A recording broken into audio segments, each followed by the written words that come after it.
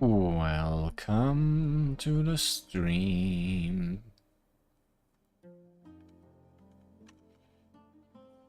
Gotta sound tight right at the beginning. Yeah, that's just how Lumina do. Or the one, I guess. Today on Genshin Impact, we must travel. We must leave behind Sumeru and its many deserts and forests and caves and whatever else it had to offer. And move on to whatever lies beyond.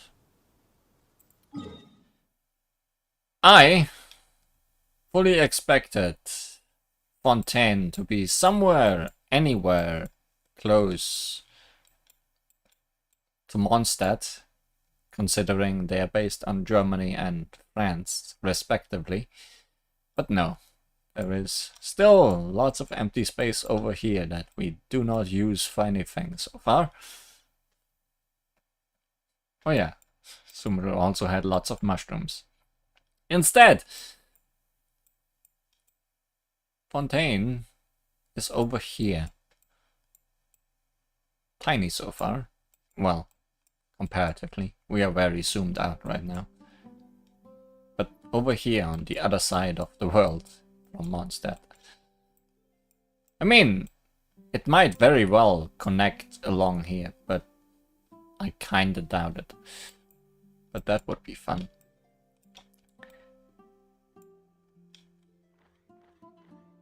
The game developers are very nice and gave us a new teleport point we can just teleport to. We want to go straight to Fontaine, but they also gave us a new teleport point on the way that is not unlocked.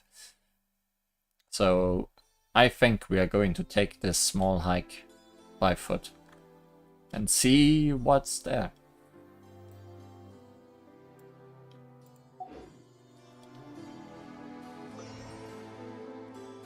Let's go. We are playing as Li Huan today because obviously we will get a new form of her whenever we reach our first statue of the 7. Also, I think I need to go through there because there is a path here on the map. And I'm not sure if that path was there previously. They also did some changes to the look of the game and to how some things work.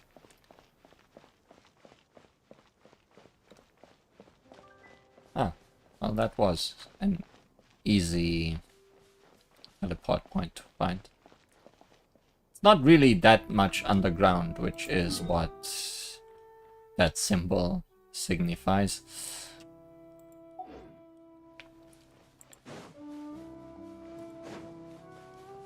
In fact, it's very much in the open.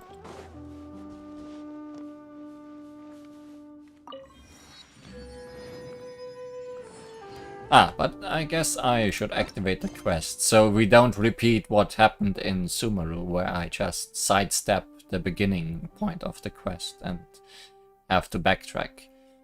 Prelude of Blancoeur and Norcoeur. I'll be butchering lots of French words. Prelude of White and Black. Soloist's Prologue. Go to Caravan Rebat. It's time to go to Fontaine, it seems. The next phase of your journey is about to begin.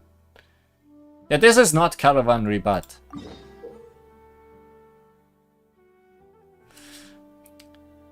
Also, you will sometimes encounter teleport waypoint and domain entrance map pins bearing such sub-icons. These symbols indicate that the destination is located in a multi-layered area. After you unlock the corresponding map layer, you can interact with said pins to open the corresponding submap. This is huge, just so you know.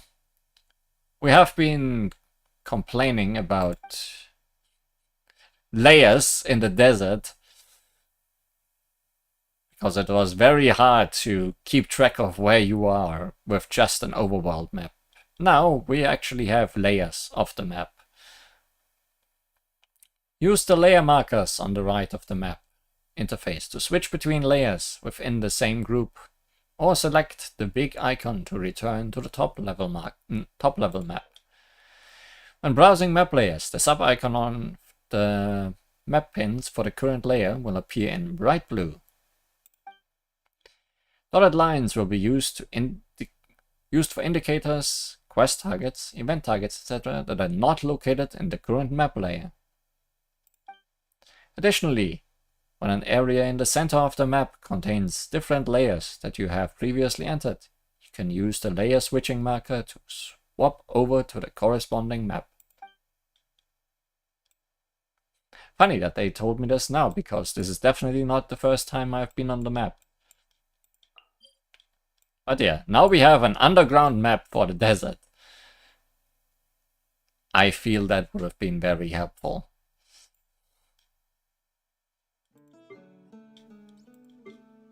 At least more helpful than what we had previously.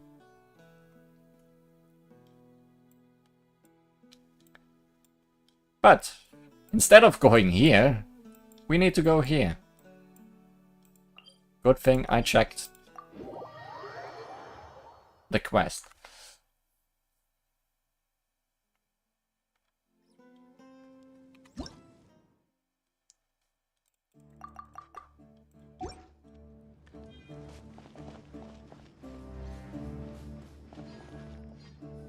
I guess someone needs to send us first. Now let Paimon think.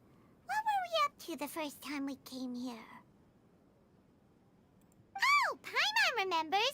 Nahita's consciousness had been trapped by the doctor, but we followed the clues she left behind to help her. I guess we may have stumbled upon this place at some point before. I definitely did. So much time has already passed since then.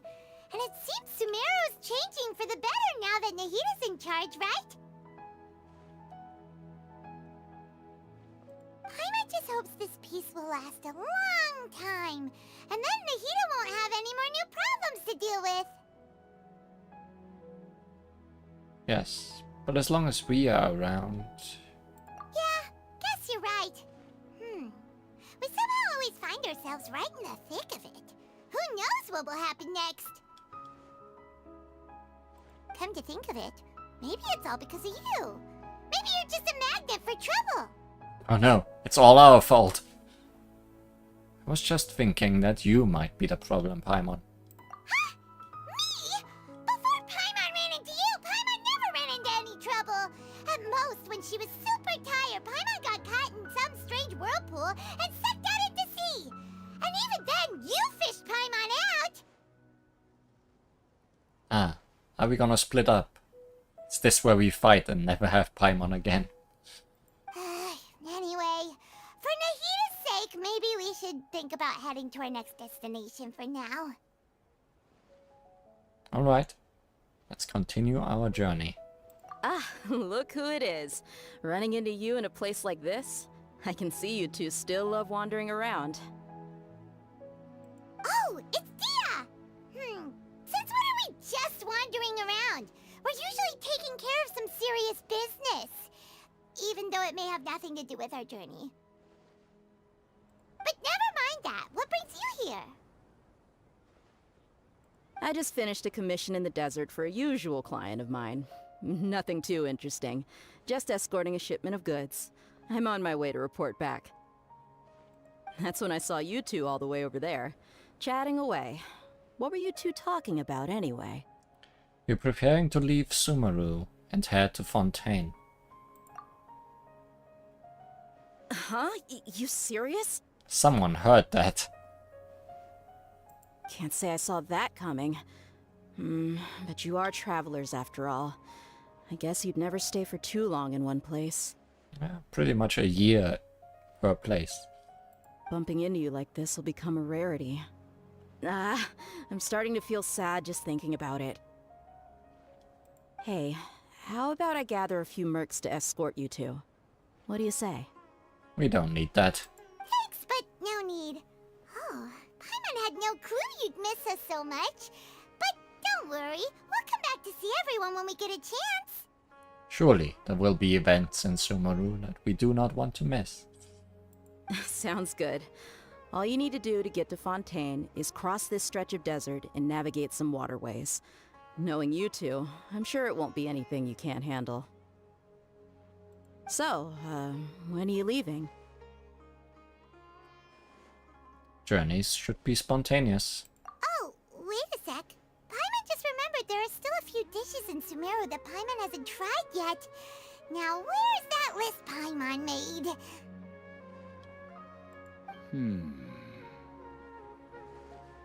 Who are you?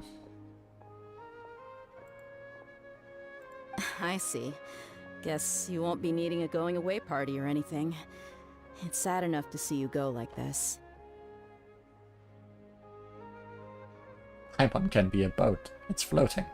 Yes, let's ride on Paimon. Though, now that I think about it, Sumeru wouldn't be what it is today without you. Seems true heroes always prefer leaving quietly. By the way, should we go say bye to Nahida?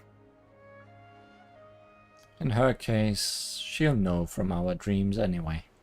Oh, good point. Then there's no need to bother her in the real world. Then, I guess this is goodbye for now, Traveler in Paimon. Whether as a client or a friend, you're always welcome to come find me. Take care. Bye, dear. Goodbye, dear. Bye-bye, Sumeru.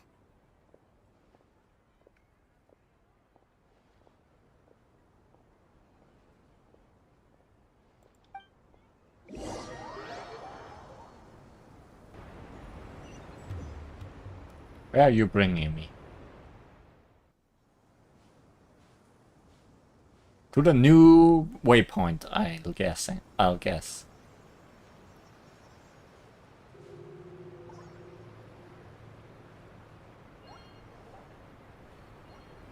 Oh.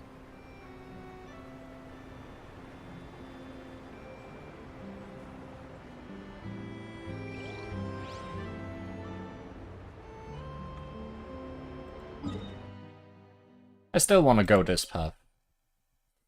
Oh, hey. You're showing me the cave.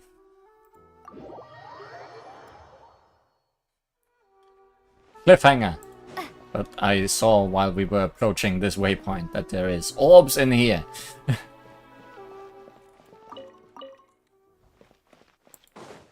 Cannot miss out on those.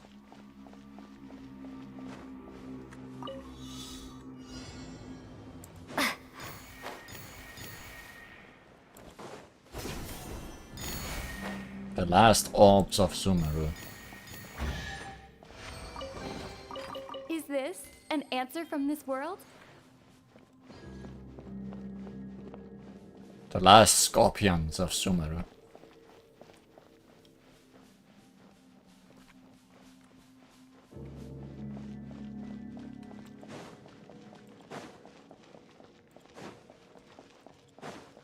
This cave is oddly foreboding.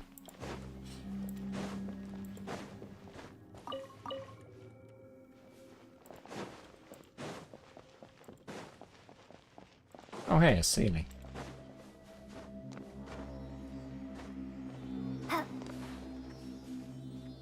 Show me the way.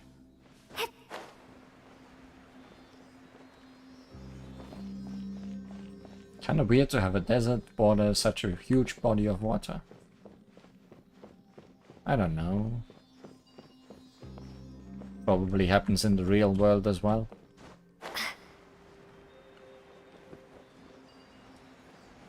That chest down there, not related to the ceiling. But rather mushrooms? Lightning slash! No! That's not even Emerge, mushrooms, right that's here, slimes. Right now.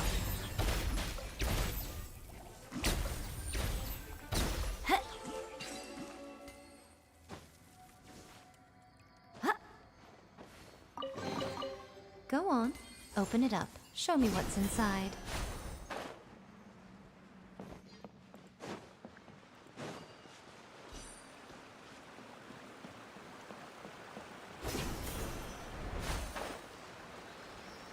Look how much treasure I would have missed if I didn't go through this little passage. Well, what do we have here? There's the mushrooms I was asking for. Right here.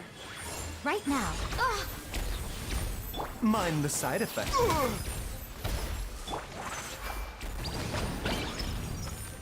Da da da. La la la. Yeah. Take this! Yeah, Come on out.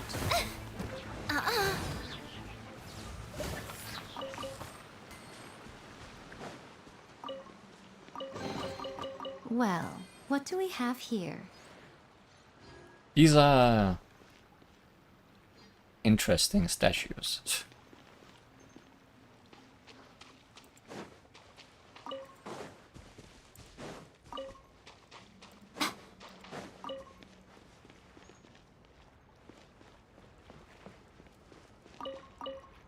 More treasure. Imagine if this doesn't even lead to where we need to go. No, it does. Emerge. Right now. Right here. Jumpy, jumpy, go.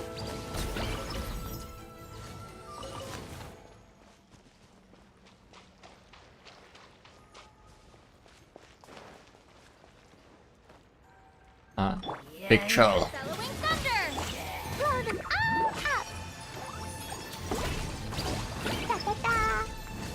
Will we be seeing any more big trolls in Fontaine now that they have been introduced? Woo. Or were they a desert special? Woo. Emerge. Right now. Nothing lasts forever. So much for eternity. Ah. Yay, shiny.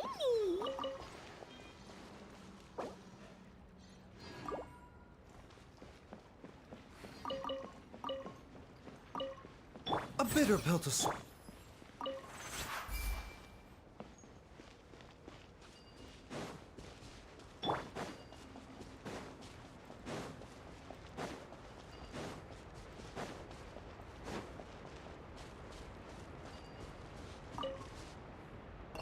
Now to approach the scenery correctly.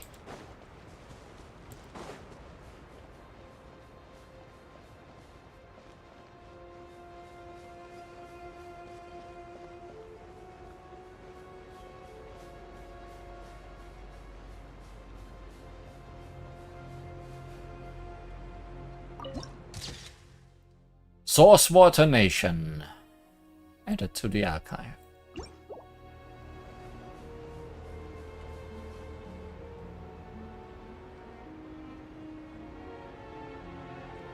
The Niagara Falls.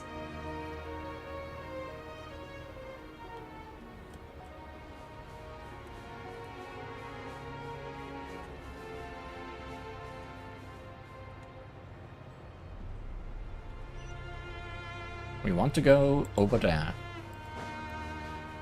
Could probably float from here. Could I? Well, we're gonna take a ship.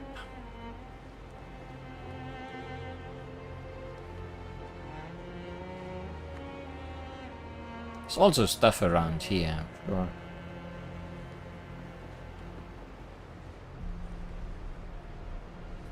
Board Paimon, have to.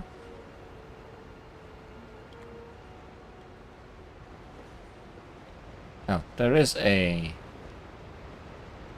dock for my ship right here.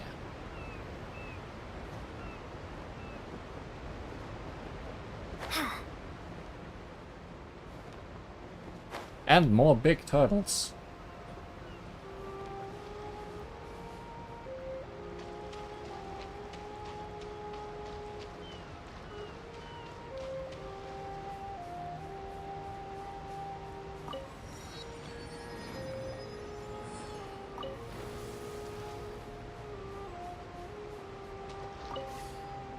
Oh, we have boat. Don't need to ride Paimon.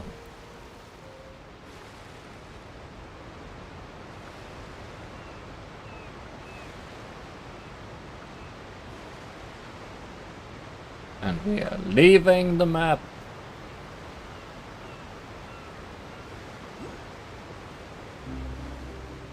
And finding our first hydro-broccoli.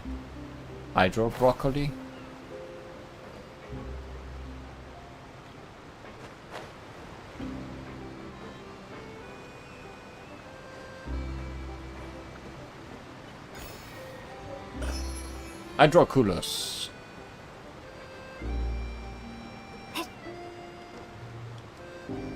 Don't mind me, just boarding your boat. Uninvited.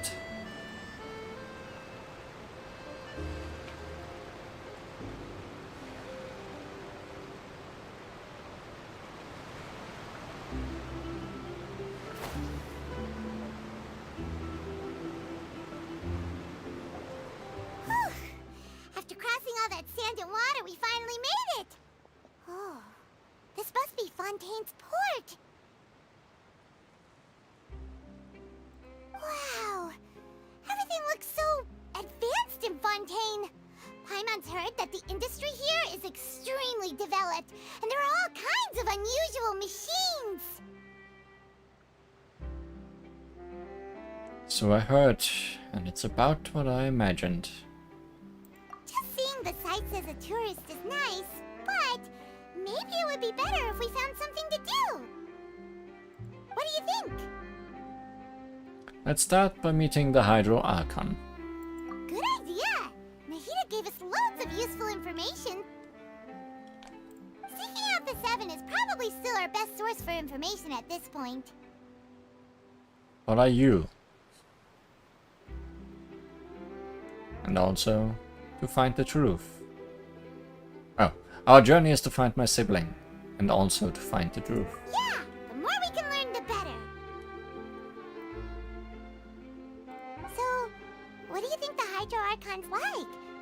Will we get along? Nahida said that she has a very unique personality, whatever that means. I feel like that fits every Archon so far, though. To learn about a nation's god, start with the nation's people. There seems to be some locals talking over there. Let's go see if we can join the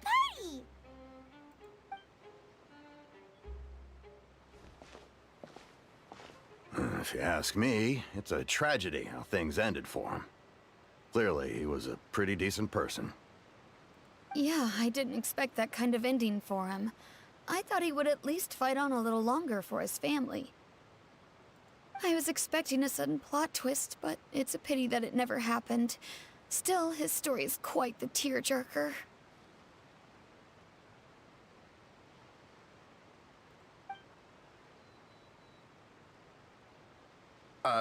Excuse me. Can I help you too?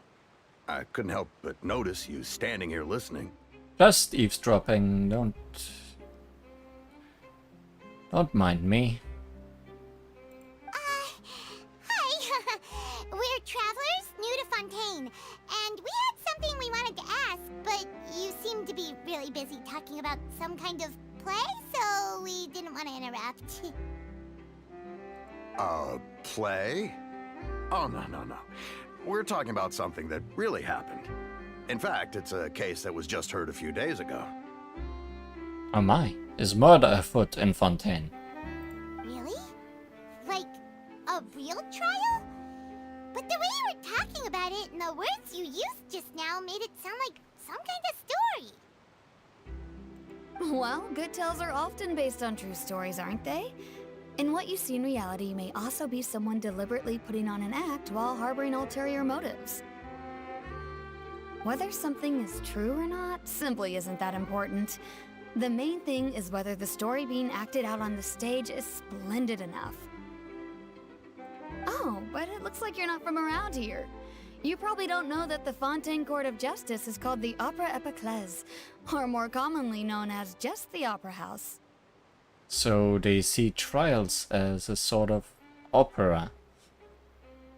But, shouldn't court cases be treated a little more seriously than that? Not to question Fontaine's way of doing things. It's just that putting someone on trial is usually a very serious thing. Do judges sing there? I hope so. Hello, person in chat. No worries. Other visitors to Fontaine have wondered the same thing. You could say that we just don't want to waste the moving stories behind those cases. And as for your worries about whether the cases are treated with due reverence, we have the absolutely just and honorable Chief Justice Neuvillette. As well as the Oratrice Mécanique d'Analyse Cardinal, a machine created by the Archon. Between the machine and the Chief Justice, false charges and injustice are a thing of the past now. A judgment device created by the Archon. So this is the nation of justice. Oratrice? Is it some kind of machine too? Oh, Paimon's curious. We should check it out if we get the chance. Leave judgment to AI. Wait, Paimon almost forgot to ask you our question. Do you know what we should do if we want to meet the Hydro Archon? Oh, that's easy. Just go to the Opera House. Lady Farina practically lives there. You could definitely say it's her biggest passion. Finally, an Archon that's easy to meet, that people know about. Huh. I think what they mean is that they wish to speak with the Archon personally. In that case, I'm afraid it's going to be a tad more difficult. You'll have to make an appointment well in advance, and it'll depend on whether or not she has any time slots available. Make an appointment? Huh. Is the Hydro Archon super busy taking care of official stuff? Wait, didn't you say that she's always at the Opera House? No. Lady Farina seldom takes an interest with the nation's affairs. The reason it's difficult to make an appointment is simply because she's incredibly popular. That's right. After all, she is the Archon. Though she may tend to get a little dramatic from time to time, people can't get enough of her. Huh. First time Paimon's ever heard of an Archon being described that way before. Wait! Paimon gets it now! The Hydro Archon is kinda like a big celebrity here, right? Yeah, I suppose you could say that. Perhaps you could even say our mascot. Hang on. This is still Fontaine's Archon you're talking about. You should show some more respect. Yes, you're right. I guess I should at least try to be a little more respectful in front of visitors. Otherwise, I might get arrested and find myself face to face with Monsieur Neuvillette. Come on. Sure, there's a lot of laws here, but nobody's going to be arrested for saying something disrespectful about the Hydro Archon. Seems the people of Fontaine really like the Hydro Archon, but they don't appear to revere. Alright, I think we get it. Thank you! At least we now know that we can find the Hydro Archon at the Opera House. But who knows how long making an appointment will take? Guess we could have a look around the city in the meantime. Hey! What are you looking over there for? There's a girl over there. He's been standing alone for quite some time. At least since we started talking. Huh. Maybe something's the matter. She isn't going to jump into the water, is she? Maybe we better go check on her.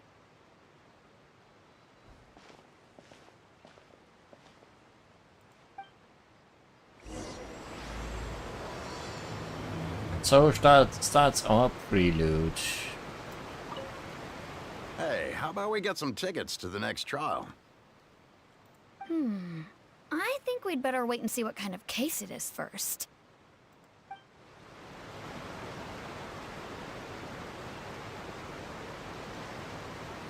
Push.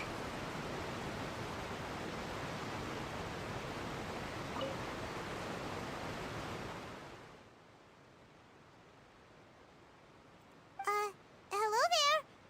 Excuse me. Are you alright?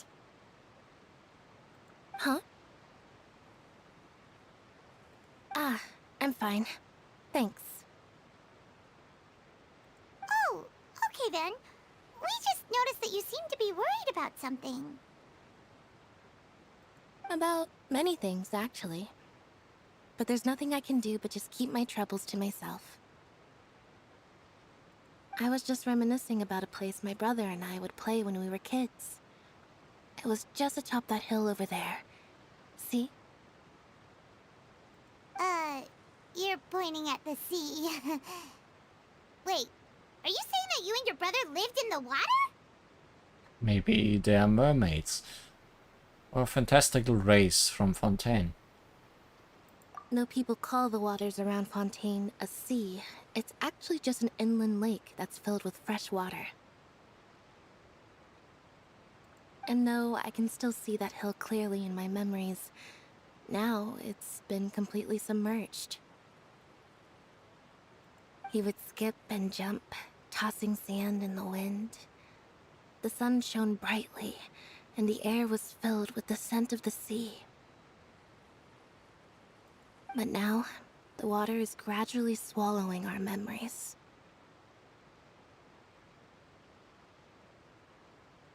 It won't be long before it swallows us. Sorry. Paimon doesn't really get what you mean. Ah, I don't believe we've had the pleasure of meeting. Are you Lynette's new friends?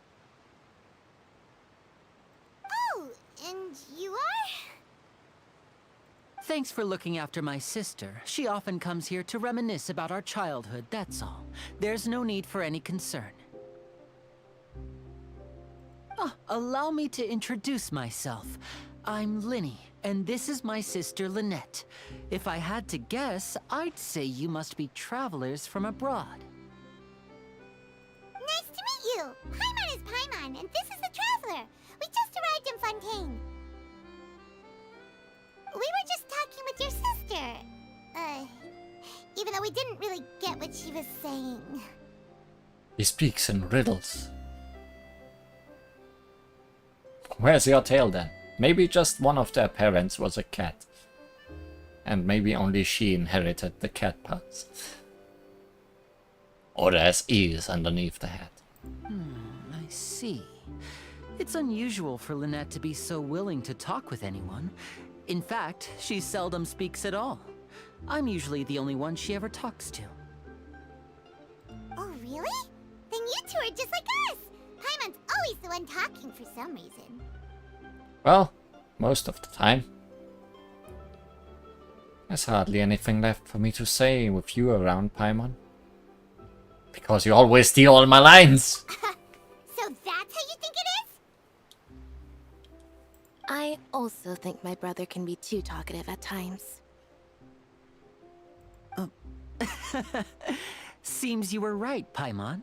We are quite similar.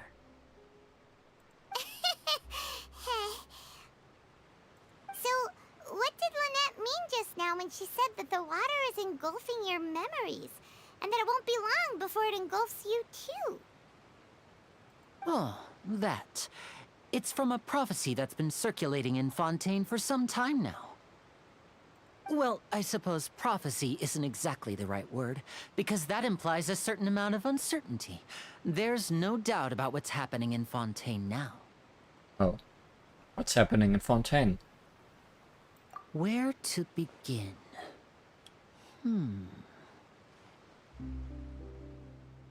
Let's put that question on hold for a moment.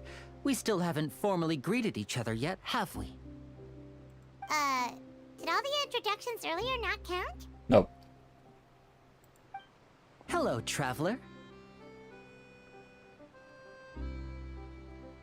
Hello, Linny. It's a pleasure to meet you.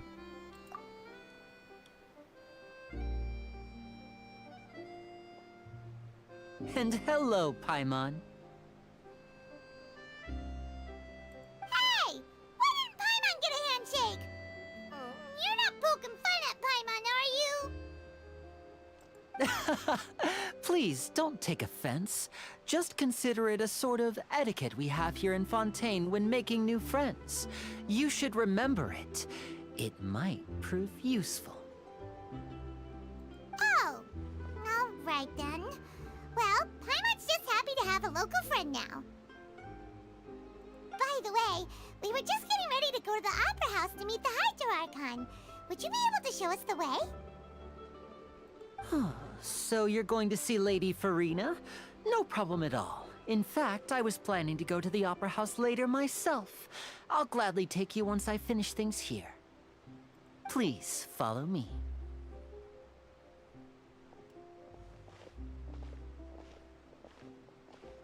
I want to meet that thing.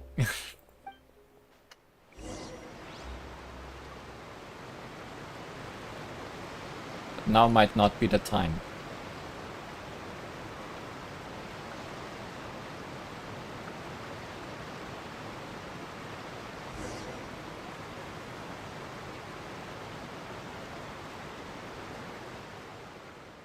You said you were going to see Lady Farina? Well, it seems Lady Farina has come to see you.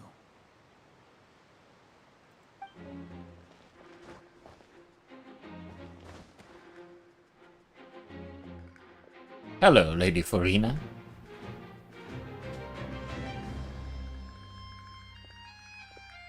Or not.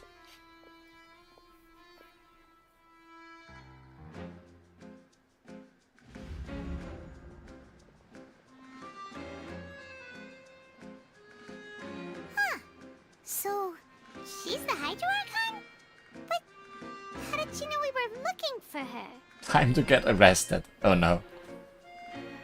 My dear people, rich and poor, those with cup in hand and those with nothing at all, raise your glasses in celebration. If you don't have one, then just raise your hand in lieu. Gotta focus on the hair. Because it sure stands out.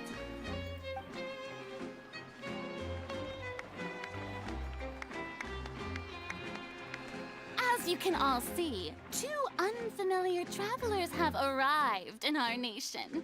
Come, let us make a toast in honor of this traveler and her companion who have journeyed here from distant lands. She has interesting eyes.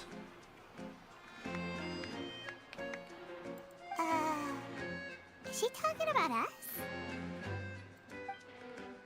Nobody here seems to be holding a glass. I've long heard of the turmoil and chaos you've left in your wake as you visited other nations. But I welcome you nevertheless. No, I have come to receive you personally. Fear is for insignificant cowards.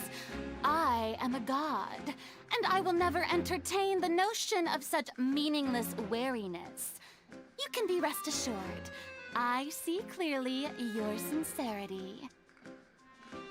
Oh no, we've got another Fischl-like weirdo, it seems. Well, in her case, it might be all based on reality though.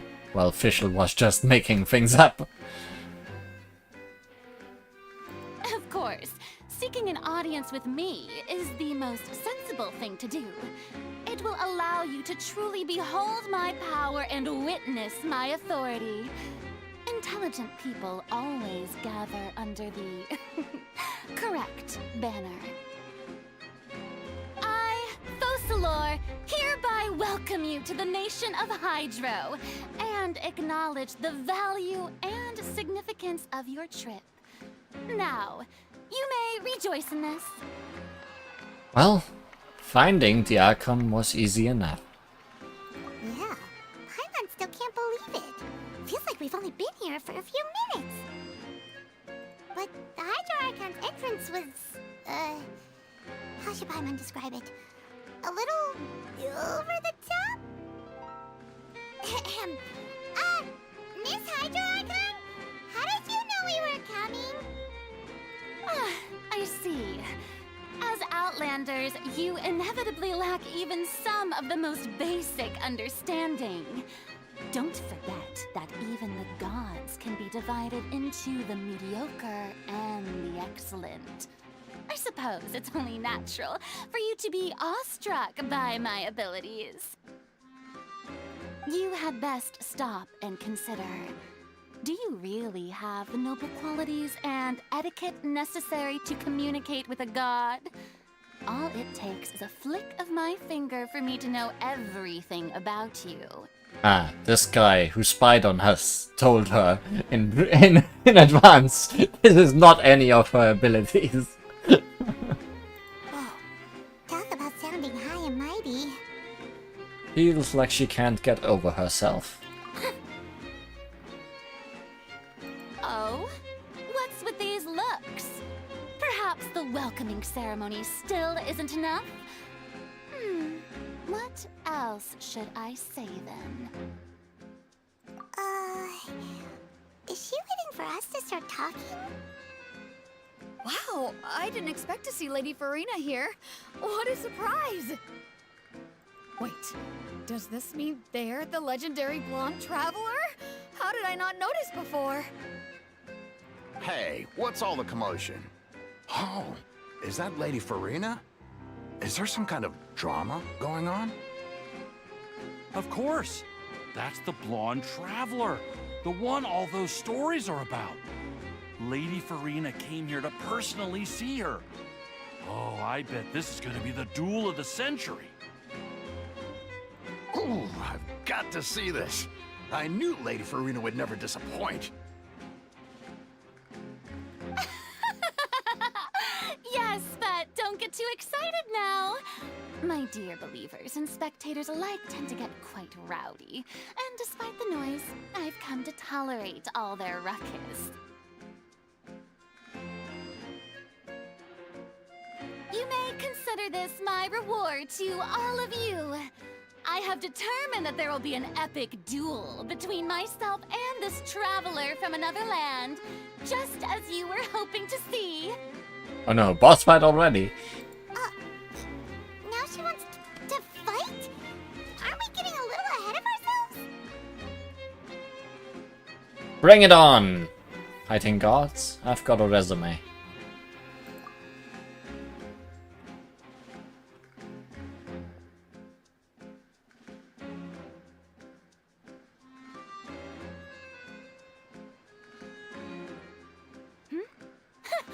Are you not afraid? Might I remind you that this is a duel against the divine?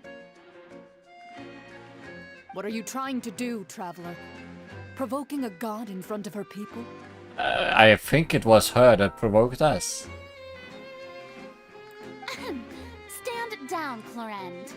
I admire her bravery. Few have the courage to draw their sword against a god. She is obviously a true warrior. You know so much about me. You should have known that already. Unfortunately, people nowadays only crave to be thrilled, and a mere duel will not slake their thirst for excitement. Huh. Yeah, she's right. Just a duel wouldn't be all that interesting. Boss fight denied. On Araneus, criminals are always requesting duels to defend their honor. They're getting a bit old, to tell the truth. You see, then, as the god of justice, I shall face this traveler in another kind of duel. A duel in court! Can't we rather play a game of cards or something? All right! Now that'll be worth seeing! Right. This is Fontaine, after all. Such a grand opera house, it would be a pity not to use it. Why do you care so much about the crowd's reactions? Seems you've spent a little too much time in the opera house. Besides, how exactly do you plan to have a duel in court? You mean you're going to put us on trial? And we haven't committed any crimes. We literally just arrived here. Oh, we have reason to put you on trial. It's obvious, isn't it? Obvious. According to Fontaine law, no one is permitted to release any flying objects within Fontaine city limits during the first 3 days of each month. You are clearly guilty of violating this law, no? Paimon is not an object. So that's what they've done wrong. That's our Lady Farina. No one knows the laws of Fontaine like she does. Also, she might just have possibly made up that rule right now. You call that obvious? What kind of law is that? Wait, flying object? You mean Paimon? Precisely. Now, if you two have no objections, then in the name of the Hydro Archon, I order your arrest.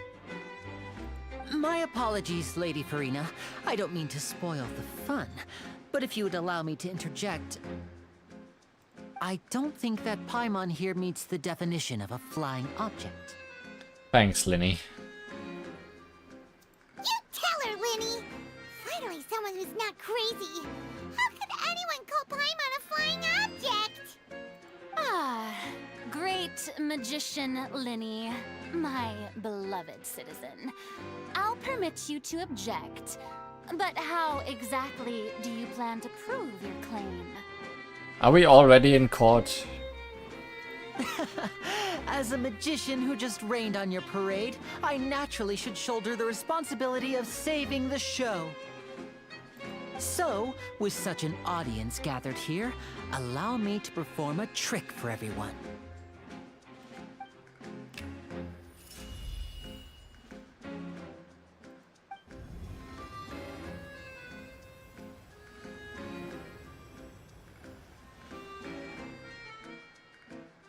Ta-da!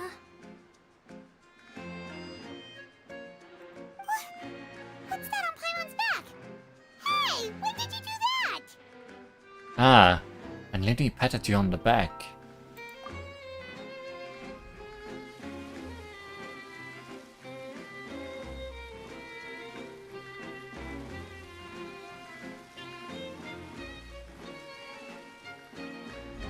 There. As you can all clearly see, Paimon should be classified as, well, something like a balloon. This rope has been in the Traveler's hand all along. It was just that no one could see it before. Huh? You call that magic? You've got to be joking. I thought it was pretty good. Nice one. Huh. I'm not sure what to think. It seems Lady Farina's charges no longer hold water.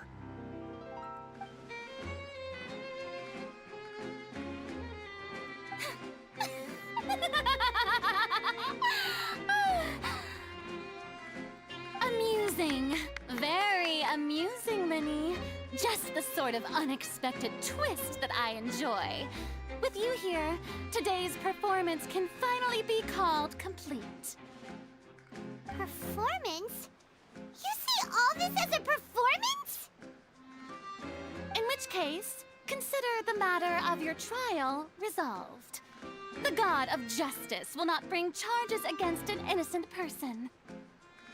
But when there are valid grounds, I will not only judge travelers from abroad, but even the gods of other lands. I look forward to seeing your upcoming performance at the Opera House, Mr. Linny and Miss Lynette. That's enough for now. Toodaloo!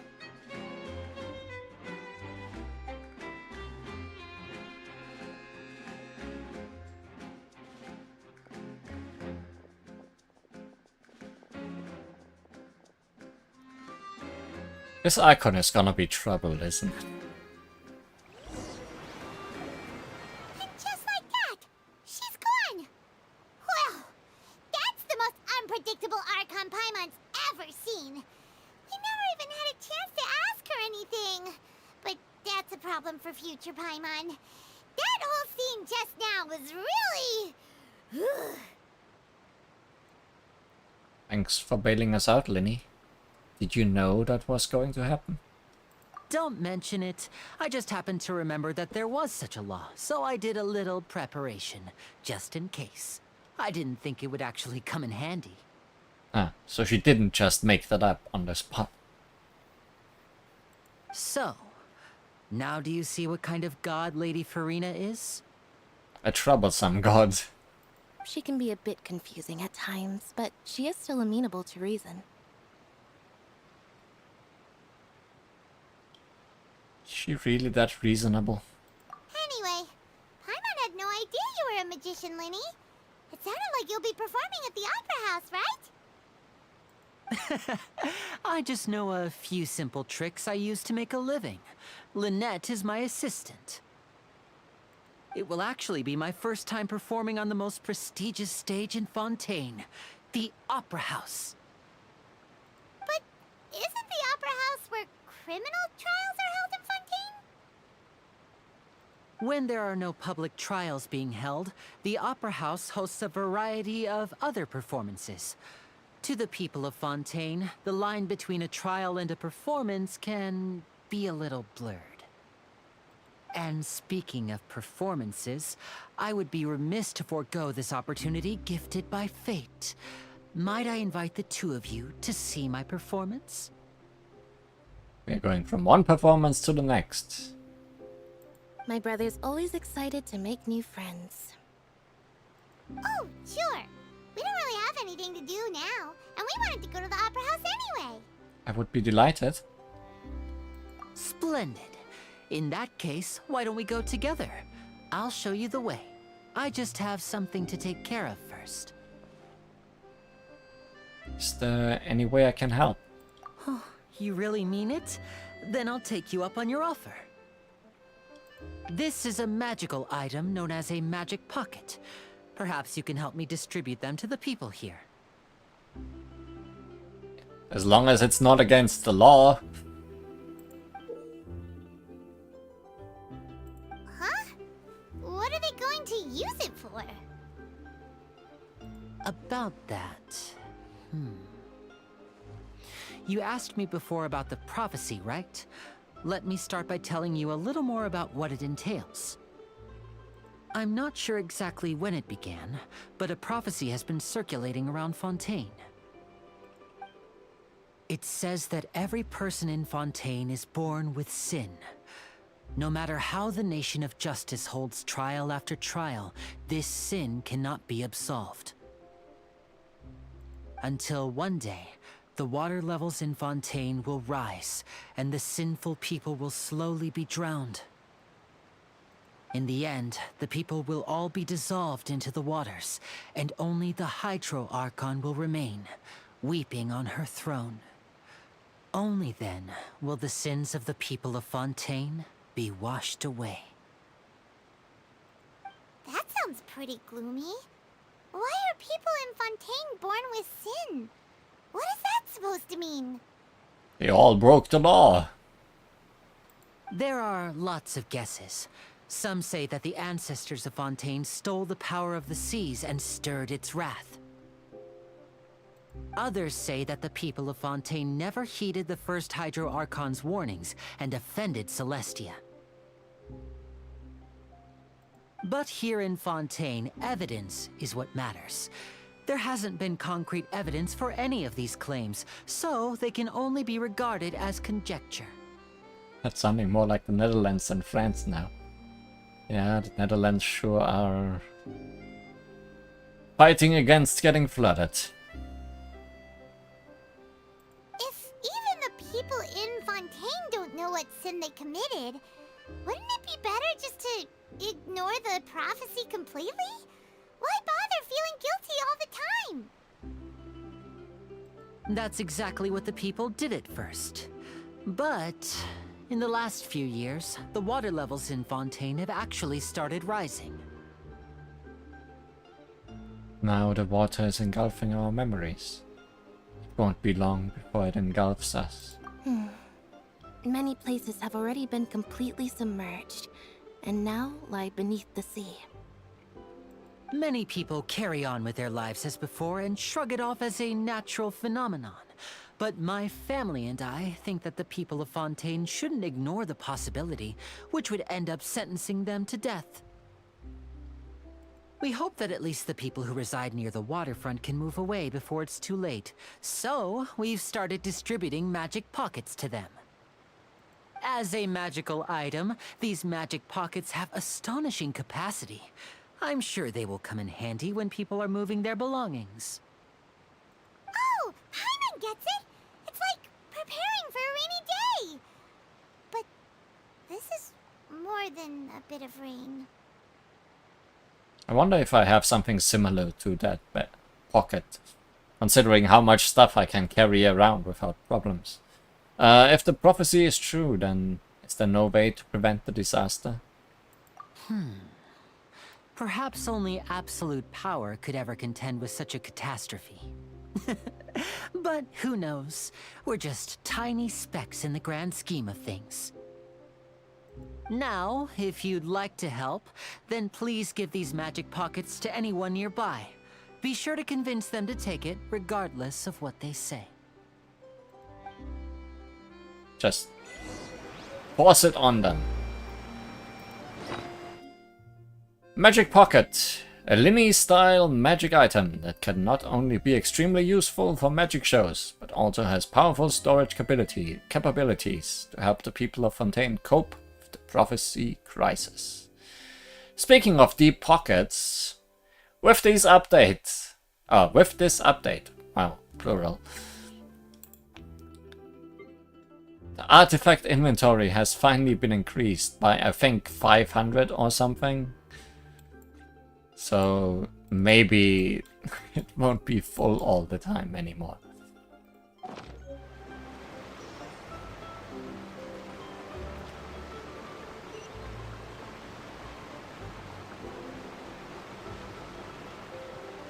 That thing hopping around is no longer there. Now that I can walk around.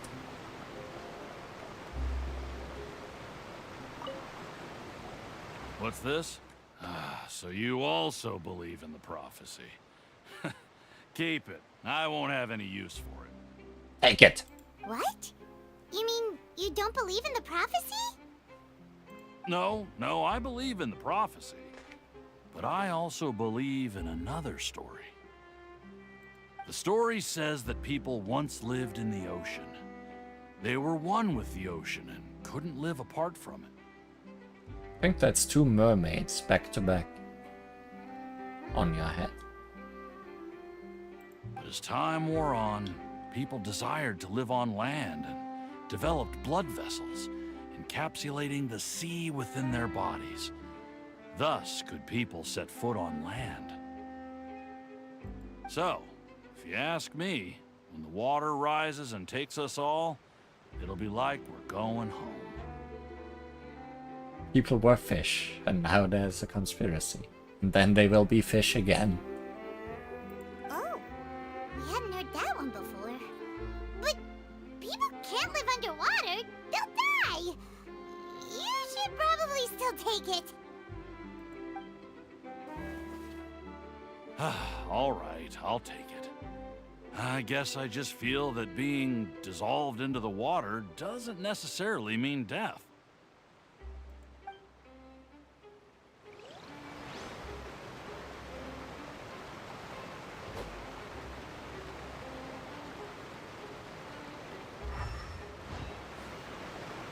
That thing certainly exists. So you're the blonde traveler that everyone's been talking about. My apologies for not recognizing you earlier. How couldn't you recognize me? I'm blonde. Oh, a magic pocket? Seems you really thought of everything. I guess it's better to prepare for the worst and hope for the best. Thanks. Please, also thank the magician on my behalf when you get the chance.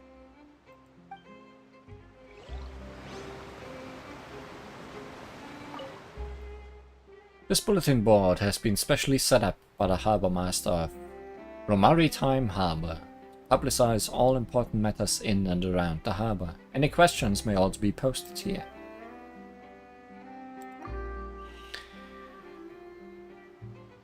The Maison Gardienne, I guess, Would like to remind you that the Maritime Harbor is near the desert. A large number of illegal individuals calling themselves eremites have been active nearby.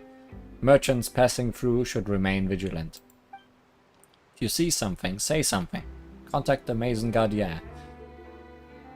Gardienne, I don't know. To deal with any suspicious persons. Attention all visitors. Any and all dueling within Fontaine will require application and registration within the appropriate authorities. Oh no, no fighting.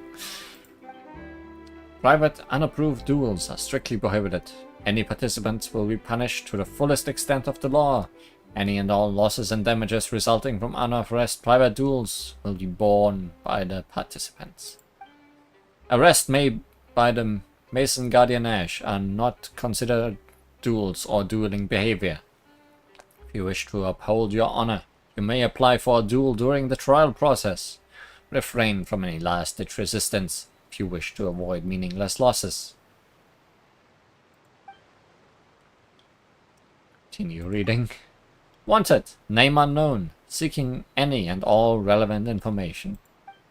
Male, Fontainian, one leg is a prosthetic replacement, known alias Mr. Sawleg, has conducted illegal performances at a maritime station, resulting in a disruption of public order.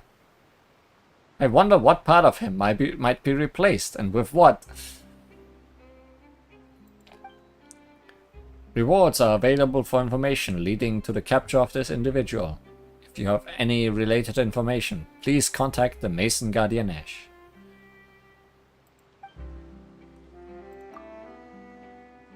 The Maison Gardiennage would like to remind you that the Maritime Harbor is near the desert. Oh, you're repeating yourself.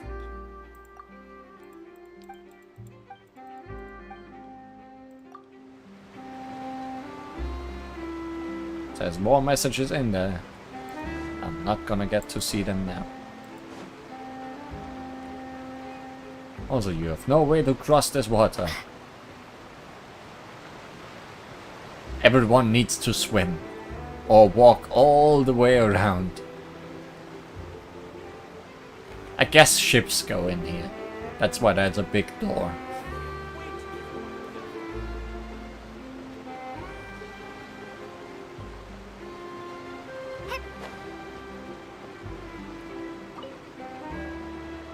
Huh? I don't want that thing. Way I see it, if the prophecy's true, it's still gonna be a long time before the water can cover everything. Life is all about living in the moment. What use is there in worrying about the future all the time? We'll cross that bridge when we get to it. There is no bridge. You should still take it. You never know when it'll come in handy. Oh, all right, fine. Thanks. It's just that if I start moving, that means I've already given up on the life I have now. I'd really rather not. I mean, on top of a boat is possibly the best place to be when the water rises evermore.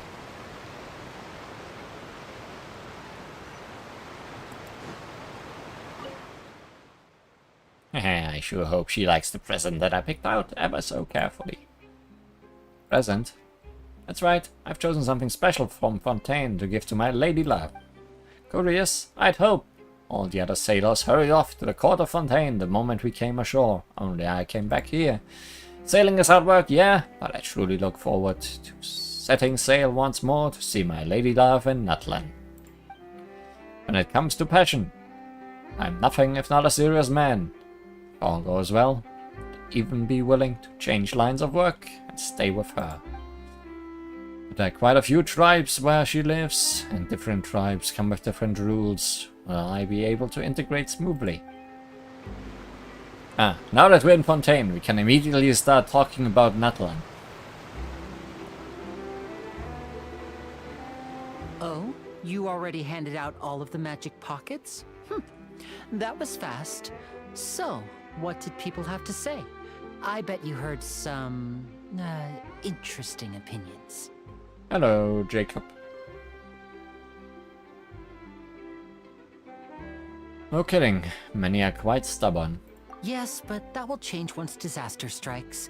I know they'll change their minds, so it's only right to help them prepare. Is there anything else you need to do before we leave? Yes, one last thing. I have the magic pockets made by a workshop in the court of Fontaine. Since we're out and about, I was thinking about bringing him some more materials. So, you want to collect materials? Just tell us what the materials look like and we'll help. Many hands make light work. Oh, that would be much appreciated. We'll need some Romaritime flowers. I remember seeing them near the waterfront on the east side of the harbor. You're making me explore this place. Also, I'm just realizing now that there's a statue of the Seven close by.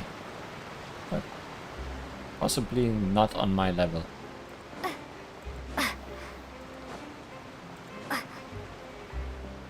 People are in so many pushable places. It seems we have to use Hydro to collect Romaritime flowers. Hydro, you say? Well, in that case, there is no other way than to show off one of the most appealing changes in the game.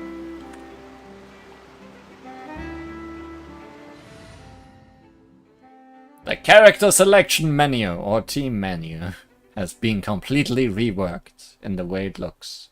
The background now changes depending on what region we are currently in. This is, I guess, the Fontaine background. But also, every character now has, when picked, an intro animation.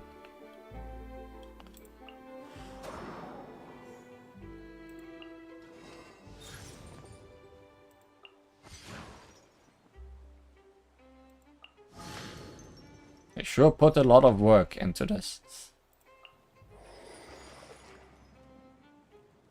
All is accounted for. Let's move out. Hold the line.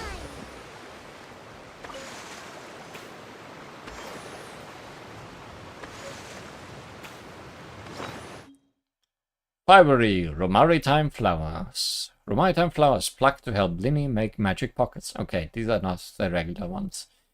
It is said that Romaritime flowers growing in this area are rich in fiber and thus are great for making quality magic pockets.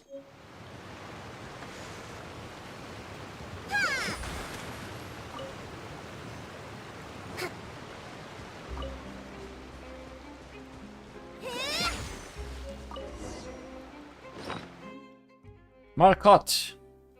Pink flower with a pearl-like luster and rich scent profile. It is one of the most important ingredients in a perfumer's arsenal. Let's move out.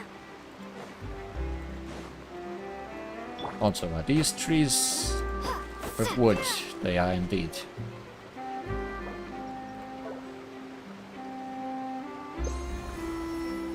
Give me all the cypress wood.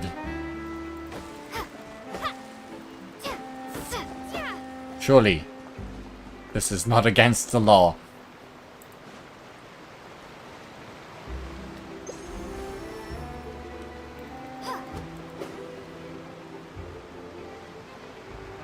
Oh, I walked past Linny because trees.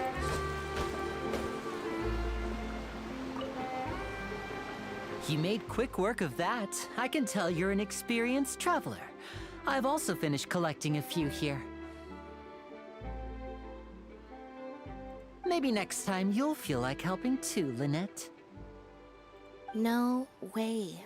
I'm in power-saving mode today. Otherwise, I fear I may not have any energy left for the performance at the Opera House. Are you a robot? Fine. Though the performance is still a long way off. Now that we're finished here, we should get ready to head back to the Court of Fontaine.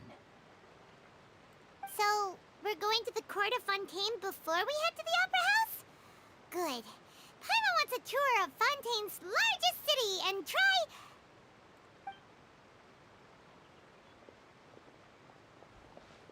Try. Wait, shh. Have you noticed that person over there? The young girl. Huh?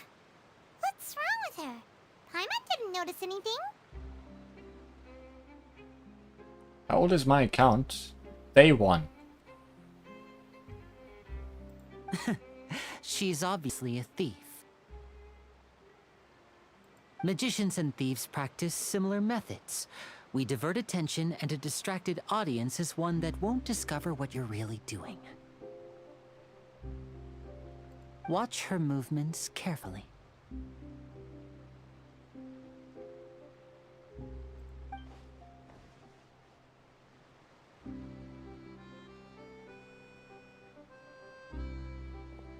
Oh, he's right!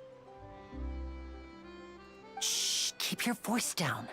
We need to think of a way to catch her, but it seems she's very alert. Perhaps we should split up. You two can ride the lift over there and wait up top. I bet that'll be her escape route if she tries to run. Leave it to me. All right, let's go.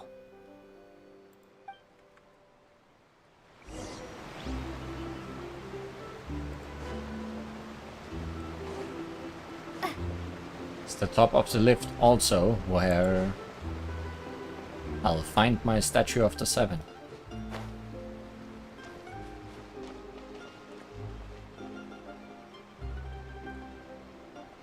You're not what we saw jumping around earlier, but you are certainly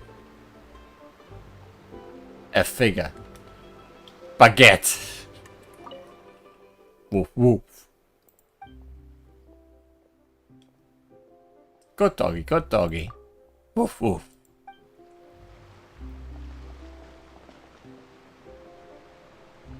Scary eyes on that doggy. The dog was this quiet at home.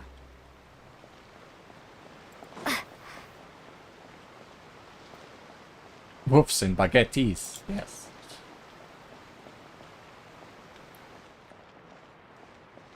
Okay, that's the elevator. I'll be elevating. Go to the maritime upper level towards Fontaine. I guess we are technically not in Fontaine yet.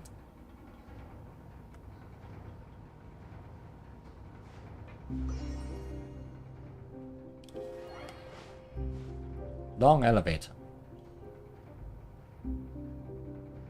Good elevator music though.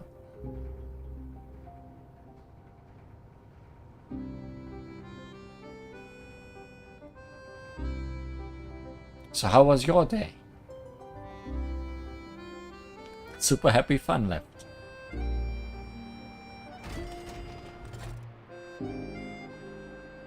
There we have our statue. And there we have where we need to go.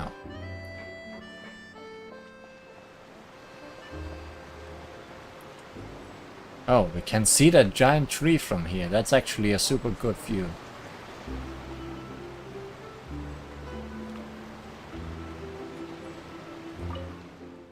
The world opens itself before those with noble hearts.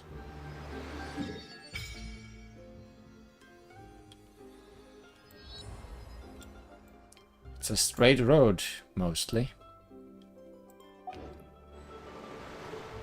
Eh? Did light just start flooding from the statue of the 7? That's so weird. Did anything like this ever happen before? It's normal for a statue of the 7 to glow. A rush of water. It certainly is the nation of the Hydro Archon. Even the statues of the 7 are water fountains. Yeah, right! That light wasn't normal at all. Ivan, you didn't feel uncomfortable at all? Huh? Water. Water is speaking to me. Wow! I feel like I'm using gills to breathe.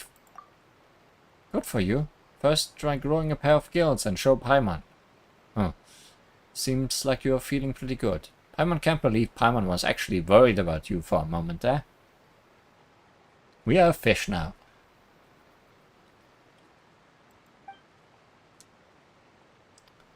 Though, after I lit up that place, the air does feel a lot more humid. Maybe it's because of all that hydro energy that was released. Paimon heard that in Fontaine, if you can use elemental energy properly, you can even swim underwater. Maybe you can even find sunken treasure. Paimon will leave diving for treasure to you.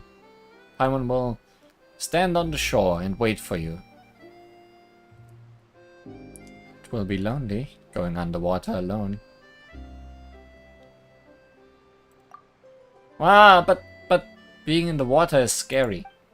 What if Paimon accidentally gets swept in a current and gets all turned around and dizzy, and then she won't be able to fly away no matter what? Just like before Paimon met you, back in Mondstadt. Then I'll fish you out again. Really?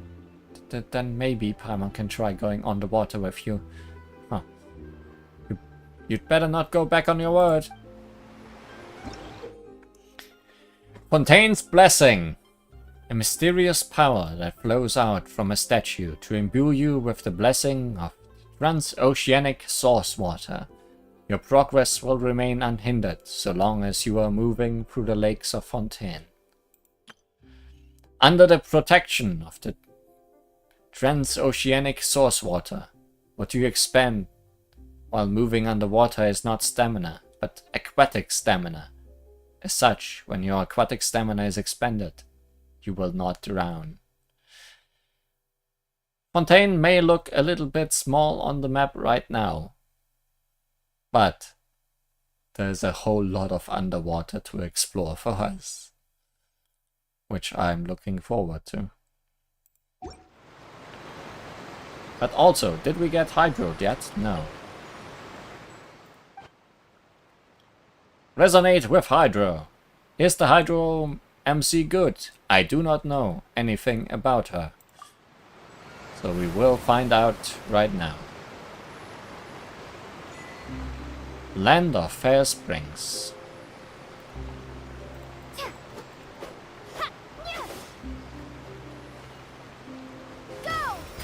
We have a gun. That seems decently long range.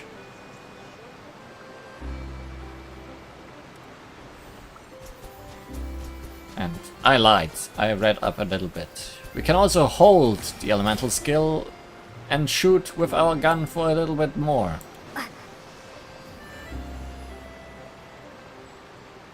We literally have a water gun.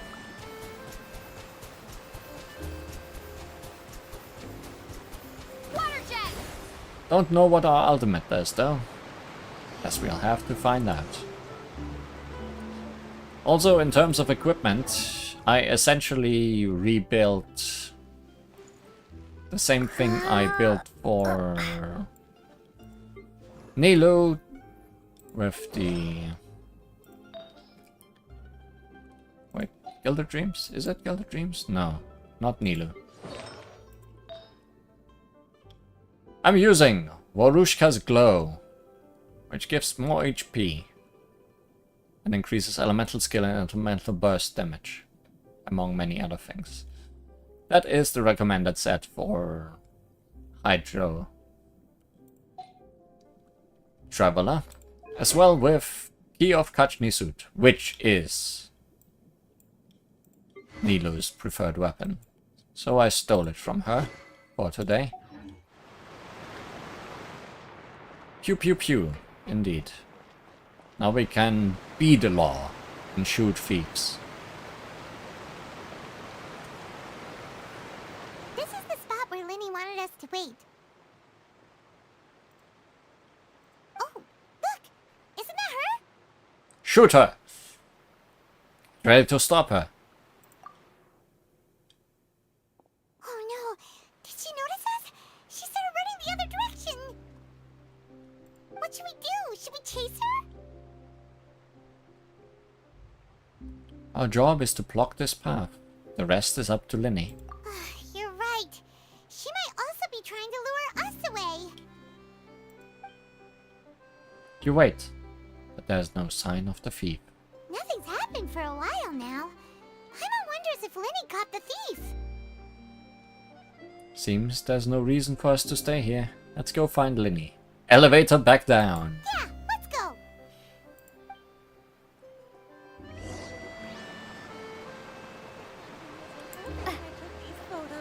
Talk to Cat. Tables of Fontaine.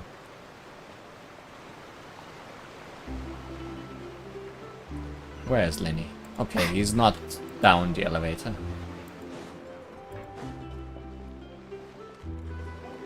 Are you sure that's all she took? You should check to make sure you're not missing anything else. No, that was all. Oh, I can't thank you enough. I didn't notice a thing earlier. Anyway, I should be going now. Thanks again. Oh, were you returning what the thief had stolen? That's right. Pity I wasn't able to catch her. She distracted me by dropping the thing she stole on the ground. By the time I looked back, she was already gone. I saw the general direction she went, but Linny twisted his ankle, and I needed to make sure he was okay. Oh, did you get hurt, Linny? Can you still perform tonight? I'll be alright. It's just a twisted ankle, that's all. In fact, it's feeling better already. If you want to play at being a hero, at least try not to get hurt doing it. Imagine what would happen if you managed to derail our performance as a result. You're right, you're right. Sorry, Lynette. I have to admit that the thief was even more skilled than I had anticipated. But at least we were able to get the stolen items back, so it wasn't a complete failure. What a slippery little thief. Guess things turned out all right in the end, though. Linny's initiative paid off. Alright, let's put this little detour behind us. We should go to the court of Fontaine now.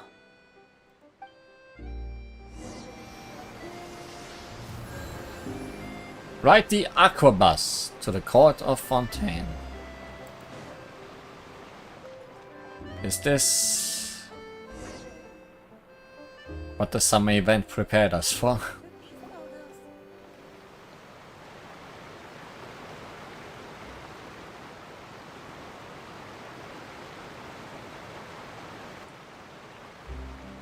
So, we ride this thing to go into the city?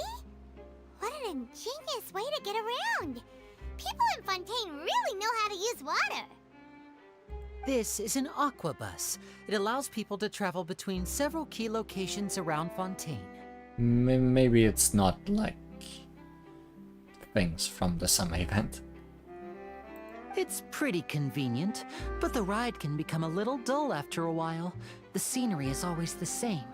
That's why it's better to travel with friends. So you mean it's still boring even when I'm riding with you? Good dog. But still probably no petting. Very good dog. No, that's not what I meant. It's just that, well, you don't really talk that much. Besides, it doesn't really feel like a real trip when it's just the two of us. It's the same as being at home. Whatever.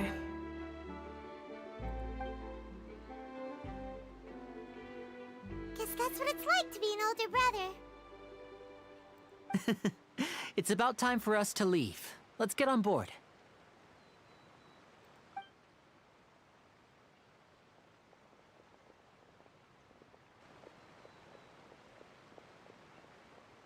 Oh, a familiar face or back.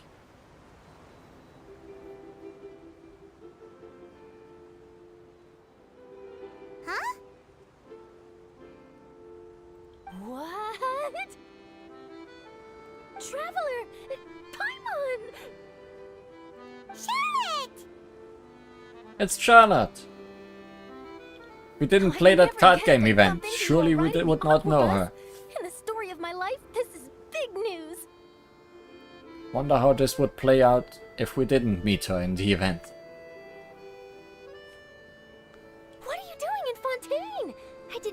talking about you paying us a visit.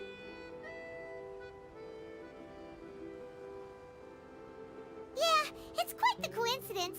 But as travelers, we're always on the move. It's not surprising that nobody knew we were coming. Also, the text here is auto-moving, because we are moving. Though we still have no idea how the Hydro Archon knew about us. Oh, let Paimon introduce you to our new friends! Text is moving slower. Oh, no need for introductions, Paimon. I would recognize the great magician Linny and his assistant Lynette anywhere.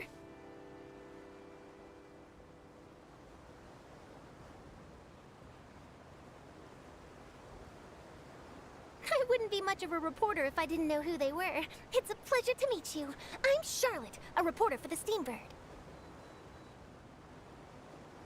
Nice to meet you. From the Steambird, huh? We've often relied on your paper to promote our performances. One of the boat It's an honor to speeds meet you. up if I make the clicks. Now that everyone knows each other, Fontaine suddenly doesn't feel like such an unfamiliar place. So, what have you been up to lately, Charlotte? Any big news? Not too much. When there isn't any breaking news, I mainly cover the trials at the Opera House. You can still manage to keep readers' attention as long as you tell things from a clever enough angle, even if it's the same old topics.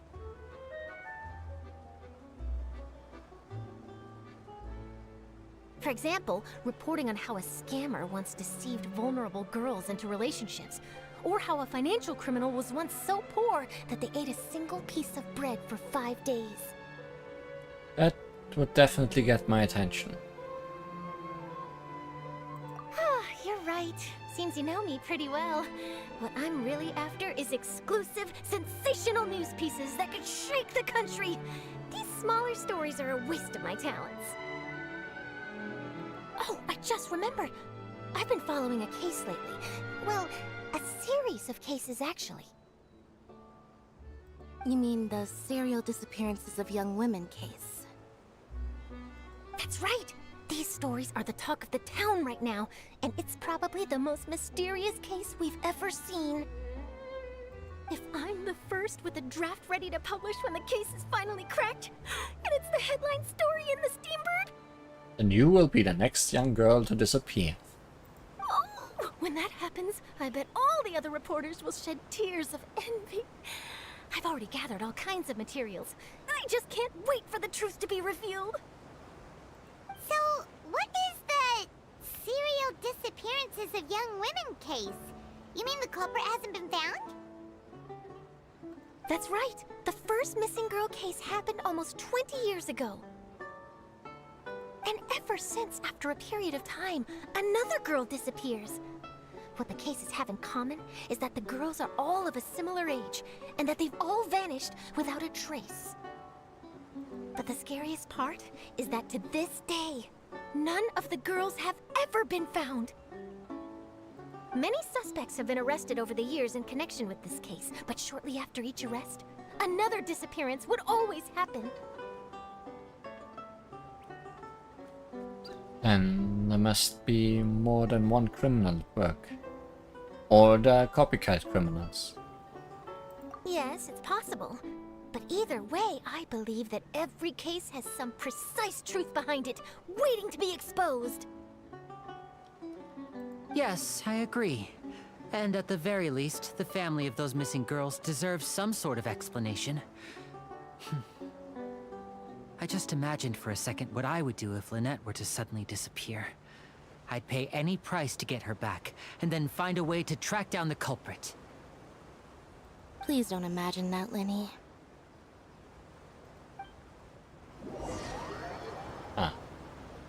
Did not really matter whether we sped up or not.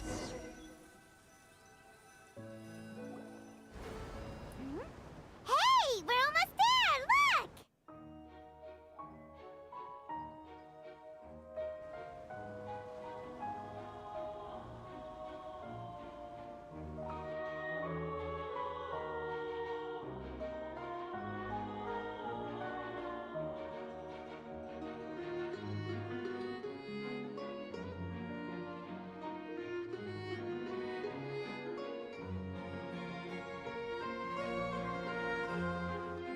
Welcome to Fontaine proper.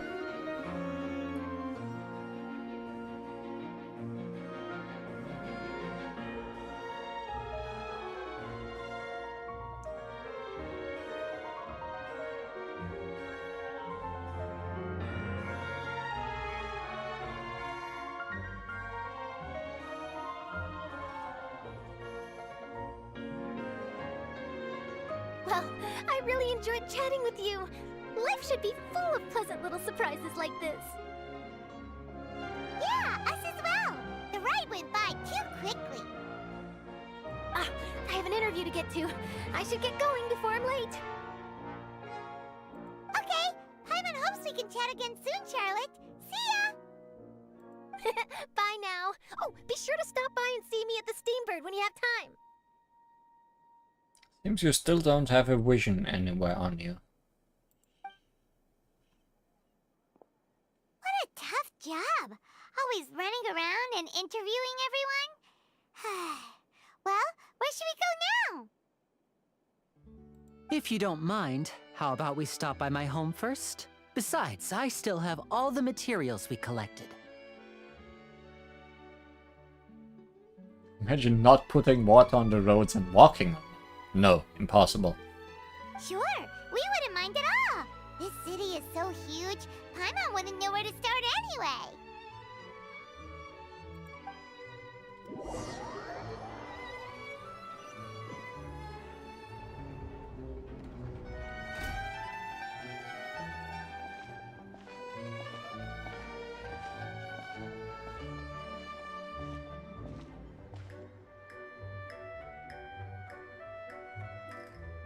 Looks like a big city.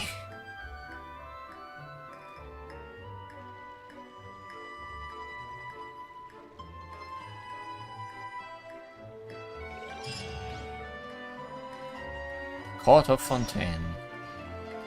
The city of rains and remembrance. Go to where Linny is. Which is somewhere over there.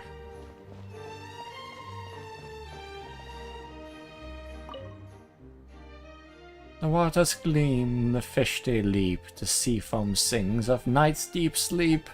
The homesick light grasps at the sand, the shells bear their tears to their native land. Enjoy in silence. Hello, child. You ran up to me. The Gardamex are like huge clockwork toys. I wonder if I could open one up and have a look. I don't think you can. Ah, you're not gonna make some story up to scare me off, are you? Oh, you can't touch this, or the guards will catch you. Adults are so boring. That blonde guy I met at Le Short's is way cooler. He doesn't say much, but he lets me open his clockwork penguins up. That penguin was super cute, and its internals were really interesting as well. I think he made it himself, actually. Oh, I'm so envious of him.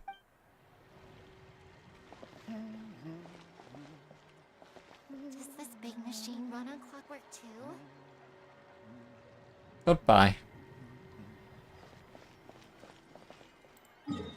And yeah, we are fully off the map again.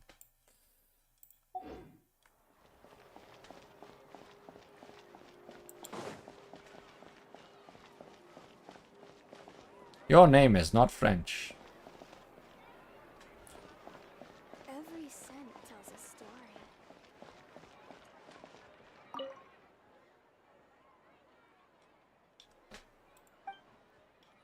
Let me see your wares. Of course, of course. Fonta! Good. Refreshing Fonta, a font of refreshment. Specialty drink created by the Fontaine Research Institute. It is well received by locals. Fonta.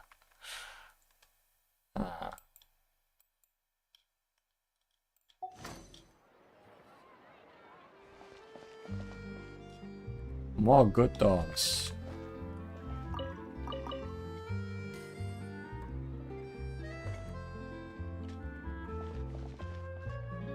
Must be produced by the Coca-Cola Company. Yes.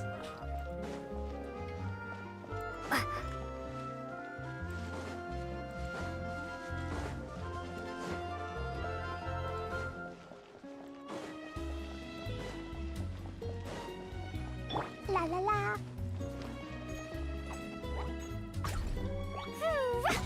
Cannot look inside you. Even with bombs. Teleport point somewhere up there. Court of Dew and Springs.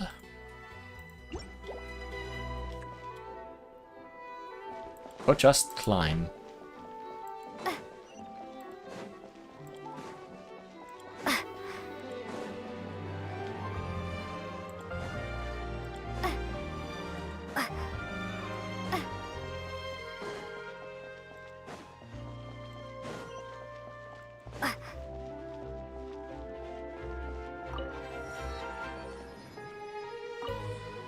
She smiled, her lovely face sweat of rain, and she felt herself fortunate indeed. For this way, he would not know that she was crying. What are you talking about? I'm considering the plot of a novel. The editor's been on my case for 2 days now. I shan't be able to delay any longer. You seem very tired. The vagaries of writing serial novels. I originally took this up as a relief from boredom. I never expected the romance novel I wrote to be so popular. I was quite naive at the time, signing that serialization contract as I did, and now I find myself struggling late into the night over my writing progress. I'm stopping once I finish this series. I mean, it's not as if I need the Mora. Hey, I got Primogems just from talking to you. It pays to talk to people. If I go in this direction, I will completely lose Linny.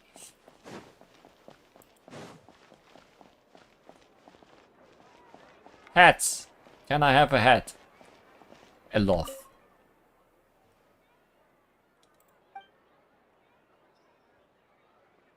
Tell me about your boutique. Oh, an Inazuman designer.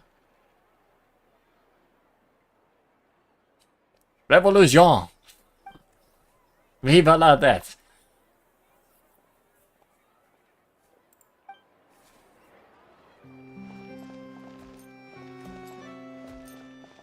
Sure is lots of guards walking around. Would be a shame if I had to fight you.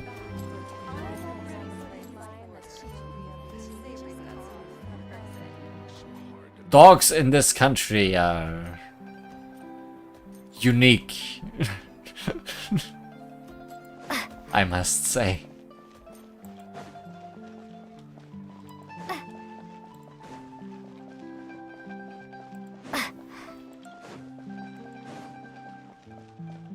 Oh hey, music. Oh hey, forging.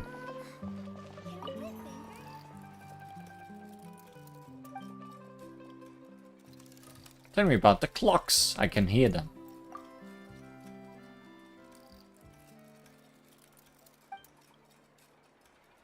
Heard of the Lady of the Lake's tear? It was the name Lady Farina gave to one of my works. What a lovely name, like a song that encapsulates such sadness. Time itself is a silent song.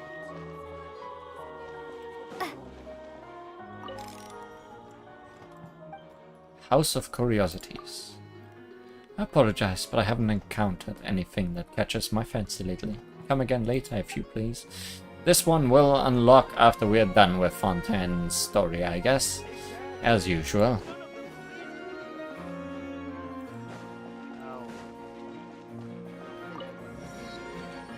Well, it's not Linny, but this is certainly something we had to find eventually. Hello, Catherine. Ad Astra Abyssosk. Welcome to the Adventurers Guild. Oh. Thank you for completing today's commissions. Here is your reward. Did I somehow forget that today? Well, good thing I talked to you. Astra Abyssal. We meet again, Catherine. Hello there. The pleasure is mine. I'm Catherine, the receptionist of the Adventurers Guild. My job is to provide the adventurers with quests and intelligence support. May my services be of help to you, and may your journey in Fontaine be a memorable one. Ad Astra Abyssosk. Are you a clockwork puppet, Catherine? Haha, I wonder. Do I appear like a masterpiece of the Fontaine Research Institute to some? Guess you're not involved in the plot like you were last country. Let's go find Linny.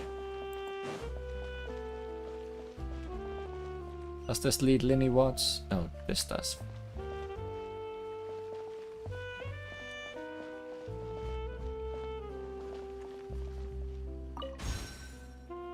Whatever it was, it's broken now, and it had money inside.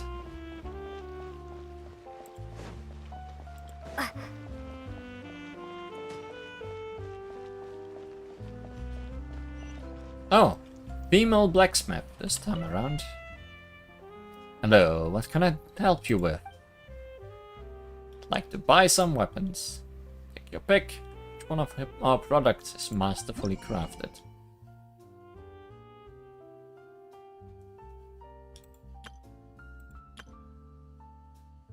Huh. This is different from the usual. I mean, I need stuff for these weapons, I assume. We can also buy very weak weapons.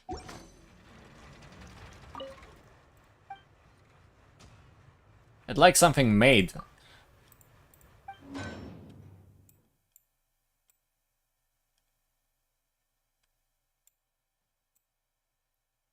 Doesn't look like things are being made differently. Well, I need to buy the things so she can make them, I guess. That's how it usually works.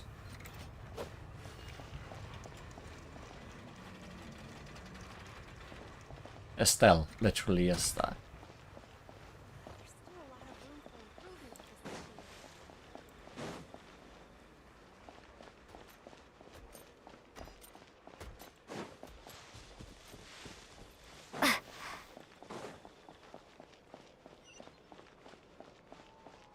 About to go full circle.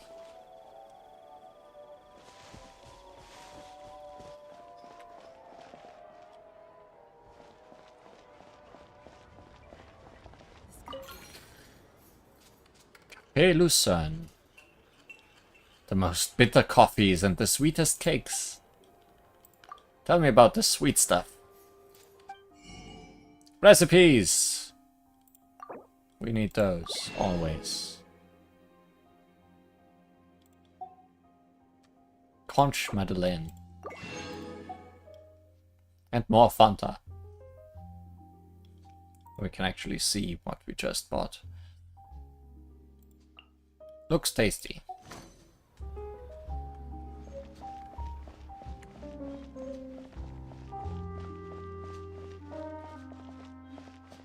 Can go into the back alleys. For reasons or not. Oh hey, finally, one of you guys. Menf. You do not look as joyful and jumping as the previous one we saw on the harbor. But what the hell are you?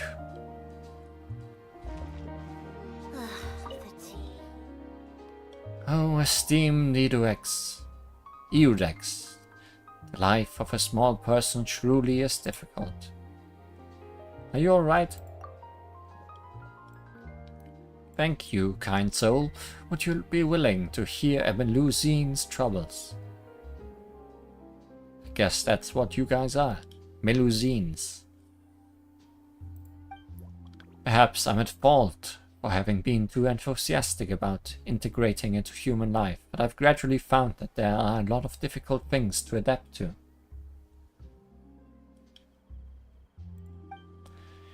Humans use such large things in their daily lives. Take clothes, for example. Sure, we can't just buy a shirt and use it as a dress too.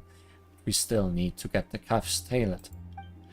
And if we want to rent an apartment, we can only buy children's furniture, and even then, I have to step on a stool to reach the windows. If only I had a body like Sigewinnes, or maybe I should just go underwater. Don't do anything rash, alright? Huh? Oh, don't misunderstand.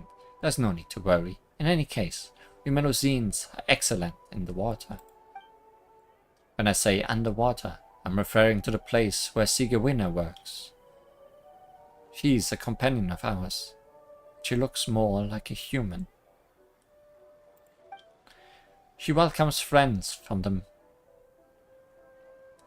Majesty Phantom to drink tea with her in her infirmary, but she is against us working there for a long time, lest we want to switch to work of a more medical bent.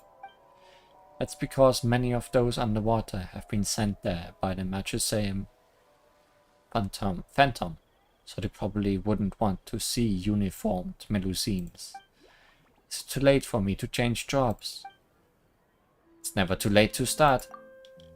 Whoa! Spoken just like Monsieur Neuvillette. It's just that, with my hands and eyes, there's a lot of human work that I can't do. In terms of ability, I'm more suited to the work at the Majesty Phantom. Everyone has their own strengths to utilize and duties to perform. I guess that is probably the order in life. Got a guide to order, which is probably talent level up materials for Fontaine characters. Fresh produce.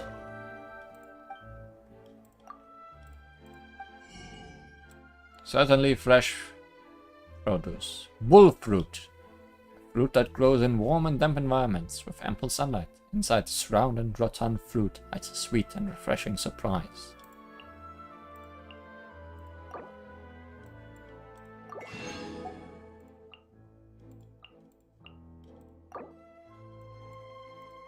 Let's stock up a little bit on the new stuff, because we'll certainly need to cook in the future. No way. I'm not guessing. Cabbage, best fruit, yes. We had Estelle, now we have Estella. Oh. We have finally made a full circle. This is our current abode. And suddenly it's daytime. Ah, Fremine, you're home. Where did everyone else go? I have some new friends that I would like to introduce. Oh, they all just went out a moment ago. Hello, Femine. You have sunspots. I see. Everyone is getting busier now that Father will be returning soon. I suppose that can't be helped. Allow me to introduce you to my little brother, Fremine. He is a phenomenal diver. Hello. Nice to meet you. Paimon is Paimon, and this is the Traveler. Oh, you sound very proud to have a diver as a brother, Linny. Linny sure seems to have a big family. And talented too.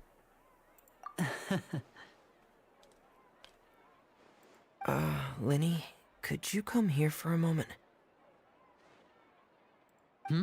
What is it, Fremine? Do you have something to tell me?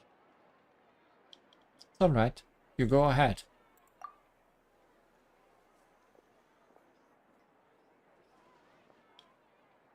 Not eavesdropping on these two. Okay, I see. Is everything all right? Oh, it's nothing. We were just discussing a little housework. Sorry for the interruption. Oh, before I forget, the Traveler and I collected more materials to make magic pockets. Were you able to get any, Fremine? Yes, I went diving and gathered lots of materials. I was about to give them to you. That's our Fremine, always quick with the underwater work. All right, I'll take these to the workshop.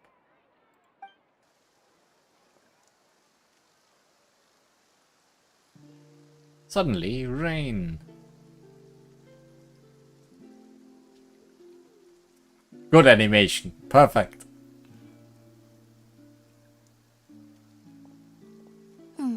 Looks like rain. Does indeed, Lynette. Oh, you're right. But wasn't it clear and sunny just a moment ago? Fontaine's weather sure is weird. Someone turned on the sprinklers, and that's why the water is rising. I'm afraid that's just how it is here. It often rains on days where there are trials being held in the Opera House, but don't worry, it'll clear up soon enough.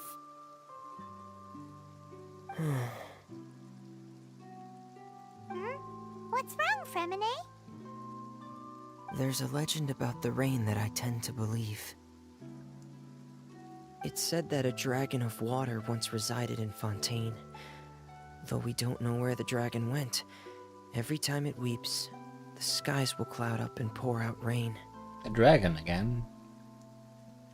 When I was a child, my mother told me that if I wanted to go outside and play, I should yell toward the sky at the top of my lungs.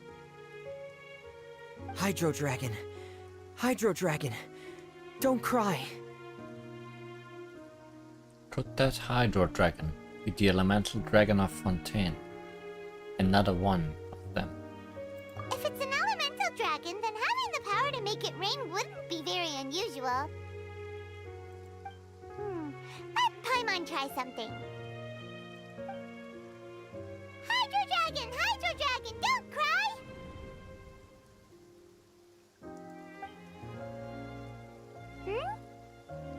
Oh hey, more teleport points we don't have yet in this city. Doesn't seem to be of any use. It is just a legend after all. You know, you might be a more popular magician if you understood the concept of romanticism. Or could at least play along. Sorry, it might be because we've never met the Hydro Dragon. Perhaps it can't be comforted by the words of strangers.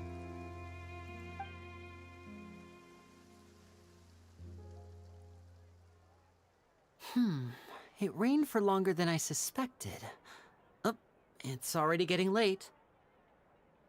Was there something you needed to do, Linny? Yeah, some preparations for the show at the Opera House.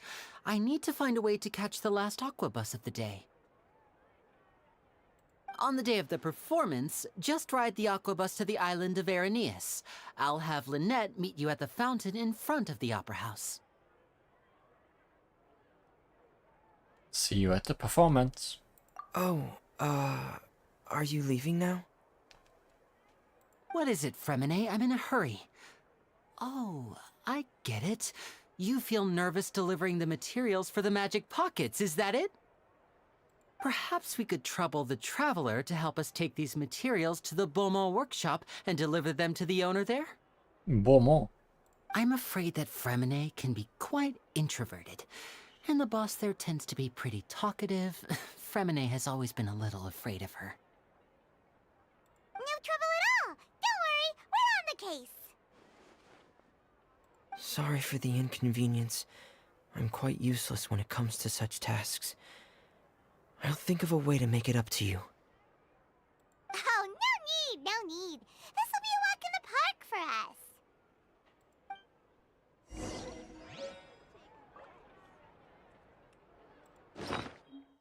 Magic pocket materials. In order to cope with the prophecy crisis. Can't hurt to make more magic pockets. This bag full of materials is a sincere gesture of goodwills from you, Linny, Fermine, and everybody else. Thanks again, you two. I really can't deal with that lady.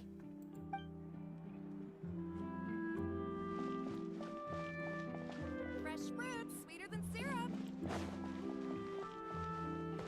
Well, back the way I went.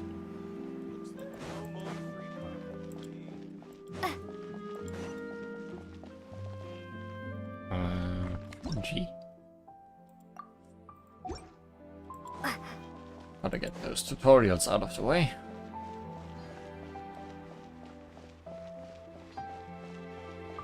Oh, back to Estelle. Hello?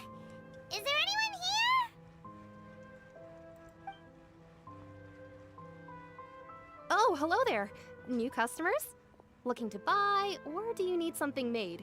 Or perhaps you're just looking for a chat with me. Oh no, we're just here to deliver some materials. Here they are. They're for making... what were they called again? Ah, these must be for Magic Pockets! I could tell right away. I've already made several orders worth now. Do we need to pay? No need. They've already prepaid several batches worth. When they told me what they'd be using them for, I even offered them a discount. But they insisted on paying the full amount, saying that I had a business to run. It seems both their hearts and their pockets are made of gold. Whoa. So, is Linny actually loaded?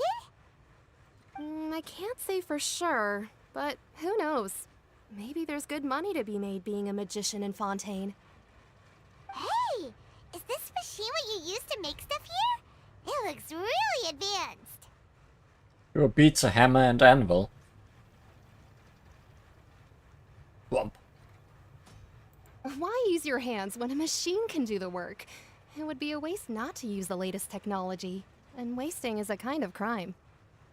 But where does a big machine like that get its power from? Wasting is a kind of crime, which means breaking the law, which means if you use a hammer and anvil, you will be at court. Ah, well, it's a little complicated. I'm not sure I can put it in layman's terms for you. But basically, everything we usually use here in the city is powered by indemnitium. It's a type of energy that's produced from trials. Huh? Energy produced from trials. So you need to put people on trial a lot, or things will stop working. That's what you're saying. Huh? How can trials produce energy?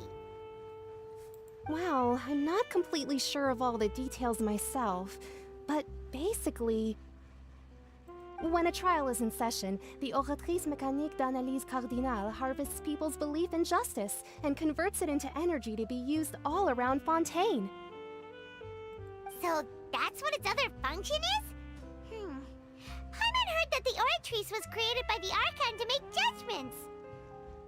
But Paimon still doesn't get it.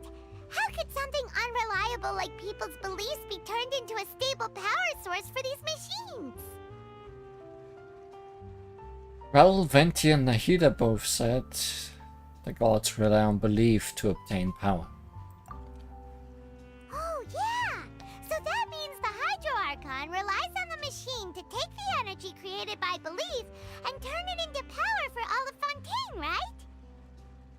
Even though I've never heard anyone really put it that way before, it sounds like it makes sense. Besides indemnitium, we have another type of energy called pneumosia. It isn't produced by the power of the Archon, but it is unstable by nature. Even now, it still cannot be widely used by civilians. I thought I'd find you hard at work, but here you are chatting the day away. Since you're already talking, I'm sure you wouldn't mind a few words with me. You again? Didn't I already promise you that I'd have the more I owe to Confrérie of Cabriere by next month? Why are you hounding me now? Yeah, but how do we know that you won't go running off by the end of this month? I want 50% today. Wait, no, 70%. Huh? You... Reminder, no fighting in the city. Seems business isn't so great for the workshop. We've already finished our job and delivered the materials. Maybe now's a good time to leave? Sounded like a usual case of someone owing somebody else money. Hey, hold on! Before you go around trying to collect payments, why don't you settle your own debts first? You? Things are definitely not going right in Fontaine if you are here. If Confrere of Cabriere wants to poach clients from Northland Bank, that's fine. But I'm afraid you still owe the bank a hefty sum of mora. So why don't we work things out between us first, before you get back to your little conversation here? You're from Northland Bank. But we said we'll pay everything we owe next month.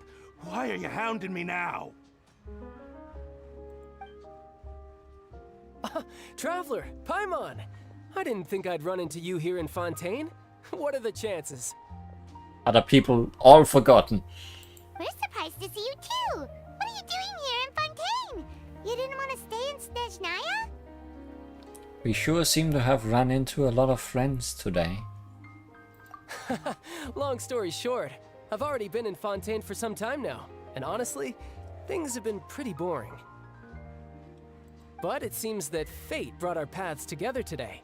Not only will I have some good friends here now, but ones who always seem to find trouble. I am indeed a trouble magnet. Either way you look at it, it seems things are going to get a lot more interesting now. Pretty sure we'd want to avoid anything that you'd find interesting. Besides, our trip here has gone pretty well so far, right, Traveler? I don't mind a little excitement every now and then. Hey, you, Northland Bank boy. Aren't you forgetting something? Don't interrupt. It's not often I run into the Traveler like this. Why don't you wait for me over there for a while? Like an hour or so. Make an appointment. You kidding? Aren't you the one looking for us? You really expect us to sit and twiddle our thumbs while you catch up with your friends? Listen to me, boy. If you want your mora, fine. Why don't you come and take it?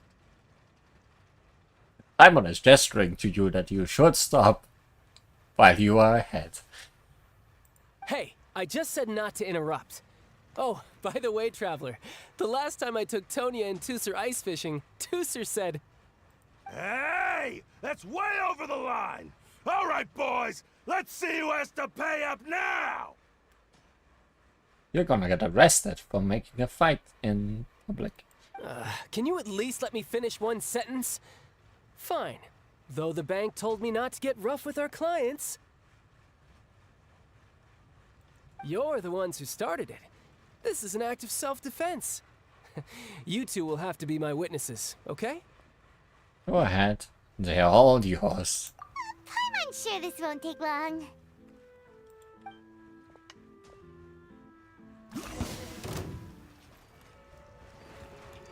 Oh my, we get to play as child.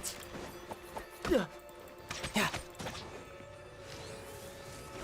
Yeah.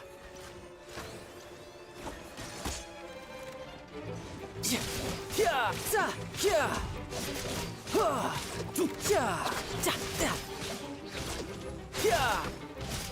Yeah. Shouldn't let your guard down. Yeah.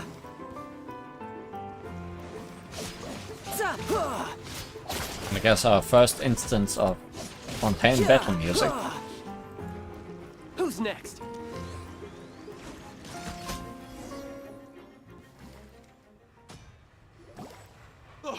What's your deal, Brad? How are you so strong if you're just a staffer from Snezhnaya's Northland Bank? Wait, don't tell me you're... Oh, now you notice. It's a little late, don't you think? Just make sure you understand that you don't mess with Northland Bank. Got it?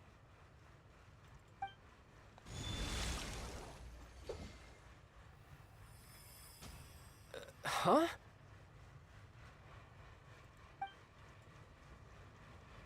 Now's my chance! Something went wrong, child.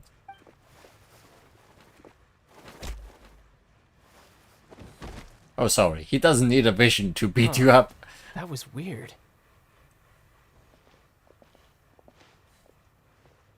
What just happened? Are you feeling alright? I'm not sure.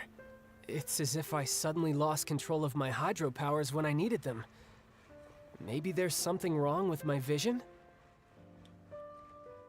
Strange. strange. How could that happen?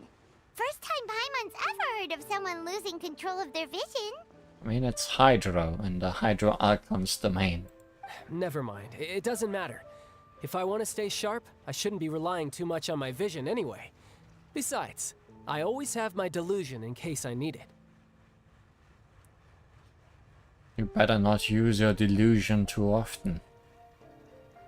So what are you doing in Fontaine, child? And don't say it's work for Northland Bank. Well, I guess it's because I've been in a bad mood lately. Huh? What kind of reason is that? Wait, since when do you feel down about anything? I don't know. Maybe I still have a lot to learn about myself. But recently, there seems to be some sort of restless power stirring inside of me. And I don't know why, but every now and then I feel like I'm in a terrible mood. Are you using your delusion too much? Maybe you losing control of your vision just now is connected with that power you're feeling inside. That is a possibility. So about this power, do you have an idea where it came from? I can't remember if I ever mentioned it before, but when I was 14, I fell into some unknown abyss. It was during that time I learned nearly all of my abilities. The one who took me under her wing and taught me was named Skirk. She was always quiet and very mysterious. Nobody knew where she came from or what she had been through, and she was always very strict when teaching me combat techniques. Suddenly, child backstory. One time, I asked her why she was willing to take me on as an apprentice. From what I could make of her answer, it was because I had awakened it, and traces of it remained on me. She said that all my combat training would be useful in the future. But what is it? What did you awaken?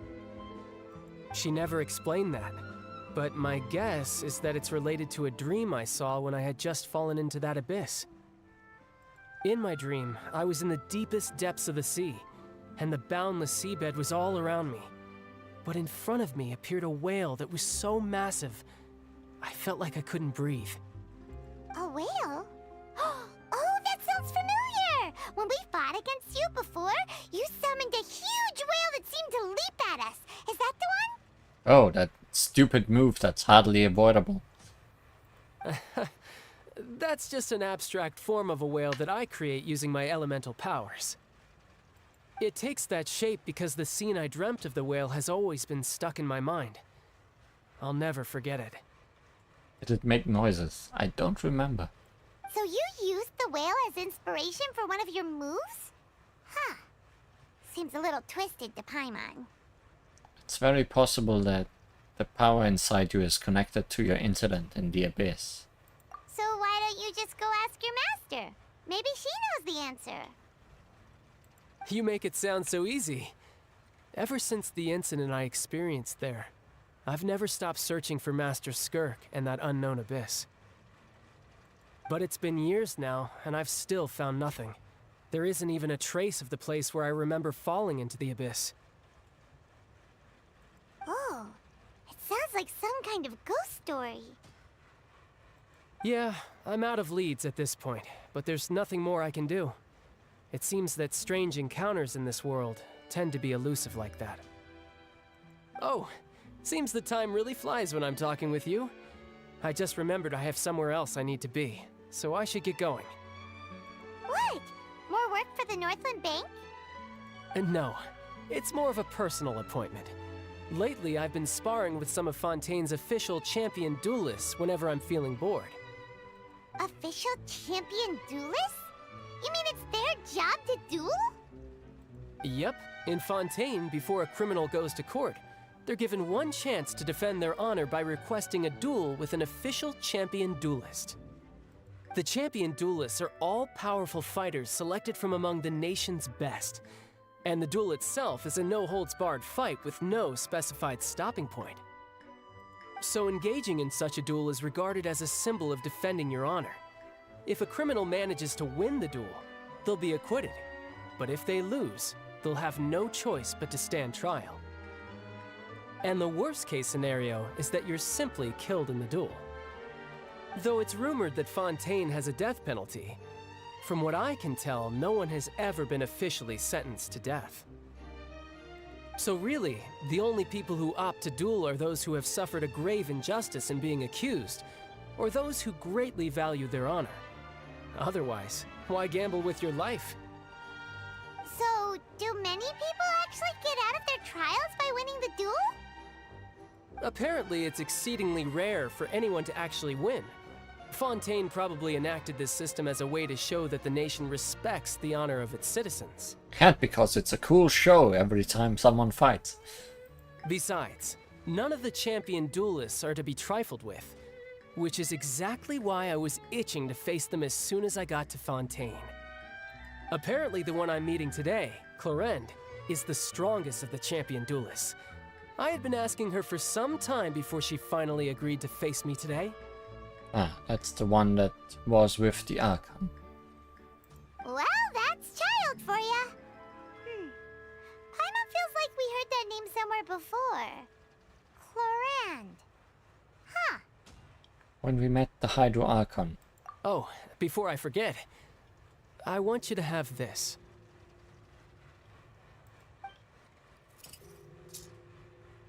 Huh? Your vision?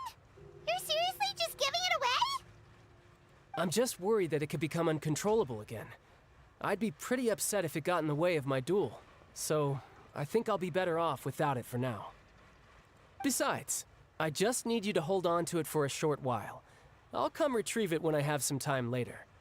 Oh, let's give it never back. Paimon knows what you're up to. You just want an excuse to come talk to us again, don't you? Whatever gave you that idea? I'll be in touch later.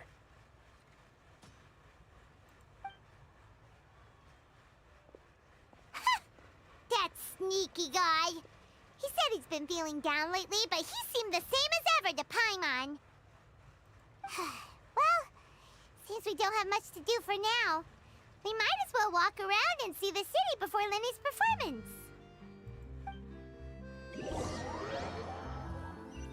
Yay! Free walk. Wow! Who could have seen that coming? The reporter who was barely around for most of the story was the murderer all along! Music! I need music! Hey, don't blurt it out, Paimon. It's rude to spoil the mystery for everyone else. Sorry. Paimon was just surprised, that's all. Paimon never saw that twist coming. The murder mystery novels here are amazing! Never thought I'd see the day when Paimon would enjoy reading. The whodunits here in Fontaine are a lot different than the light novels you see from Yai Publishing House. Both have their merits, but Paimon thinks this style of novels are more, well, novel. It's so exciting to reach the moment when the mystery is uncovered, especially in the one Paimon was just reading. You should buy a copy and read it too. You already spoiled who the murderer is. Oh, sorry about that. Paimon will be more careful next time.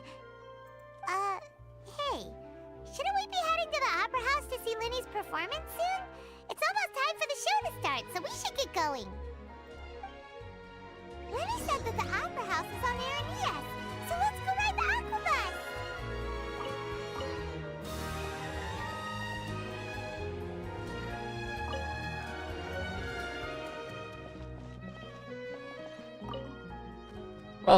Welcome to this fair ocean of words. Your stand looks like straight out of Star Rail. Books that I will never read. History of the decline and fall of the Remuria.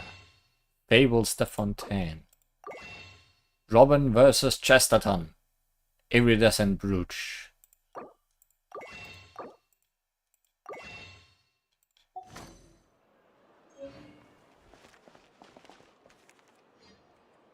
Where are we going? Investing too much emotion puts you at risk of doing something irrational. A ways away.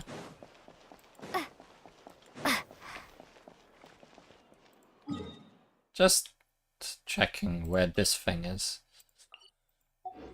To maybe unlock the map. Wouldn't that be grand? Instead, I'm finding more teleport points.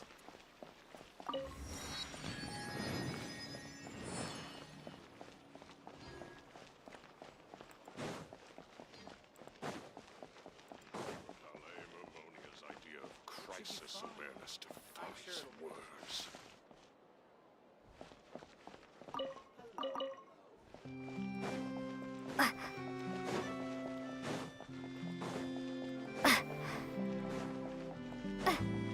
You went around the house. I did that. Huh? Were you talking to me? Sorry, I didn't see you there. Are you there to accept the commission regarding Tales of Humanity? Could you tell me about Charlotte? Sure, she's one of our journalists. Is she in trouble again? Not really. Well, that's good. She is a live correspondent, and they tend to put themselves in the line of fire. Oh, we are at the Steambird. She's the chief editor. I almost thought that someone had come to make a threat again. Ah, don't worry. We have our ways of dealing with such matters.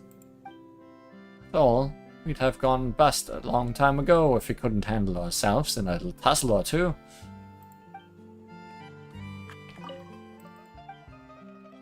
Tell me about Tales of Humanity. One of the primary reasons we had for establishing our newspaper was to ensure that information flows and that everyone can understand what's happening around them.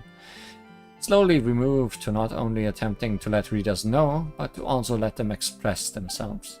Thus Tales of Humanity was born. Everyone can write in it to this column, and similarly everyone can read it. As for the result, well, you've seen it, haven't you? Our prints are practically drowning in all manners of content. That's not a bad thing. In my experience, listeners also need some light reading to go with their explosive news. Additionally, being able to help our readers does our reputation good.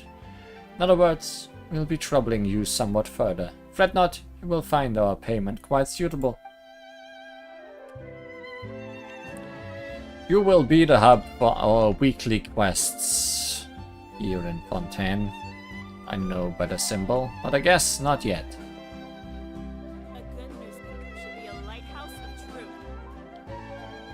You know... Hello. Somehow I did not expect actual Steambirds to be the Steambird. Sir Arthur! Extra! The much-awaited Great Magician's Night of Fantasy will soon be held at the Opera Epiclese. The Great Magician Linny himself will take the stage and bring forth miracles on the border of shrew and trickery once more. Lady Furina, Monsieur Neuvillette, and many other notables shall grace this most grand occasion with their presence. Beep boop, would you like to know more? Subscribe to the Steambird today. Thanks, Sir Arthur. Cannot go behind this house.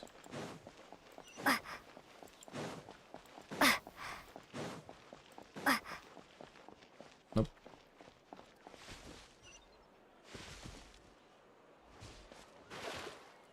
Oh no, I'm back. Oh, this is where we were earlier down there. I see. Covenant of the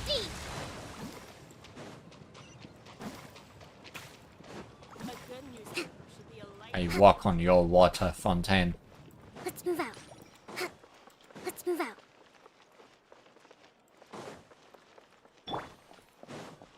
I went in the wrong direction from the starting point. That is what happened.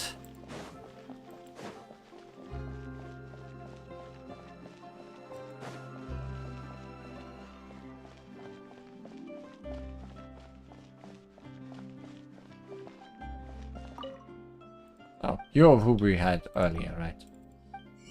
Yes. We are back where we started. Down, up, down.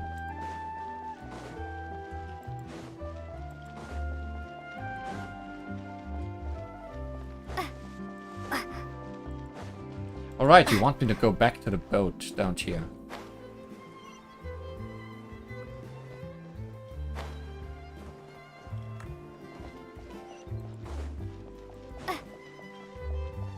Or do you? I think you do. Yes, you're leading me back there.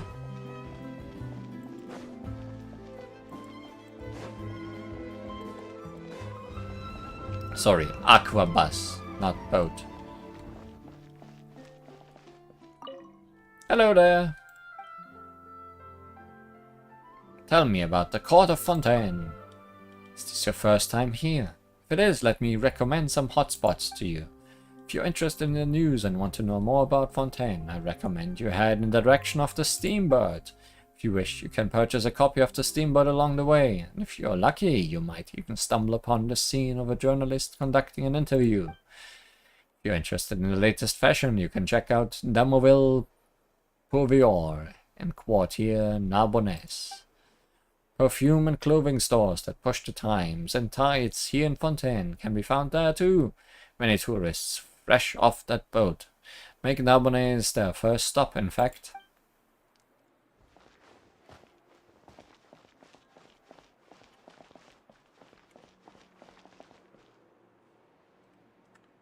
Premier.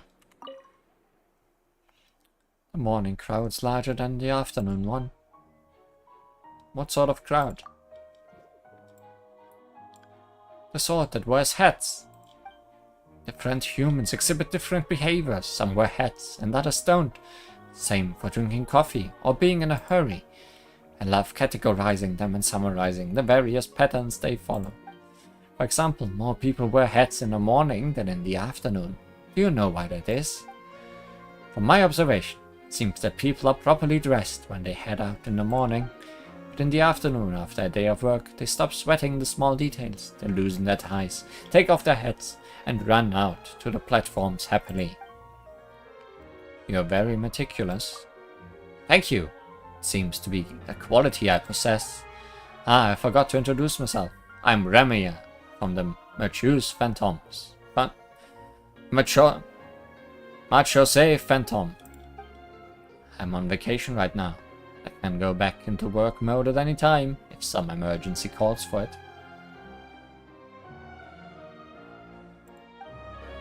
Because they lose their heads during the day. Looks like 4. Wonder if we'll get a playable version of one of you. I wouldn't be surprised. We are not lifting, are we? No, we are lifting.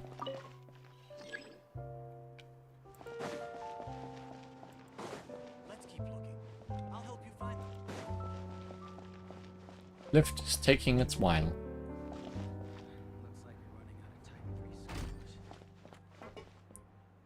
Oh my.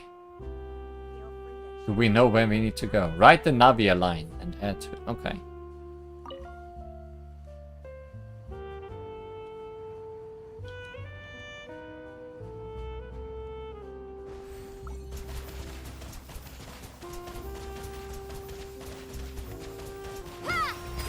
Surely, shooting inside the elevator is not against the law.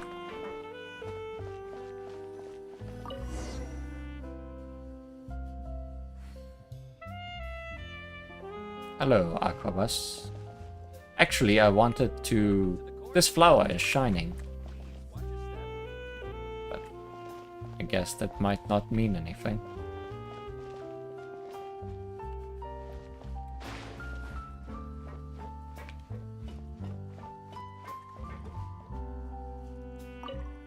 How do you do? So... You are... Amelfan, the guide for this trip. I'd like to ask you about... Melusines are a young race born in Fontaine. There are many differences between us and humanity. Is there anything else about Melusines? We do have one secret that we can share with you, passenger. We are similar to humans in one way. Each of us has a different personality. Some of us like chatting, some don't. You're one that doesn't. When does the... Immediately. Immediately indeed. Can't I just swim? Welcome to the Navia line. I am Elfan. The boat will be departing imminently. Please do not stick your head, hands, or other body parts outside the boat. The Aquabus operator is not responsible for any accidents or injuries resulting from doing so. Also, please remember to buy the Steambird, though I don't read it myself. The We have destination a tower. of the current tour is Arenias. Points of interest worth visiting include the Fountain of Lucine and the Opera Epiquest. If you look to the left in the direction we are currently traveling, you will see the famous Fontaine Research Institute up in the sky. An experiment gone wrong turned new sightseeing opportunity. Human ingenuity truly is a wondrous thing. Flying cubes. But also a huge mountain.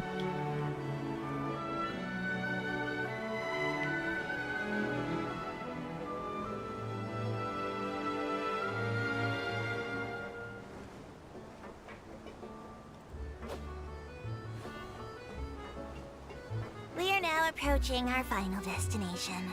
Please be sure to bring all your personal belongings with you as you disembark.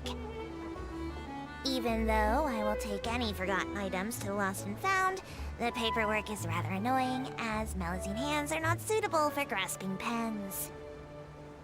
Please be careful when disembarking.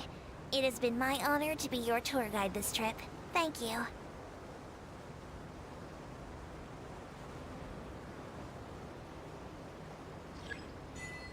Welcome to Fontaine.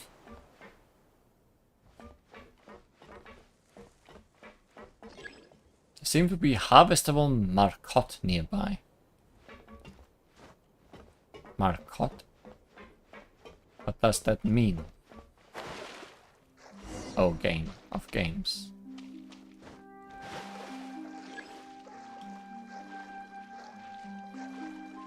Oh yeah, we do not have stamina in water at all.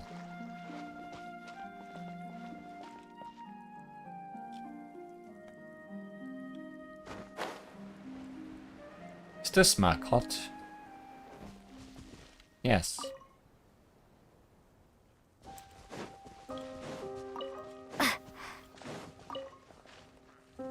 Hilly Trolls also in Fontaine. Big surprise. As are birds.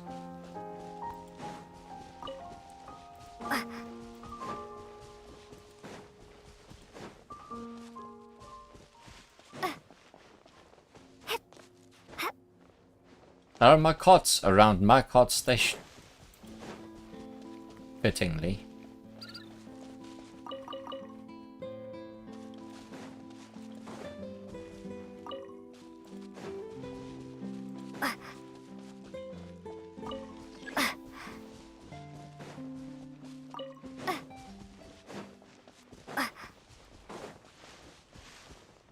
Harvestable hilly trolls. Let's harvest them. Uproot them. Blow them up.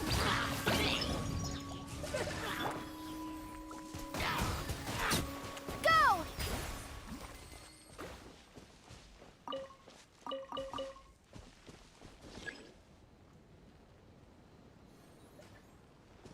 Completed a quest to harvest this type. Oh.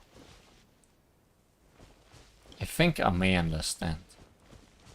There is an event going on that is about exploring Fontaine. This might have been part of that. Sure.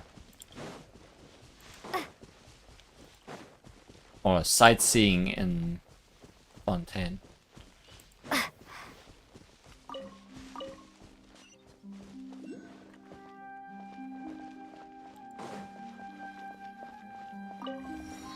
Where are we now on the map? Sure, getting all over the place.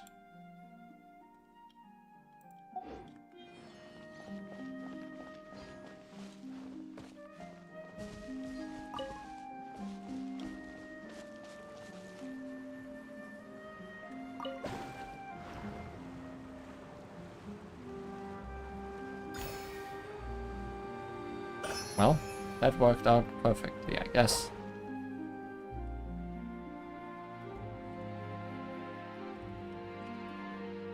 Need to go there. There's things to do here.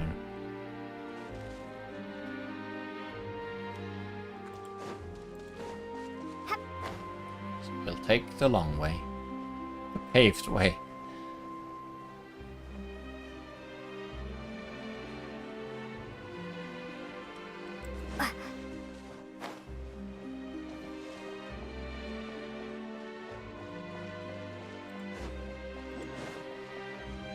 Okay, more hydro thingies.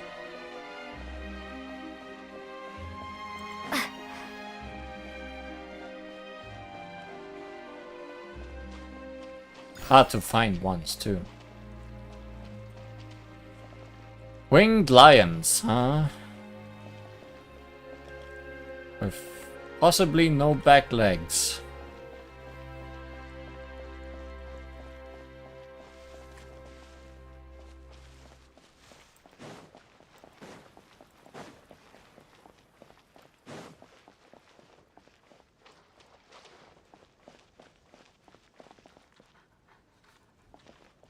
More good boys.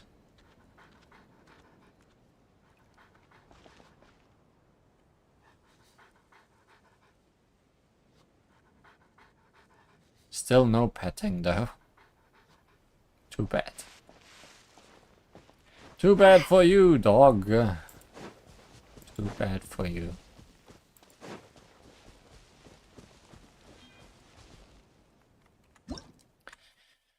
Water volume detection crystals.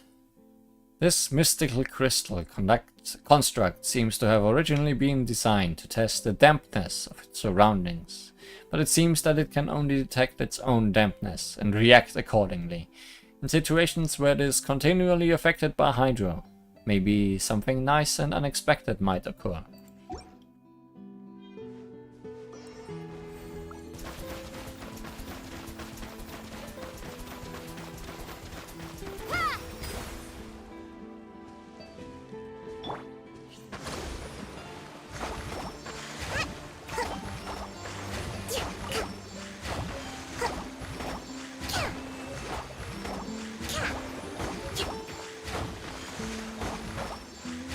Why am I getting all my books noted down now?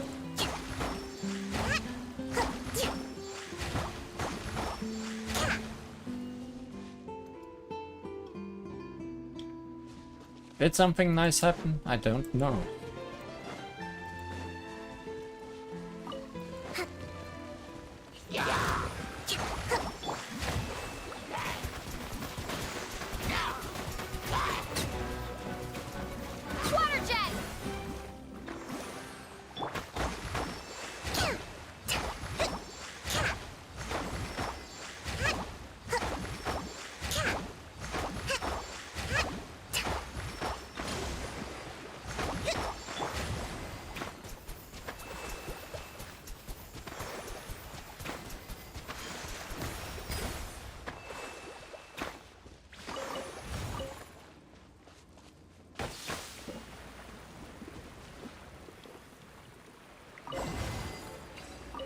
Oh, by making it rain I can activate all of them at once, which seems to be what was required of me. A reward on the road. Show them.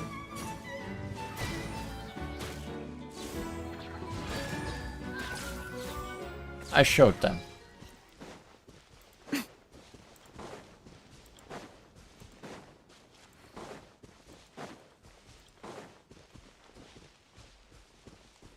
AreWeDampyet.com. Do not Google that. Maybe.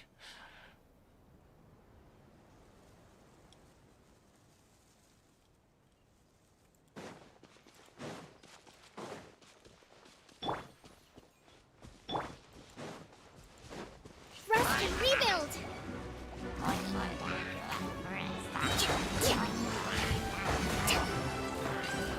Also, lots of hydro enemies also works. Now, Traveler, what's your ultimate? A water orb. I see. More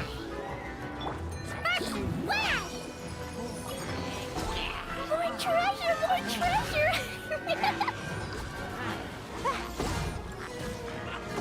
Pew!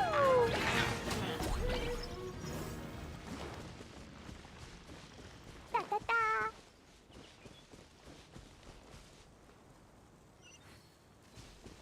La la la!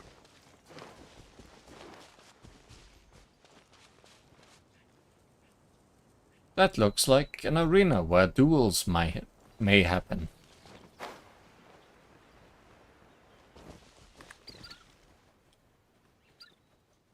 You're a bit late compared to your bird friends. La la la! Harvestable rainbow roses.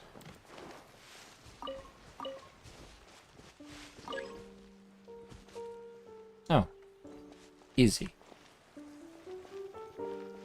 Da da da!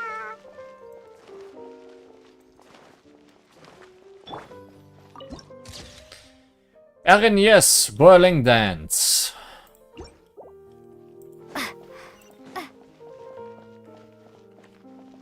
Oh, the website does not exist. Seems like the stories here never have a happy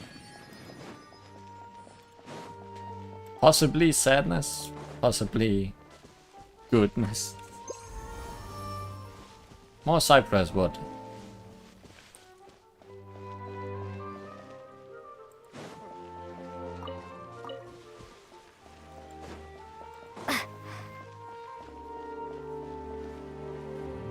I will not talk to every one of them. Whoa! Now this is fancy! The Opera at the Cles. What a place to hold a performance! No wonder Linny and Lynette were looking forward to it. Erin, no. I'm forgetting, what are the Arinyes? I remember that word. Huh. Looks like there's a lot of people standing around the fountain up ahead. In a not Genshin context. Oh, Archon, please bless us with a bright and healthy child. We pray. I don't know why you always feel the need to ask so much. I'll be happy as long as our child is healthy and lives a peaceful life. I guess if they're our kid, then there's no doubt they'll turn out smart.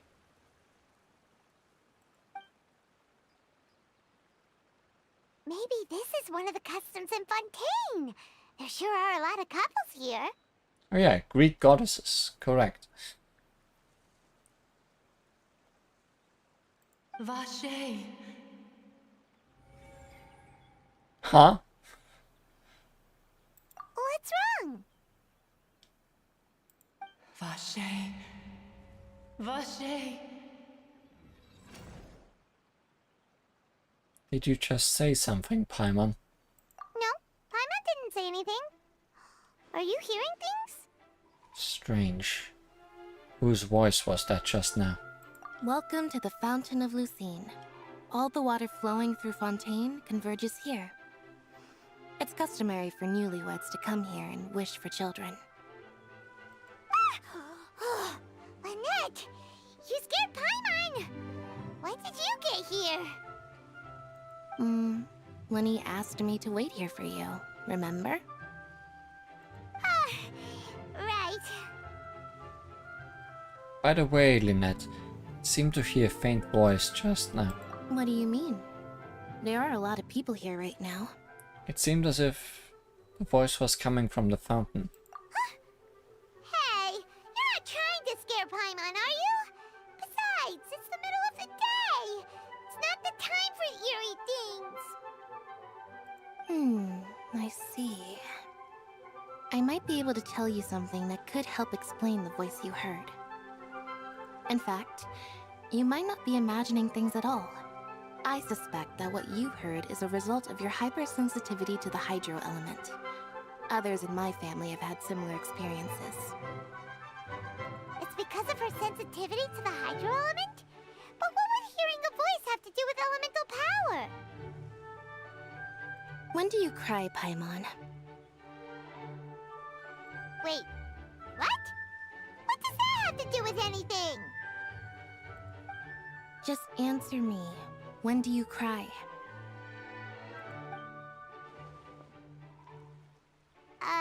When Paimon's really sad? Oh, and when Paimon's super happy. Oh, and also when Paimon's really, really scared. Paimon just cries all the time. Then you should understand that tears contain your most intense emotions. Like I just mentioned, the Fountain of Lucine is where all the flowing water in Fontaine converges. Even the tears that fall to the ground will eventually gather here. So maybe what you heard was the intense emotion coming from someone's tears. Huh. That's an interesting explanation. Not sure what I buy it though. So, what did the voice say? Seems to be calling out someone's name.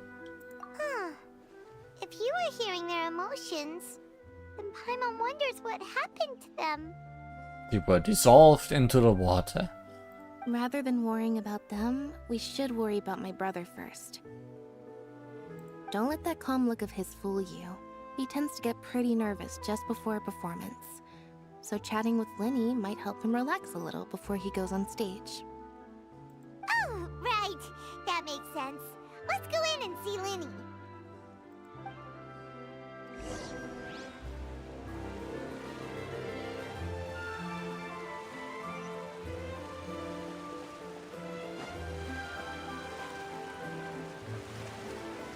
I think the next one is trial. Just close enough to you to trigger your speaking box. Hey, someone threw music into the water.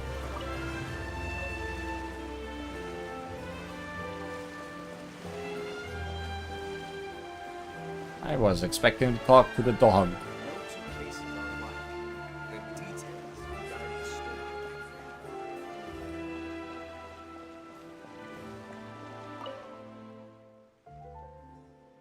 Take a guess. Will Monsieur Novelette preside over the next trial? Will Lady Forina make an appearance?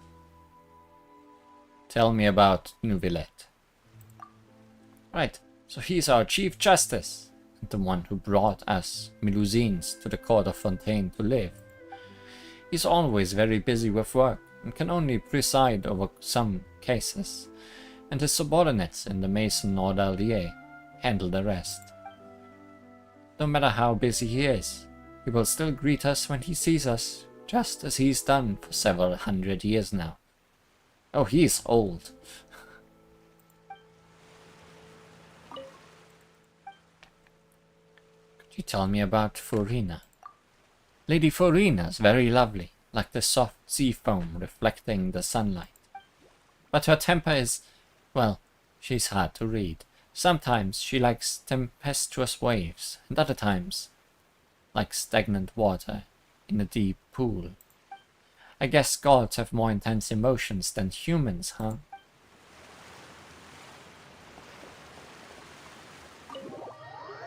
Enter ye opera house. Is this our first time seeing the... You know the joke.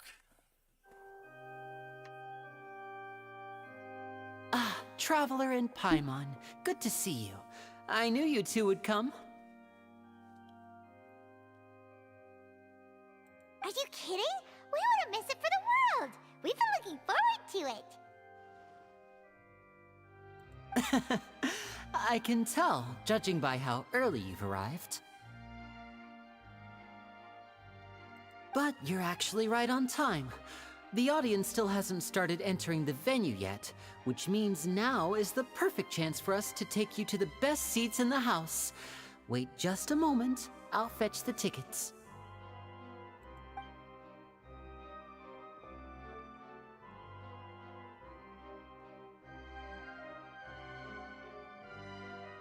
We are not privy to this The Opera conversation. House has assigned seating, so you always have to make reservations. I've already reserved your seats, and here are your tickets. Ooh, front row seats. Thanks, Linny. Don't mention it. There's no need to keep thanking me. Hey, Lenny! Could you come over here and take a look at this? Oh, I'll be right there. Seems there's an issue with the stage props over there. That's Cal, my assistant, calling me. I'll go lend him a hand. Oh, best get busy. Yeah, we'll just go to our seats. You go ahead, Lenny.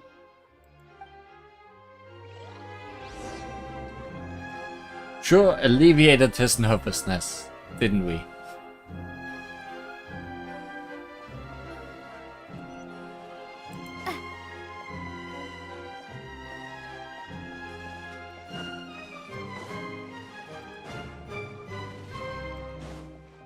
I like the music here.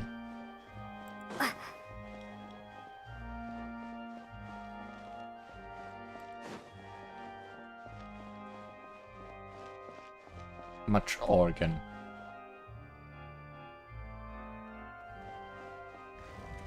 Whoa!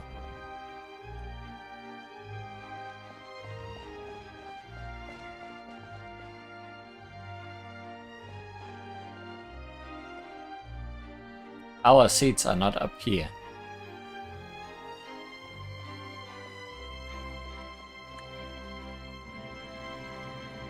Actually, we got front row seats. I feel like the view is better from up here there, possibly. How am I gonna take this place?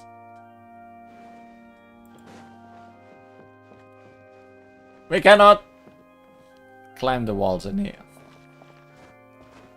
That's against the law.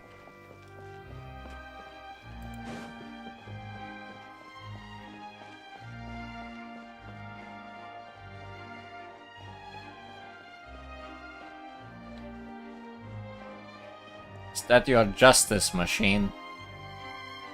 Or is that whole thing the justice machine?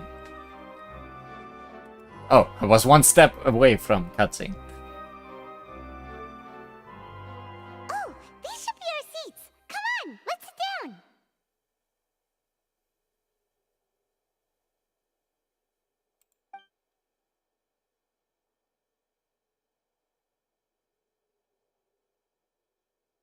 Suddenly, silence.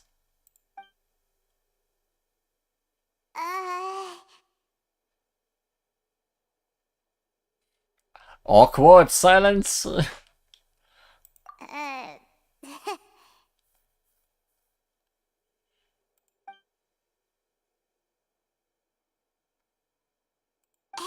Traveler. Maybe we should strike up a conversation with the person next to us. Since we're sitting together and the rest of the place is practically empty still, it's kinda awkward if we don't say anything. Isn't that usually your job? You little... Of course you put this on Paimon. Also, that person can already hear you. Your voice, despite whispering, is echoing through the whole room. Excuse me, I did not realize you felt awkward. I am terribly sorry. I would be perfectly happy to chat with you if that is what you would like. Oh, so you heard all of that, did ya? Boy, you sure have good ears. Paimon thought she was keeping her voice down. Not good. Wait, that's not it. Paimon's sorry. Paimon's the one who was being rude, talking under her breath like that. So let's talk, but, what should we talk about? This is getting even more awkward now. Oh, Paimon's got it. You're also here early and sitting in the front. Are you a friend of Linny's too? A friend, you say? Well, if Mr. Linney would like to be my friend, I would be more than happy to reciprocate. Oh, so you're not friends with Linny then? Oh, this is getting more awkward by the second. Paimon nearly forgot to make her introduction. Nice to meet you. Paimon is Paimon, and this is the Traveler. We just arrived in Fontaine. It is an honor to meet you two. I have heard of your deeds across Tevat. Your dress is a scale.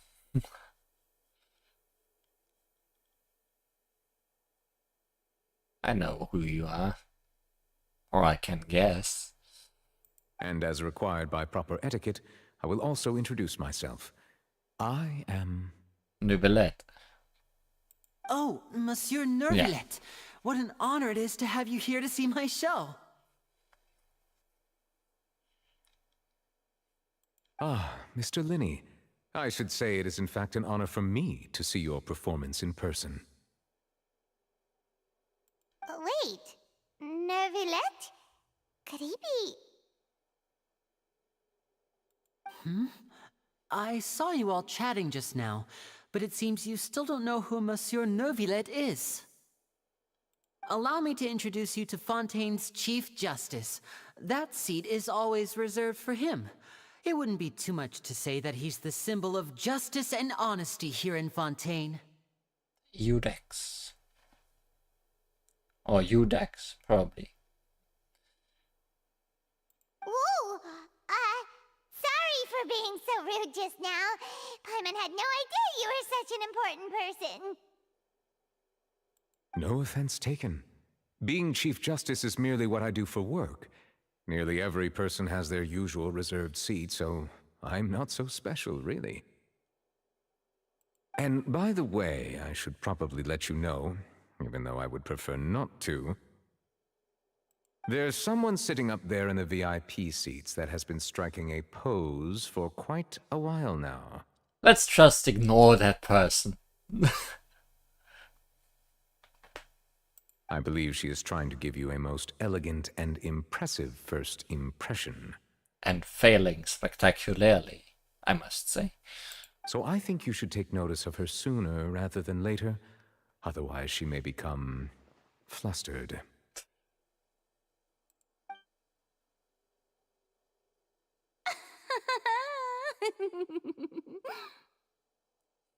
Rina likes to put on an act. Or... yeah, no, let's leave it like that.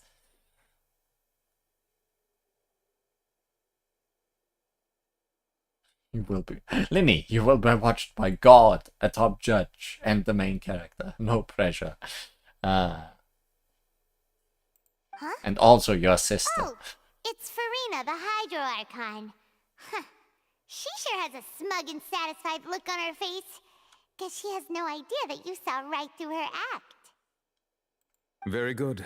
That is for the best. No need to pay her any more attention.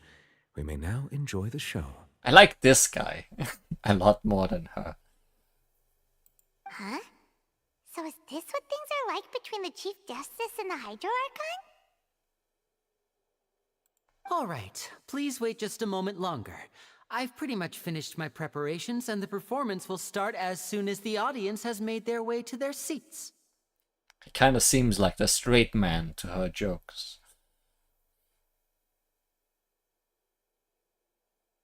Yay! The show's finally about to start! Paimon can hardly wait! Paimon's never seen a real live magic show before! Crowds enter the venue. The show begins. Ooh! They're dimming the lights! The show must be starting!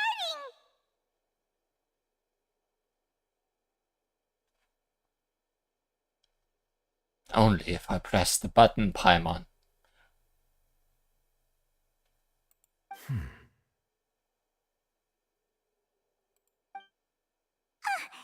Sorry. Paimon will try to stay quiet.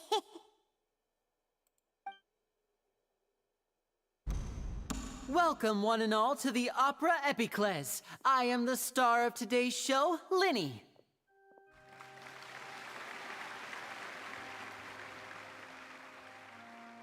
And over here is my sister, Lynette, who will be working as my wonderful assistant. Please, let's give her a warm welcome. Hello, everyone.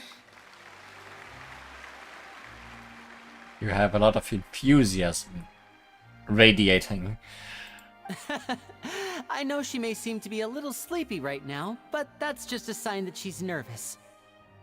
Whatever. Now, some of you may be thinking, two vision holders who can freely manipulate elemental powers performing magic is not true magic at all. So, I would like to take a moment to assure you that elemental powers will have nothing to do with what you will witness on the stage today.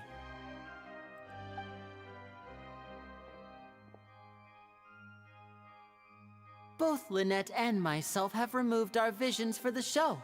That way, even the gods won't be able to help us. Oh, good point. That's what makes the show real magic. Now, without further ado, let the show begin. Lynette will now exit the stage to make some preparations. Lots of giving away visions today. I know you might miss her, but don't worry. She'll be coming right back on stage momentarily. Perhaps in an unexpected way. I'm sure she'll be stealing the spotlight soon enough. I miss her already. Oh, and before I forget, there's one more thing I should say. Music stops. You never know what can happen in the blink of an eye.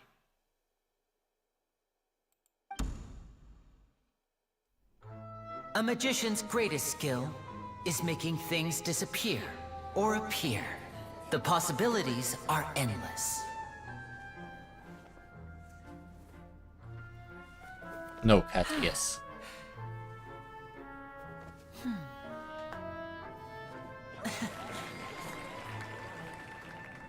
Huh?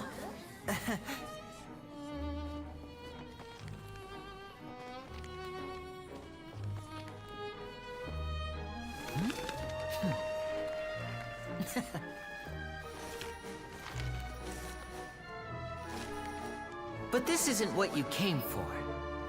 These little tricks, you've seen them all before. So it's time for something truly extraordinary, don't you think? This one's a little tricky.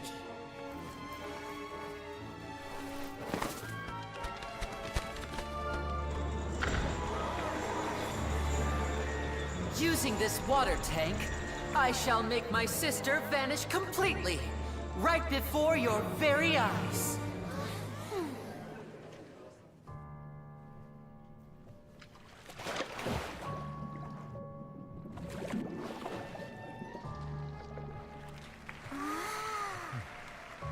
It's actually quite simple. She'll just turn into air bubbles and float right out of the top.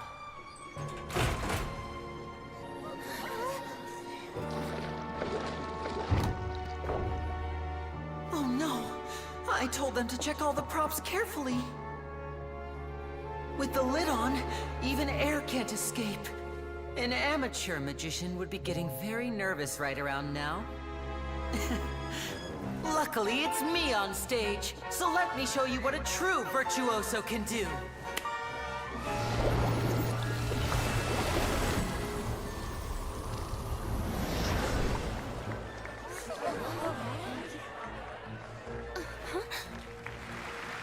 Lynette, are you still there?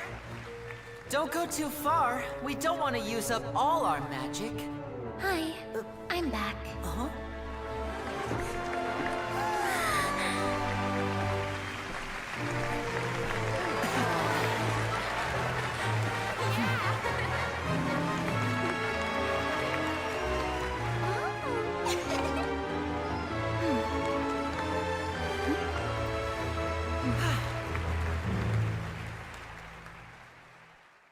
Even found a second dress somewhere.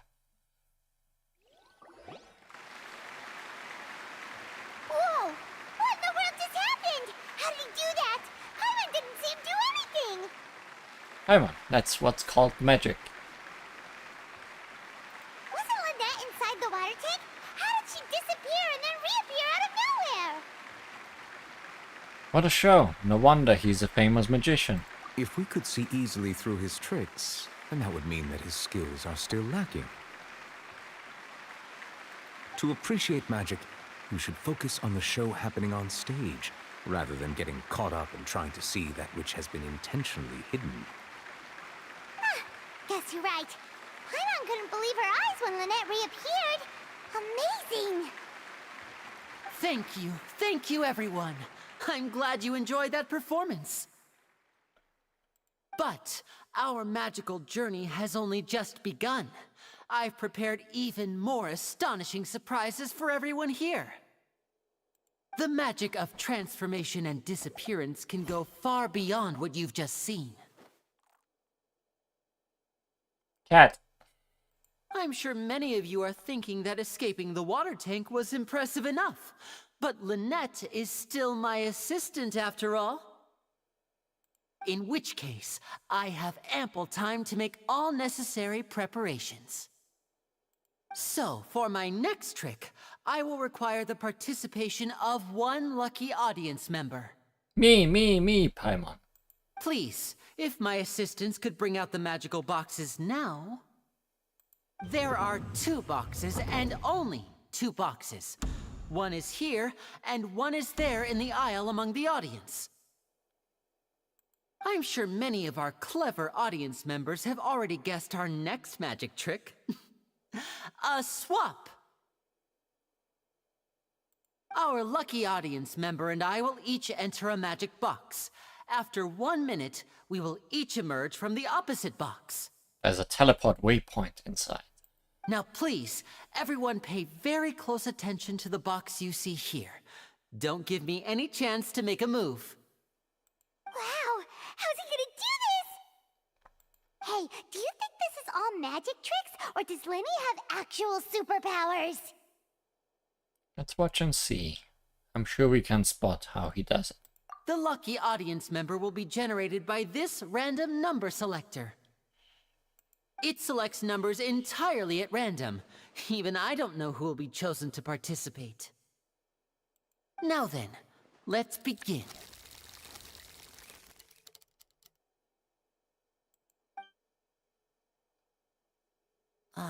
Let me see. Oh, row 7, seat 3. Congratulations! You now have the chance to experience magic firsthand for an entire minute. Please, come forward. My assistant will take you beside the magic box. I'm sorry, it might be a little cramped inside, but no need to feel nervous. We've carefully arranged everything for you to be as comfortable as possible. You don't need to do anything, but no matter what strange things may happen, don't come out of the box. If the magic is interrupted, who knows where you might end up? You might even find yourself in the Fortress of Meropide. Oh, okay. All right. Before I enter the magic box, there is one more thing I need to ask the audience to do. Could you all give me a countdown? Like this. 60, 59, 58. Just keep counting down. You can go a little faster or slower if you like.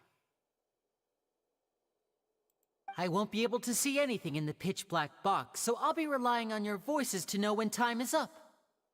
Oh, and no tricks now. If you quickly count from 60 in just 30 seconds, then I'll be in a tough spot. Ooh! Paimon kinda wants to count faster after hearing him say that! Surely he's prepared. With the whole crowd counting together, you couldn't even if you wanted to. No, that won't do. I can see it in your eyes. You still can't be trusted. Let's practice together. Come on, repeat after me. 60, 59, 58. 60, 59, 58! That's right, perfect. Keep it going. All right, I'll see you all on the other side once you've finished counting. 54, 53, 52? Huh? Why aren't you counting, Neuvillette? I am counting in my head. I think things are exciting enough in here as it is. Merely a consequence of my identity and personality. Do not worry about me. Just enjoy the show.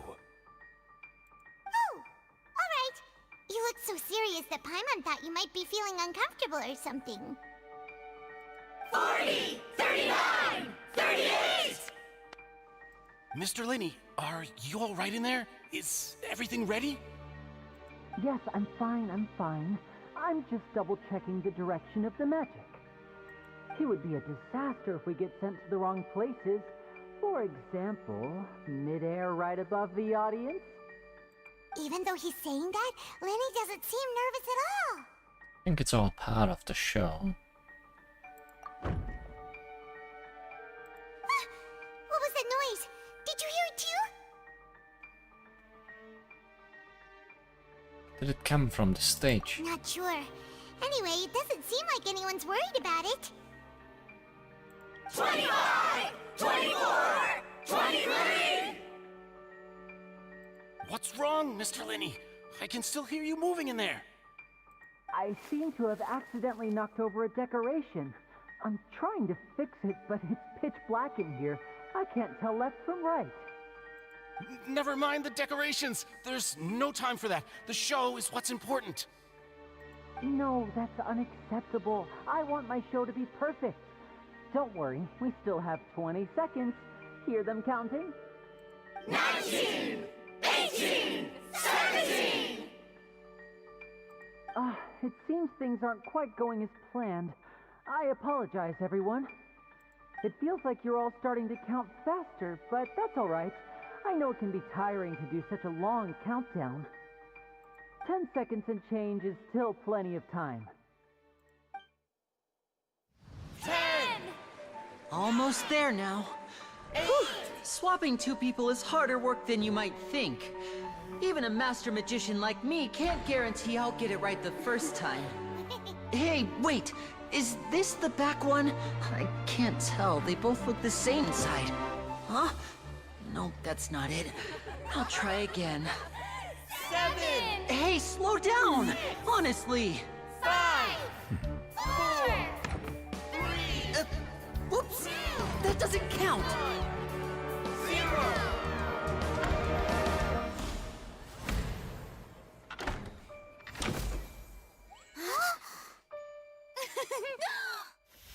Ta-da!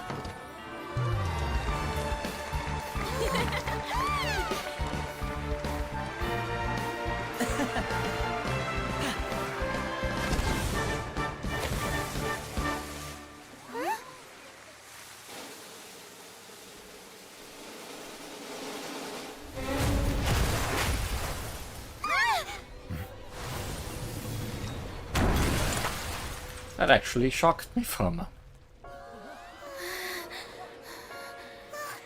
What happened?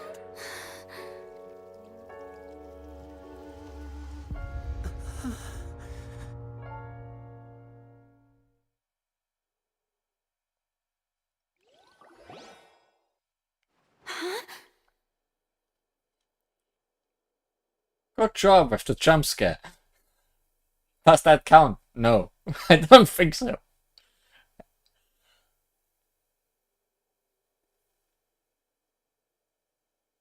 Is this part of the show? Mr. Lenny, you're going to use magic to fix the stage now, right? What happened? Oh no. Maybe this isn't part of the show. The girl was still in that box, right? This performance is over. Medical staff with me. Guards, secure the scene and detain all the performers. Seal the exits. No one is allowed in or out at this time. Yes, that's right. If this was just an accident, then we must investigate the cause. But if this was all part of some scheme, then those accountable will not escape the judgment of the God of Justice. You seem unsure, Farina. No need to be alarmed, you two. We'll get to the bottom of this soon enough.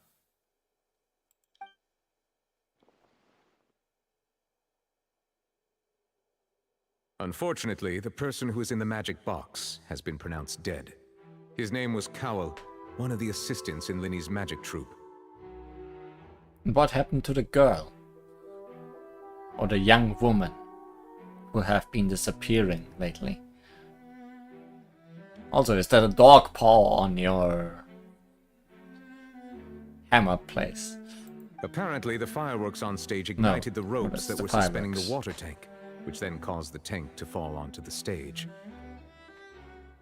As of now, we are still not sure why we found Cowl in the box, rather than the guest from the audience.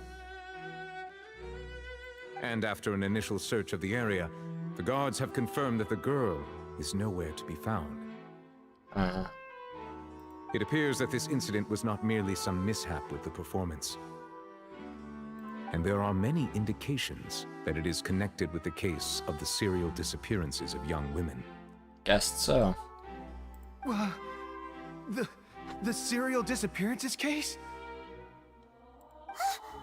That's the case that Charlotte mentioned before.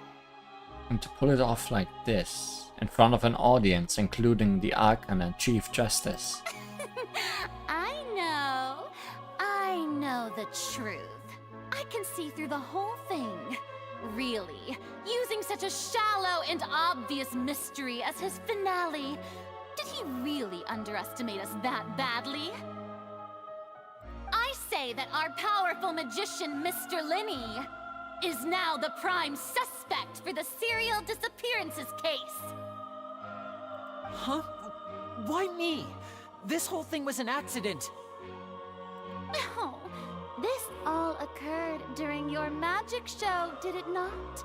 The missing girl disappeared after being chosen, did she not? The deceased is one of your assistants, is he not? Now that I think about it, that whole speech about magicians making things disappear was nothing more than a provocation, a bald-faced challenge. That can't be right. How can Lenny do this? He was in the box on the stage the entire time. We could even hear his voice. Besides, before the show, he told us that he would like to catch the criminal behind the disappearances. He couldn't possibly mean catching himself. He's a suspect at most. It's hard to believe all this happened during the show. Save discussion for a later time, please. Lady Farina, may I assume that your comments just now constitute an accusation against Mr. Linney and his associates, and that you are pressing charges? Huh? I just think that he... Well, I think it might be a little early to talk about formally pressing charges. See, you got caught up in the motion. But what Lady Farina said just now makes perfect sense.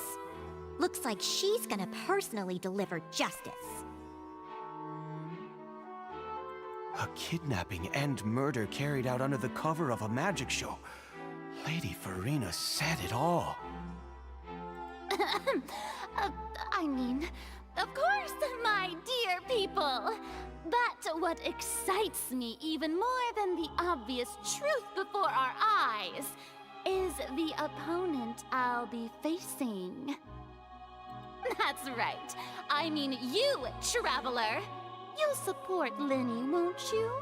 After all, he was the one who helped you the first time we met. Or is this what you're playing at? I'm gonna be the defendant for Linny? I trust him. Then there's no problem at all. You know, the Traveler and I already had a duel the first time we met. But with Linny's help, our little duel ended in a draw.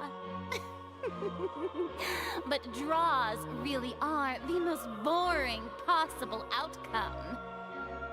So, no more draws. Between the two of us, there must be a clear winner and loser. And what better place to hold such a riveting showdown and decide the true victor than here, on the grandest of stages, the Opera Epiclese. Orina, someone just got murdered and someone got kidnapped. And we not play around. It wasn't a draw. She obviously lost last time. I understand. Charges have now been pressed, and as such, a trial is in order. Well, Traveler, seems Lady Farina has set you in her sights. But putting her dramatic rhetoric aside for a moment, I would like to ask you, Are you willing to act as Mr. Linney's attorney and defend him in this case? I have no choice. Yes, I am. Very well. The trial will be held a day from now in the Opera House. Both sides may investigate the scene to build their cases and search for the truth.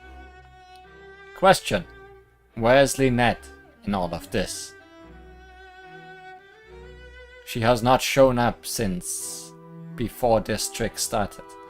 Linney and his troop are all potential suspects and shall remain within the Opera House. The audience may begin to leave in an orderly fashion once they have been cleared by the guards. A day isn't that long. Let's see what kind of case this big shot Outlander can build in such a short amount of time. I'm really quite looking forward to hearing it.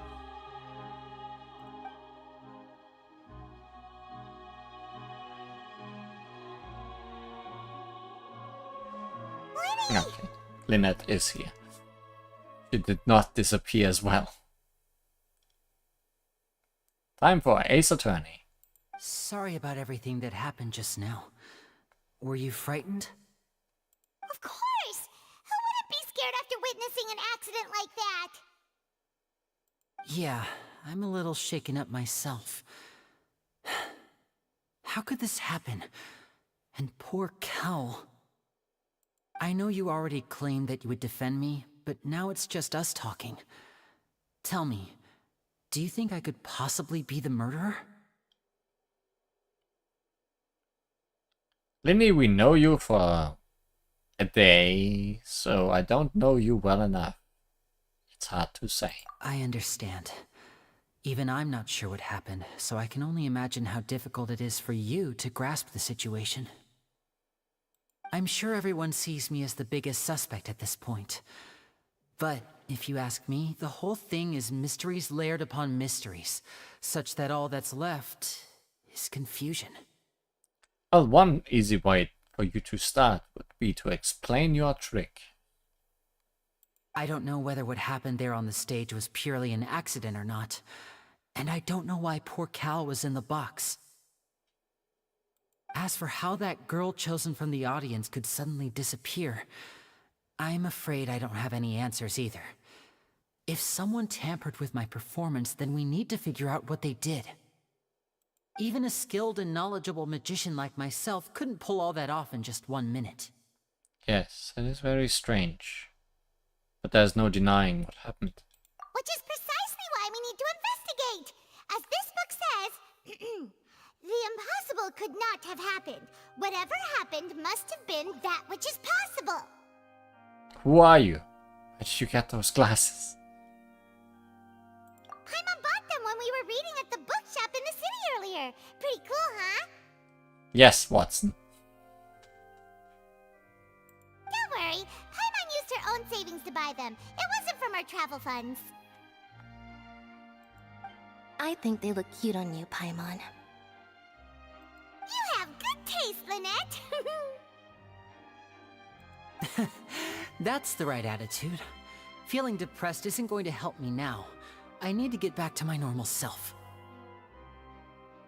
But with the guards watching our every move, it's going to be especially difficult for Lynette and I to prove our own innocence. Watmon instead of Watson. Good thing you agreed to be our attorneys. Thanks for that. We'll be counting on you. Yes, thank you so much. I won't let you down. I'm used to this sort of thing.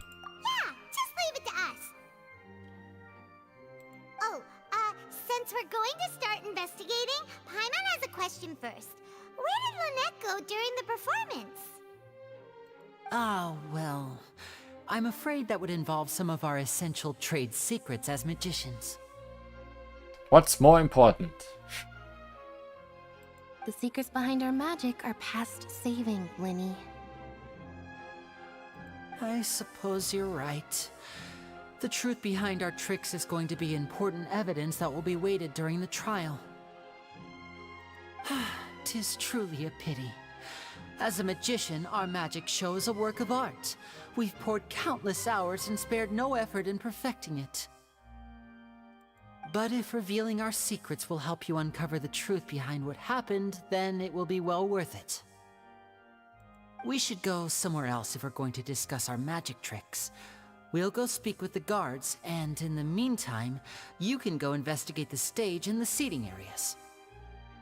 Alright, let's go have a look while the investigation teams are still here. Detective Paimon is on the case!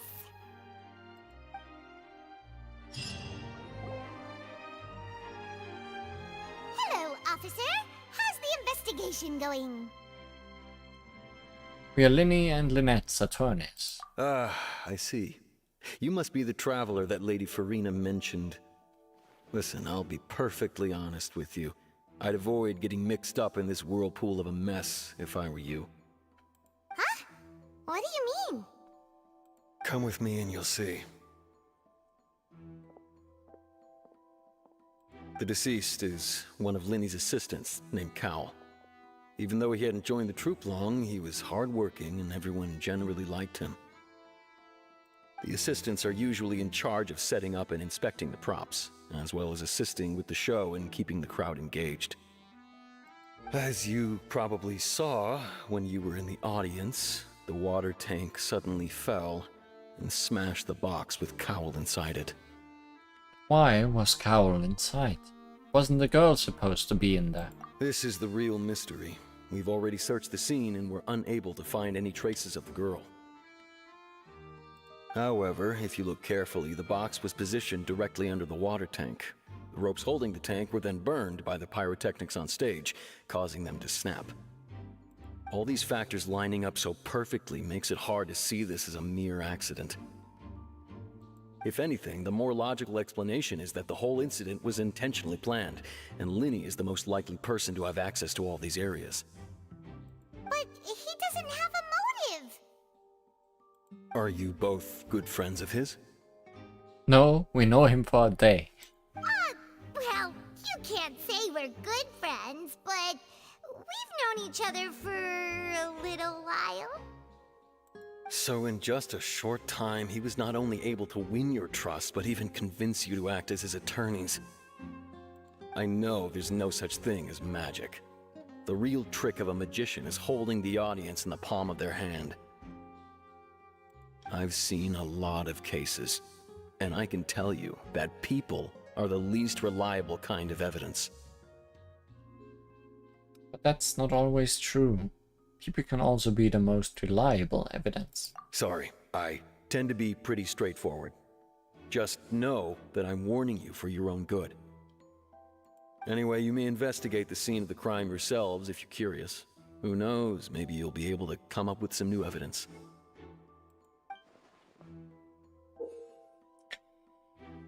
You can use the case record to confirm your current evidence and clue collection situation and sort case-related information. You can check as yet undiscovered evidence and clues in the case record, then investigate the corresponding area to locate them. Use the perception skill to find evidence and clues that can be investigated within a certain radius around yourself. This will advance your overall progress. Guards Investigation Report. Investigation from the guards indicates that the fireworks launched at the tail end of the magic performance set the ropes dangling the water tank alight, causing the tank to fall and kill Cowell, who was within it. It seems evident that Linny is the likeliest user of the prop to commit a crime. However, the reason for the victim being Cowell and the reason for the chosen lady's disappearance remain mysteries. The deceased's identity. The deceased is one of Linny's assistants, named Cowell.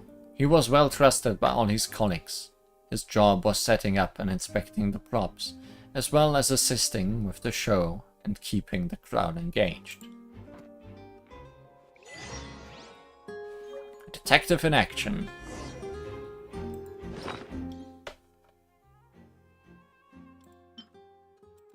Whoever the murderer was, they must have made preparations well beforehand. Whoever the murderer was... Why would it be him? How strange. Are we gonna have more mystery solving things, or is this just an interface for this one story quest? I wonder. Also, I just noticed something. Child's vision. It appears as if child lost control of the elemental power within it before. The vision has lost its glow now that its owner has left it behind. Didn't notice we actually got it as an item. This is where the magic box was struck. Cowell weren't inside the box at that moment. He might have dodged the falling water tank.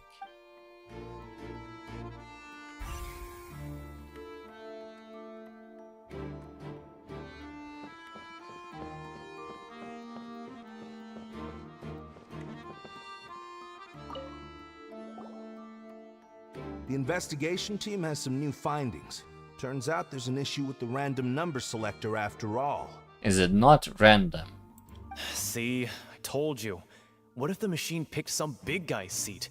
You think the murderer would have still made his move then? Sorry to interrupt, but we're helping Linny and Lynette with their side of the investigation. What were you saying about the number selector?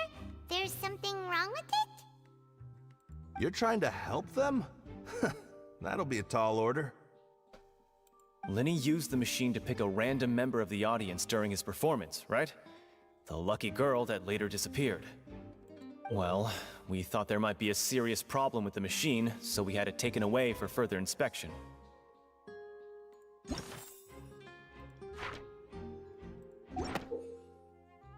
It turns out that the seat number it picked wasn't random at all.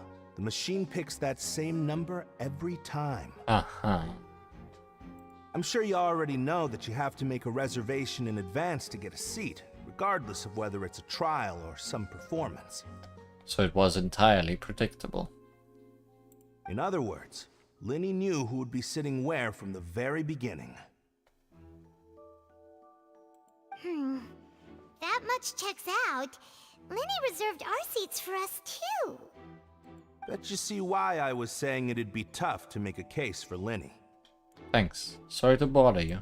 Even though it's bad for Linny's case, Paimon had better write it down. Random number selector. This device was used during Linny's magic performance to choose a lucky number of the audience. However, the guards have found that it will generate the exact same number no matter what. Clearly, someone has tampered with it.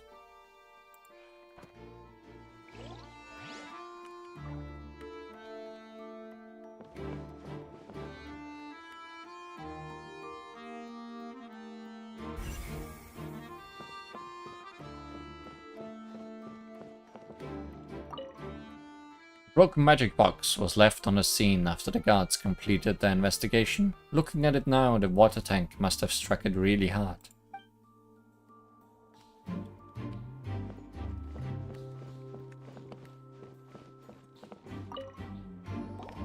So this is the rope that broke and caused the water tank to fall.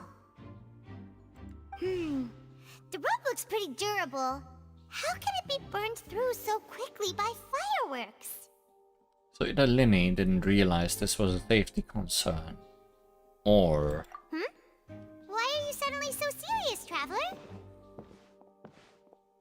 I'm just looking at where the rope snapped. Whoa! Look! This bit is made from different material! Most of it was burned away, but there's still a little bit of it left. Seems to be flammable. Like a type of flesh cotton. So if a rope meant to hold something was made with that kind of material in it, then that means... Someone planned for it to be burned. Wait! Paimon should write all this down! Let's take notes! Special rope. This rope was used to suspend the water tank. It suddenly broke when the fireworks were being launched on stage. The investigation has shown that the location where the rope snapped was made of flammable material.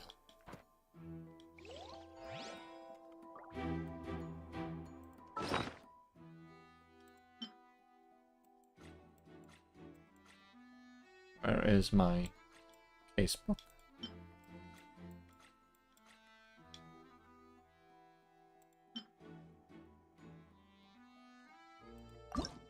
whoever the murderer was, this rope was obviously tampered with.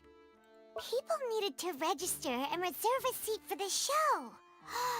That, combined with this number selector, could allow you to pick a young lady instead of some old fogey. Why would it be him?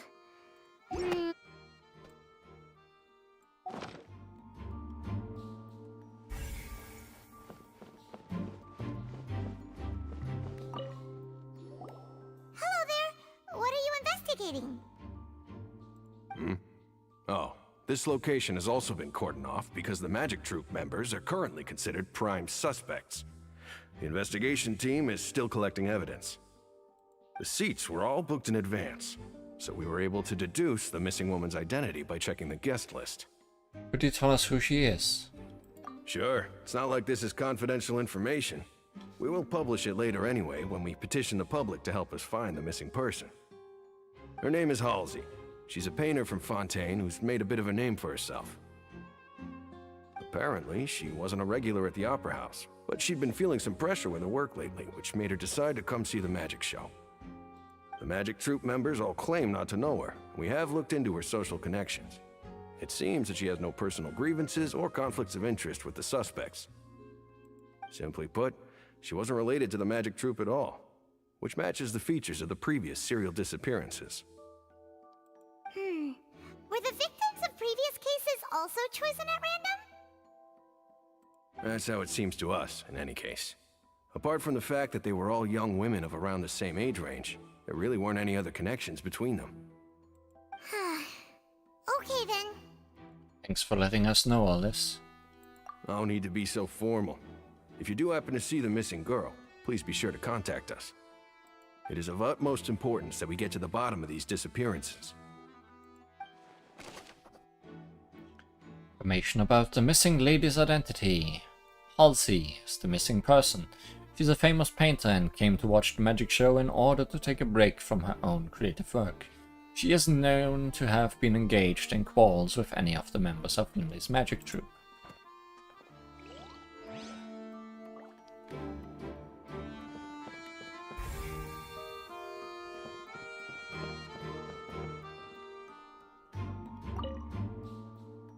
Go ahead, have a look around.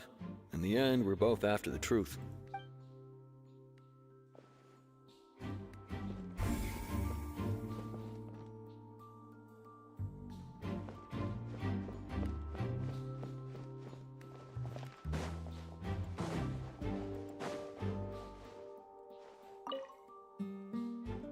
Looks like an ordinary box, but Lenny somehow moved instantly from the stage to being inside of it. How did he do it?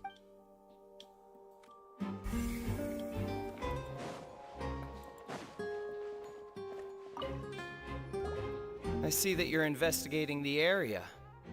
Well, it just so happens that I'm interested too.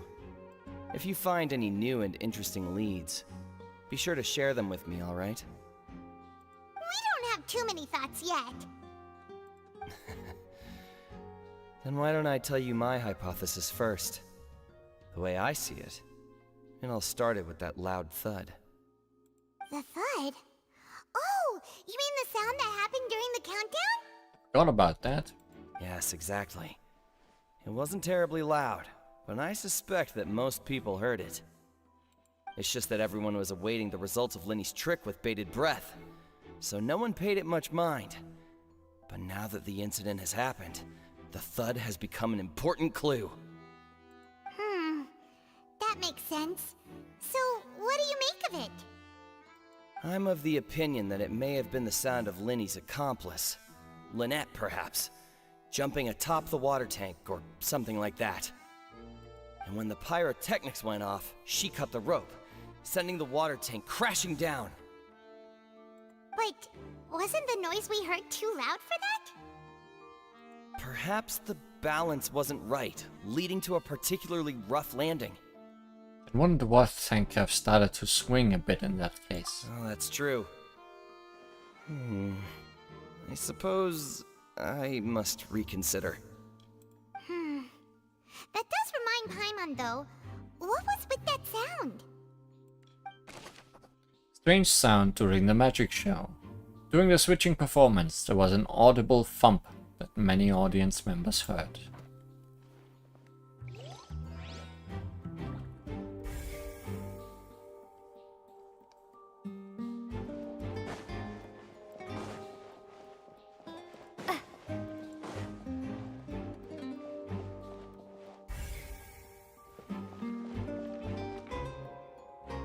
Lenny's still talking to the guards. It seems he'll have a lot of explaining to do. I think someone will be assigned to monitor us later, but that's alright.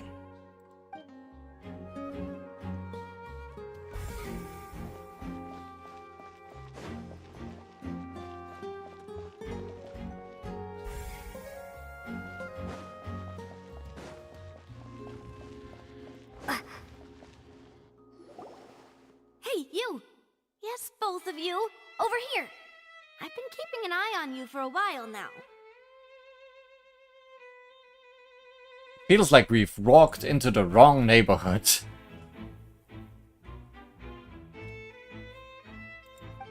Huh? You mean us? That's right. If I'm not mistaken, you're also among those who wish to cut down the thorns and pursue the truth. No? And by the looks of it, you're not from Fontaine. Well, you're right on the moor about that one, but who are you?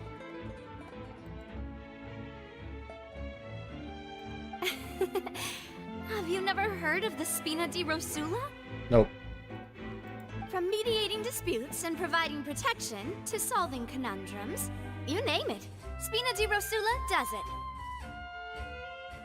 And I, Navia, have the honor of being its renowned president. Though those who play by our rules call me boss. I'm Silver, her attendant. Pleased to meet you. And I'm Melus. Demoiselle's various daily needs and affairs are under my purview. Ah, it's the local Yukari and her two Shikigami. Huh? Boss? Demoiselle? What gives with the names? Well, I am the second generation president. Malus and the others are still used to my previous title. My apologies, Demoiselle. Should you prefer, boss, I will endeavor to use that instead. No, no need. You don't have to call me boss. Just Navia is fine. Okay, if you say so. Not that we're members of Spina di Rosula anyway. All merely trifling details. Never mind. Now, back to the situation at hand. So you want to investigate as well? That's right. I've always kept an eye on the serial disappearance cases. My interest stems from a matter back from my father's time. Judging from the look of things, I find Linny an unlikely mastermind. Really? We think so too! That's why we're looking for clues now. But how did you come to that conclusion? Intuition, naturally. My unparalleled intuition. Okay.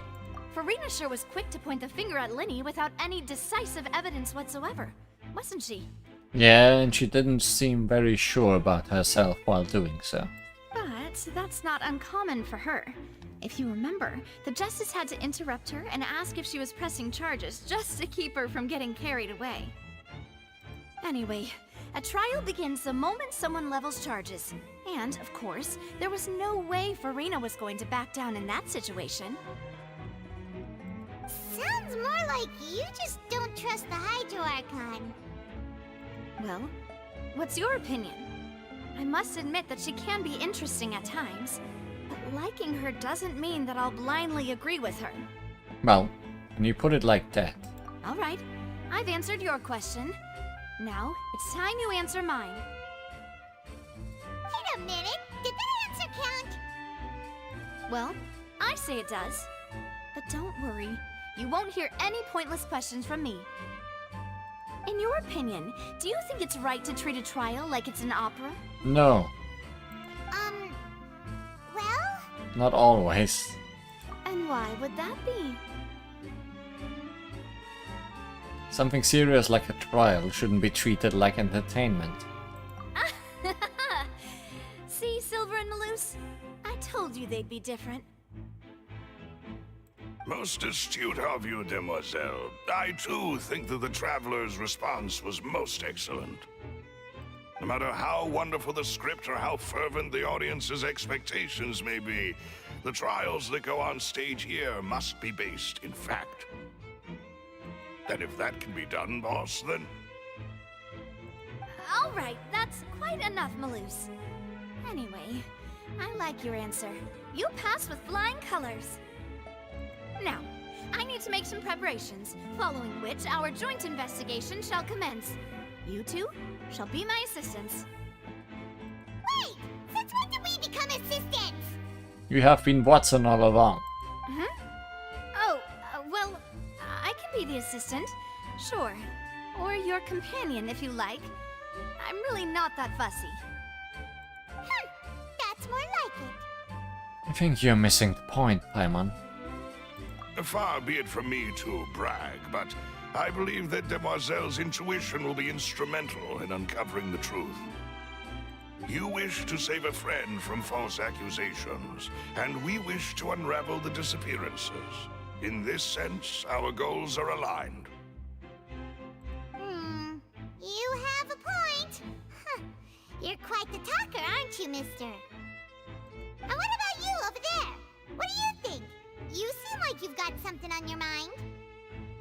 I have nothing to add. Oh, alrighty then.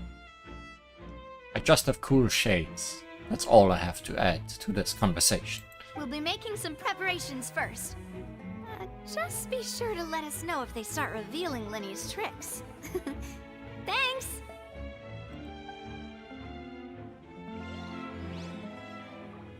That did not count as a clue. Speaking of that, I think magic shows would be very popular in Poisson.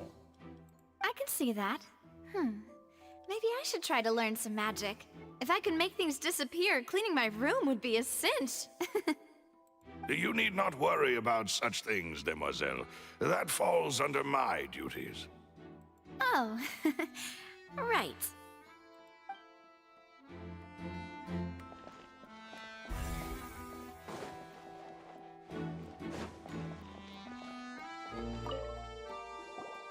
Sorry, but no one can freely enter or exit the Opera House at the moment.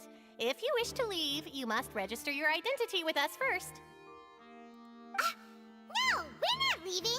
We're representing Linny and Lynette as attorneys, so we're investigating the case. Were you always guarding this entrance? Yes, after the Chief Justice gave the order, everyone coming in or out must undergo a strict inspection. So, the missing girl couldn't have left from here. At least, not from that point on. What about during the show? I doubt there was much opportunity then, either. How can you be so sure, Well, because I was in charge of security near the entrance at that time. I couldn't see Linny's performance from here, which was quite a shame. Just my luck. But still, I did not abandon my post, and I stayed put no matter how loud the applause was. If someone had so much as even approached the door, I would have noticed it, let alone if they had tried to leave. We Melazines are good at that sort of thing, you know. So, it's safe to say the girl couldn't have left through here. Alright, thank you for your help. This'll be useful info. Entrances and exits to the Opera House. No one left the Opera House during the magic show, and after the incident happened, only those who had their identities cleared by the guards could leave.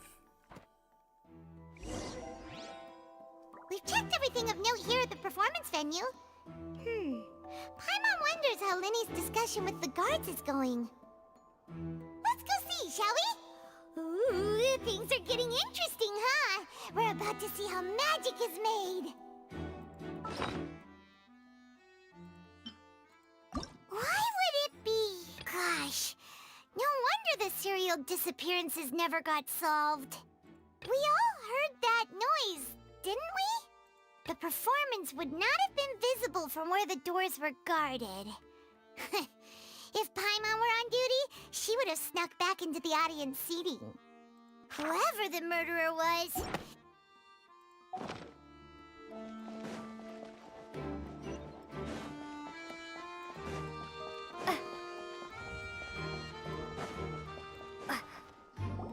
Understood. Then I will be going with you.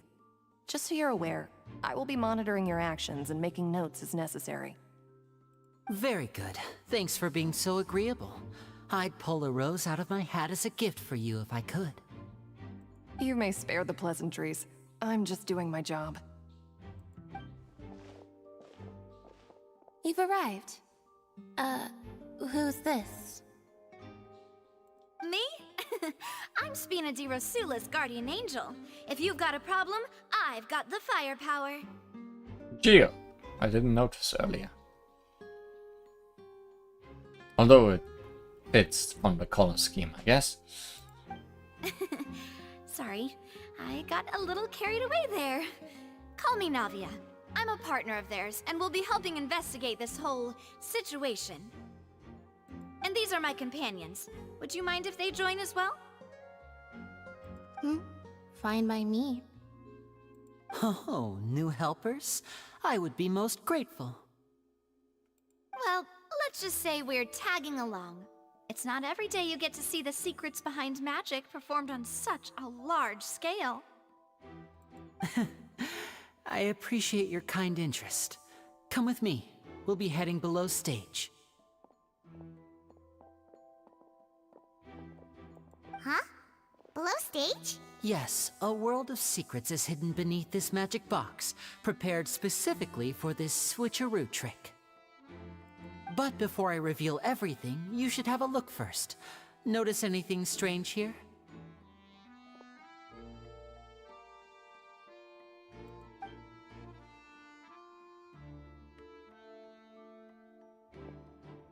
I'm not trying to be dramatic. Remembering the details of a trick will help you understand the methods used to perform it more easily.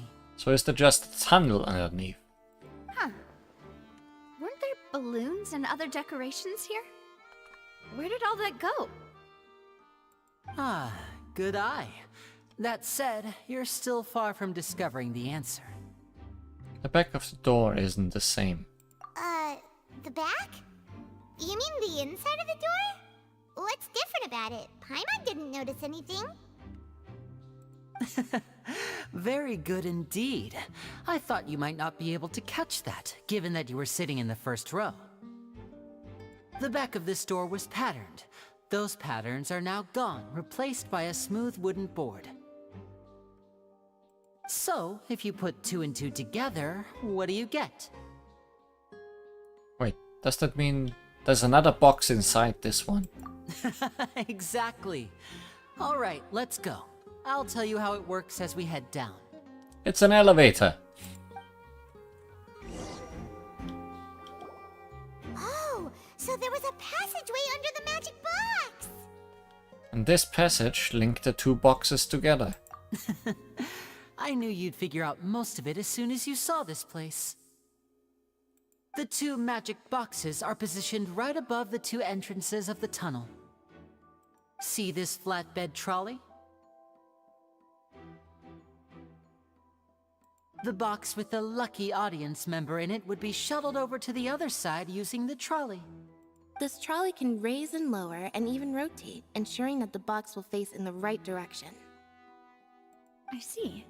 So that's the purpose of the box inside another box. Precisely. The inner box would descend after the audience member was put inside and be moved along the trolley, all while the outer box would remain on stage as if nothing had ever changed. So that's how you did it! Once the box was lowered, the trolley would store some energy through this device here, with which it would complete the rest of the steps. The audience member would only be able to feel some slight movements in the dark, and by the time she walked out, she would already be back on stage. Then what about your side of the trick? Right! You were talking that whole time, and you even came out for a moment near the end. Ah, yes. A phonograph operated by Lynette was used to achieve that effect. My assistant and I had already scripted our conversation beforehand. When the countdown began, I had already gone to the opposite box via a tunnel using that ladder. And what about Lynette? Where was she? I was in the mezzanine space in the back of the box. Oh, interesting! That's how we were able to coordinate Linny's lines with the assistant. And, by the way, I was the one who walked out of the box at the end. Oh. I mean, we are twins. All it takes is a change of clothes and no one can tell who's who. And that's my favorite part of this trick. Only Lynette and I can perform it. So that's how it all worked! Wow! Every detail you revealed was more amazing than the last! Can tell a lot of thought was put into this. Lynette would briefly walk out of the box and then go back in, jumping into the tunnel and escaping before the box on the trolley could finish ascending. And then I walk out of the other box in the audience area, and the trick would be complete. The operative word here being would. But as you saw, Cal was in the box, not our audience member. She, on the other hand, mysteriously vanished. So the thump we heard was someone getting inside the box down here, getting out the girl and getting Cal in. We really don't know how that happened. If not for that interlude, this would have been an astonishing trick. I probably never would have figured out how you pulled it off. And yet, to think that someone was able to use this magic trick to commit a crime. Could we have a look around? I think we can come up with some more leads. This is the scene of the crime, so Linny and Lynette are not permitted to stay here. I'll escort them back up. Yes, of course. No need to be so strict now. I won't disappear into thin air, you know. But dissolve into water. Thanks, everyone. We're counting on you. The magic trick. Linny gave a detailed account of how the trick was supposed to work. By using a box inside a box, the idea was for the box containing the audience member to be transported across my tunnel underneath, and Linny himself would also use this tunnel to get to the other side. Meanwhile, having changed her outfit, Lynette and her assistant would take charge of on-stage interactions. The magic box on stage has an additional layer to its rear in which Lynette, in Linny's clothes, remained hidden. She would appear at the end of the magic trick and lead people to believe that Linny had been able to instantly move to the box on the other side. The magic box at the center of the audience stand has two layers, and beneath it is an entrance to an underground tunnel. This was how the lucky audience member was meant to have been transported without the audience noticing.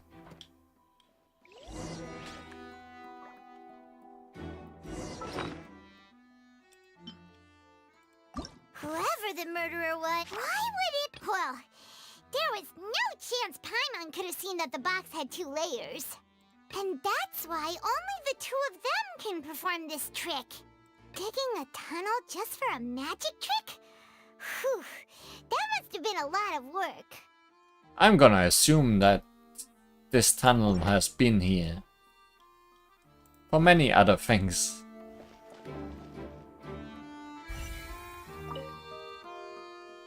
This should be the control device for the trolley. It seems to be able to operate automatically.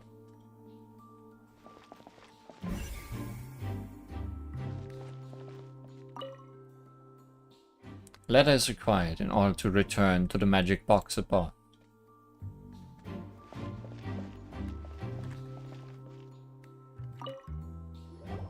The floor is wet. Please be careful not to slip. Speaking of which, why would there be water here?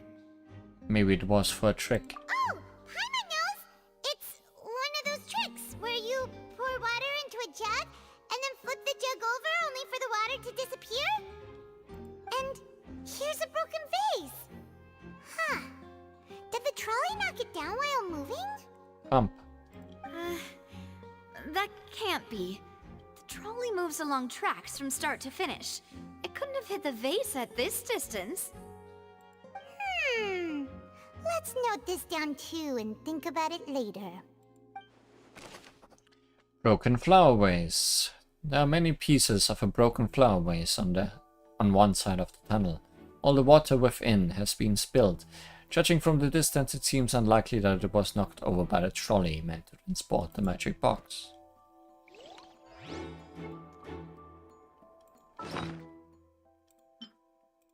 Why would it be him? Whoever the murder... This flower vase is probably a prop for the show.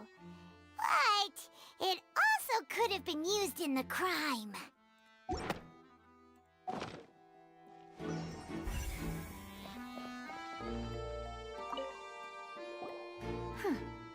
What's this? Looks like a hook tied to the end of a rope. Huh? There's all kinds of odds and ends here. A grappling hook? Linny didn't mention this earlier. Perhaps it was a prop for a different trick. But why would it have been left here? Whatever it is, let's make a note of it first. Dropped hook rope.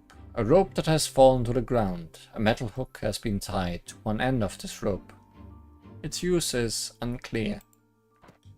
You say.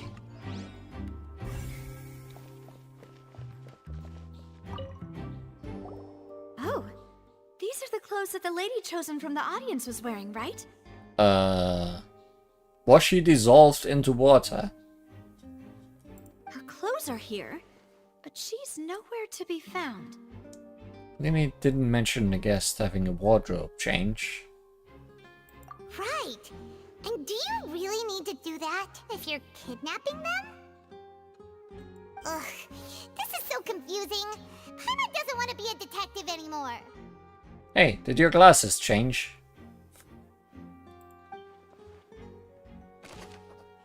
The young lady's clothes. The clothing belonging to Halsey, the lady who went missing, were found in a tunnel. The reason for this remains unknown.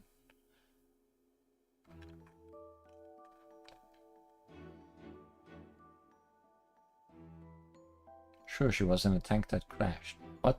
No. She was... The cloaks are very close to the water from the waves, is what I'm saying.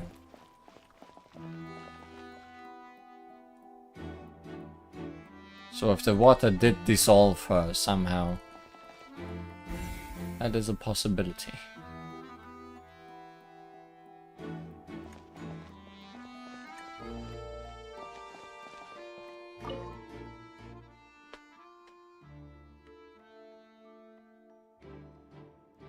High precision is required to complete this magic show, and tracks are perfect for making the trolley stay on its designated course.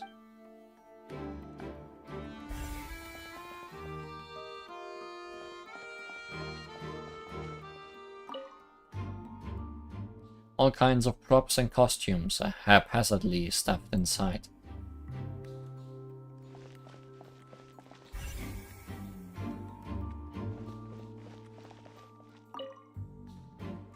The trolley is crucial for transporting the magic box to the other side. The culprit must have used this to execute their plan.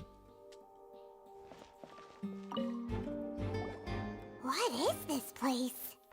Looks like a vent. It seems someone could fit through here. But can it be opened easily? Huh. Could this have been the suspect's escape route? Alone, perhaps. But if they had to pull another person with them, the space would be too narrow. But there are no other ways in or out of here.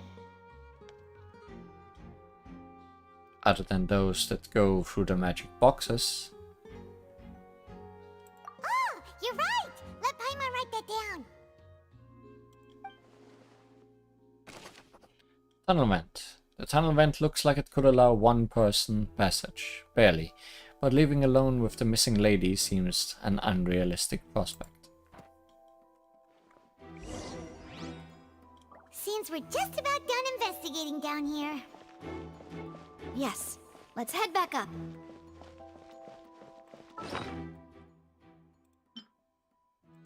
Whoever the murderer was, this is probably a prop too. Oh, looks like it could hook onto a lot of things. Like the Traveler's fishing rod! That we have not used in ages. Paimon doesn't get this at all. You think about it for a bit, Traveler. Why would it be him? That size wouldn't have been a problem for Paimon.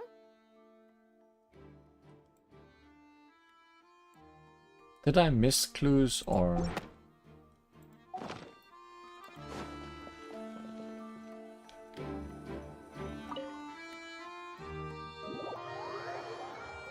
are not available yet. Well, we've ascertained the state of the crime scene. Let's find a place to sort out our findings once Malouse returns. It seems to me that there are several things that don't add up here. Apologies for the wait, demoiselle. So, what did the guards say? Did the criminal escape through the vent? They believe the odds of that are very low, since the vent leads to the Opera House's basement. The guards have checked the area carefully. No one left through the basement during the performance or after the incident, and no one was found hiding there. So the tunnels become like a secret chamber then! You know, like the kind you usually see in novels! Would seem so. The plot thickens. Halsey's disappearance and Cowell's death are both quite inexplicable. No wonder Farina was so confident in her accusation. All the current evidence points toward Linny and Lynette. Just wait until the girl precipitates from the water. In other words, the charges are very likely to be upheld unless we make some considerable progress. Charges and then trial. So if the charges are upheld, they'll announce a sentence? That's right. This is how a trial goes in the Opera House. During the proceedings, the Chief Justice and the Oratrice will hear statements from both sides. Oratrice will too. That's right. This is how indemnitium is produced. The statements from both sides, the defenses from attorneys, witness testimonies, and even the audience's emotions will all be projected on the Oratrice. To put it simply, it's as if the Oratrice has its own will, and is a judge in its own right. This also precludes any kind of favoritism on the part of the Chief Justice. And not that this has ever happened anyway. Fascinating. Once both sides have finished speaking, the Chief Justice will make his final decision. This, too, will be used by the Oratrice as a reference. Then, finally, the Oratrice will be consulted by officials. The result it returns is the will of justice itself. Huh? So that machine is the one that actually decides? Paimon thought Novelet called the shots. Ah, you're back to regular glasses. In practice, there is very little difference. Both have always come to the same judgment, which is why people have great faith in the Chief Justice. Ah, yes, the guards also asked me to convey that none of us will be allowed to leave this place before the trial. Huh? Why? Because we've chosen to act as the twins' proxies. That makes us persons related to the case. They're concerned that we might be colluding with outside parties, or that we might find outside help to disrupt the case. And even if that were not so, it could prove problematic if we happen to spread key information about the case ahead of time. I'm ready to break out at any time. Thanks, Silva. Whoa! There's no need for that! Paimon thinks they have a point. That said, are they providing food? Of course. I just hope you don't mind the lack of options. I'm afraid that catering to all tastes is not in the cards, nor is any guarantee of balanced nutrition. Now is not the time to be picky. In that case, let's just sort out our findings together here. Pity. I was hoping to take you to try some of Fontaine's famous desserts, too. We will have time for that. I mean, what better way to properly think through our findings than over some tea and sweets? Huh. Breaking out suddenly doesn't seem like such a bad idea after all. Paimon. Just kidding, just kidding. Paimon will still do her best, even if there are no snacks. Hmm? What do you mean, no snacks? Of course we'll have snacks. If we cannot buy some, then we'll simply make some. Huh? Here? But how? Let's make a fire. Understood, demoiselle. Everyone, please come with me.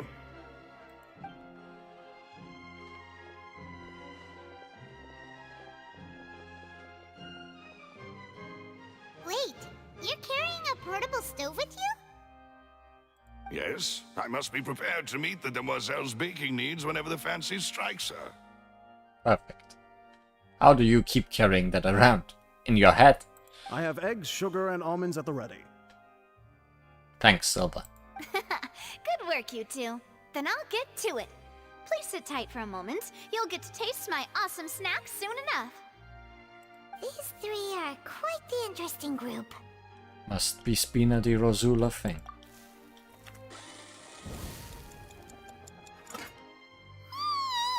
And Paimon thought it smelled good while it was still in the oven. Oh, it's even better now. Paimon can't stop drooling. Says someone who has 500 inventory slots just added. Hey, I'm the protagonist. From the way you had these two guys carrying all that stuff around, Paimon thought you'd have them do more during the baking process. But you ended up doing the entire thing by yourself. Beating the egg whites, grinding almonds, everything. I was applauding. Thanks, Silva. And I was giving encouraging smiles. That's not quite what Paimon meant, but okay. Paimon was just thinking. Aren't you worried about getting your fancy dress dirty, beating egg whites and baking like this? Well, I don't think it's carved in stone anywhere that fancy ladies can only read books, sip tea, ride horses, and play the piano. I just really enjoy making snacks. Don't underestimate beating egg whites, by the way. It's a real arm workout. You also need to beat them to just the right consistency, or your macarons will crack. Anyway, give these a try, fresh out of the oven. There's 3 for each of us. Only 3? Well, eating too many sweet treats might send all that sugar to your head. You wouldn't be able to think clearly about the case on a sugar rush, would you? Tea is ready to be served as well.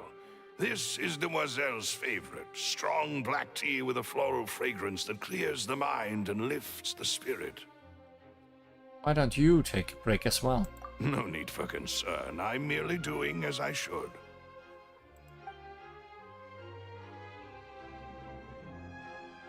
All right then.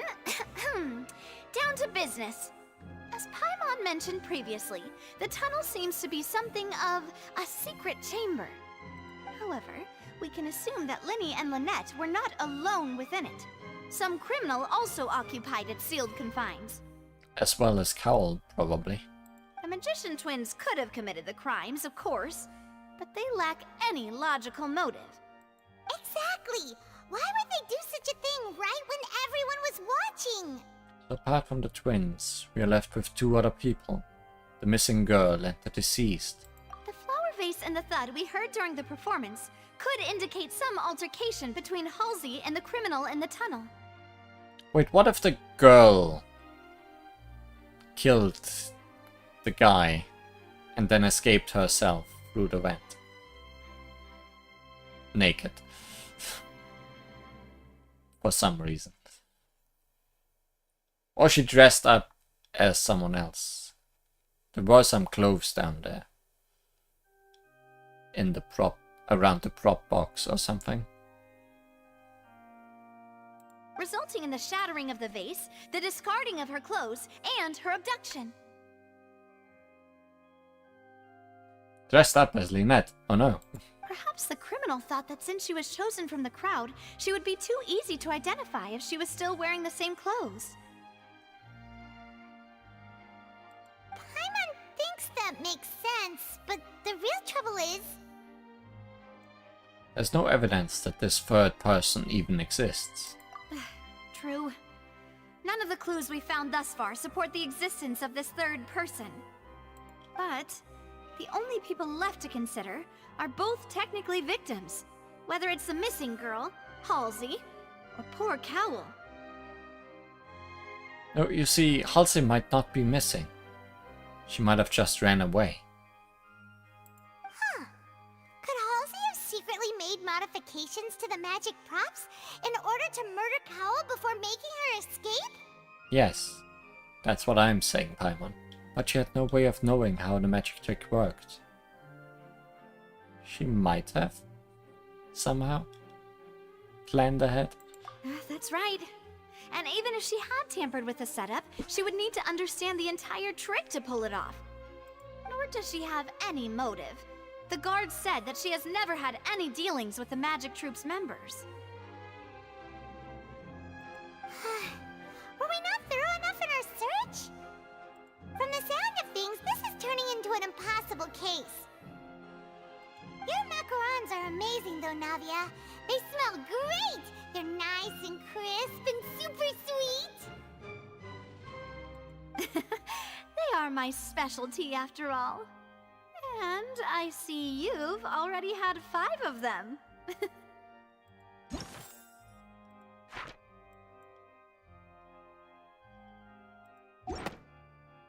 What? 5?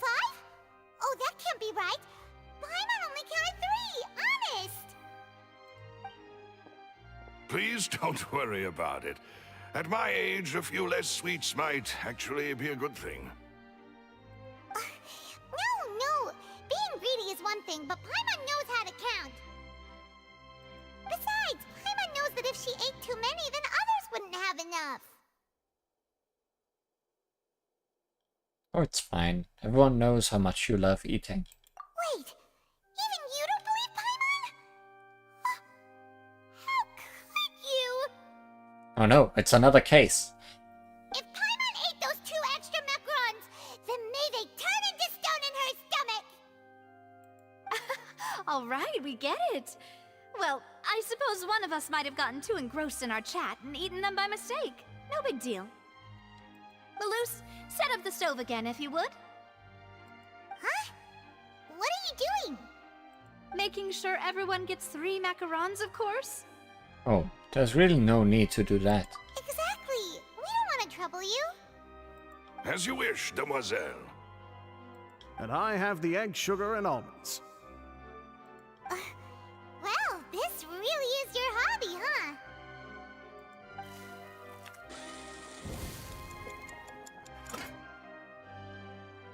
Well, that's it for snack time. I'm going to have another look around the area. I don't know what we're looking for yet, but we've still got some time.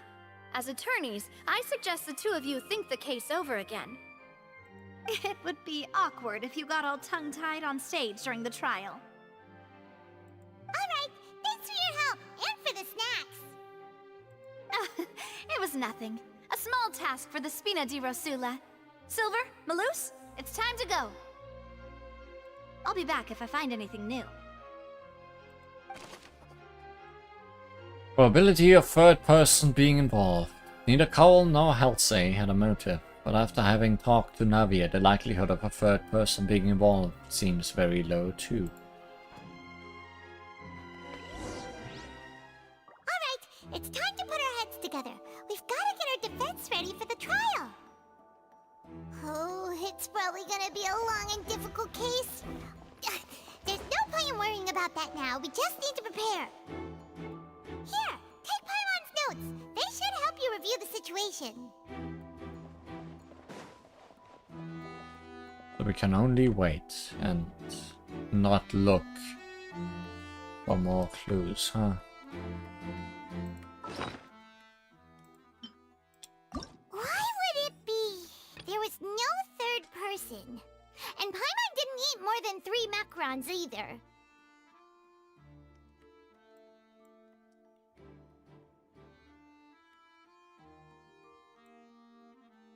I assume there might be missing clues around that would help solve things.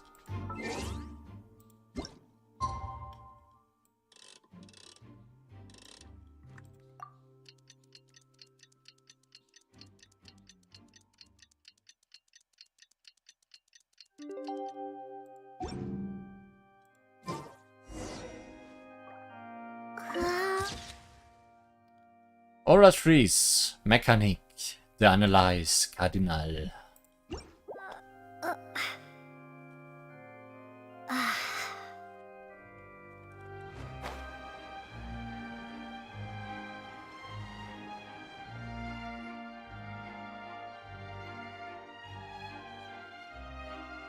Do? The whole situation is so confusing.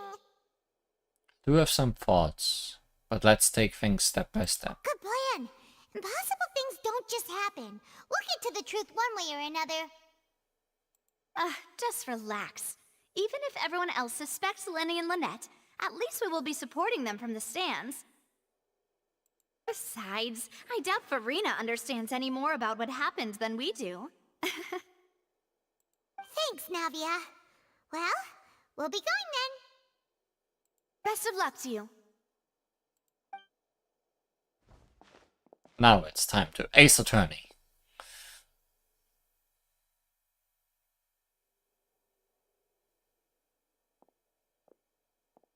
Ah, finally, you're back. Well, how did your investigation go? To be honest, you might be disappointed. No. We're already very grateful that you were willing to help. Well now, don't you all look disappointed? Don't tell me that your investigation came up empty-handed. That was to be expected, of course. The guilty can never produce proof of their innocence. But don't let that stop you. I shall be terribly disappointed should you, my most anticipated foe, concede so easily. Just you wait. Since both parties are present, I declare that the trial regarding the magic show incident is now in session. Firstly, in order for the audience to understand the causes and results of the incident, could we please have Mr. Linney explain the trick? Yes, of course. I will explain while Lynette demonstrates on stage. All the necessary items have been prepared.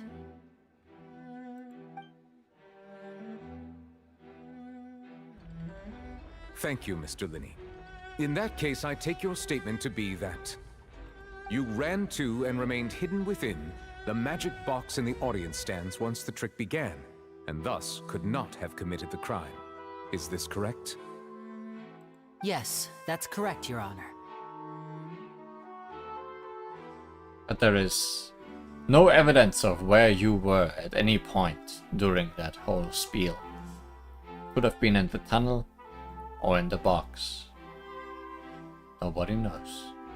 In that case, I call upon the prosecution. Lady Farina, do you wish to refute his statement in any way? Why, of course I do. Allow me to take the first shot and break this case wide open. Mr. Linney is clearly lying. Objection! There is no way you could have been in the box the whole time if you were to abduct Halsey and murder Cowell. In fact, I'd say you were hardly in that tunnel at all. That is simply your hypothesis based on the presumption that I'm guilty. Oh, is that so? And if I may ask, what did you hear while you were inside your box? The roaring countdown of the crowd, of course. That's how I kept track of the time and built anticipation for the finale. Transitions. They're happening. And you didn't hear anything else at all? Nothing that might leave an impression of any kind? Lenny, did you hear the thump? No, nothing. I see. But when the count reached 30 seconds or so, there was a thud. One so loud that I believe practically everyone heard it. Huh?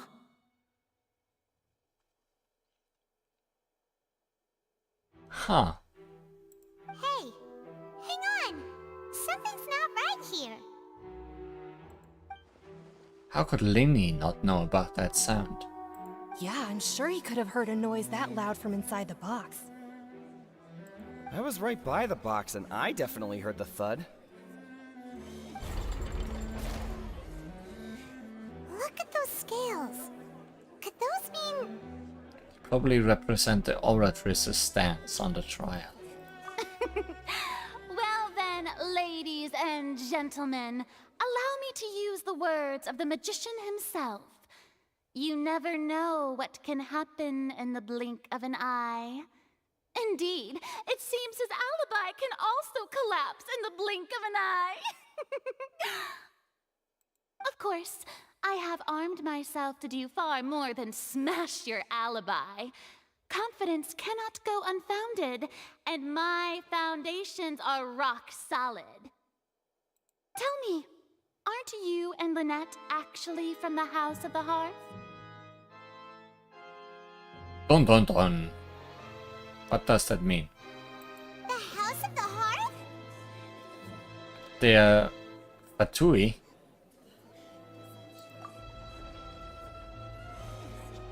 No wonder they did something like this.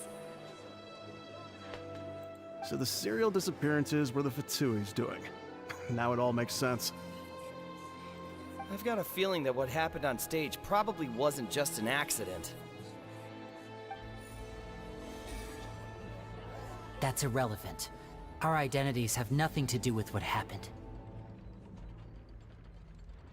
So you're not denying it, then? Indeed. Then perhaps you could tell us everything that happened during that 1 minute. Your first priority is to prove yourself innocent after all. I'm sure there is little that needs to be kept secret now. Unless your script already has holes in it.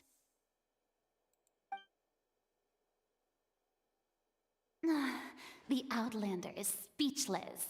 My, oh my, don't they look flabbergasted? Now comes the infighting and discord, I suppose. This was almost too easy. Arena cheering inside. Good thing I made all those preparations. Seems the all-nighter I pulled last night is really paying off.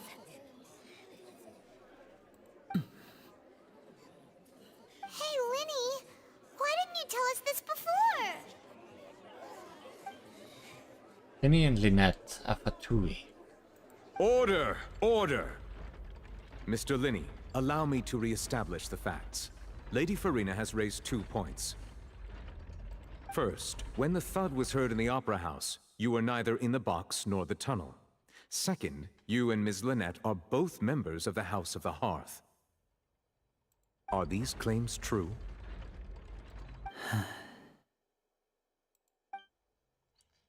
There's no doubt about a magician's ability to con others. Given how Linny has concealed his identity, this could all have been set up beforehand.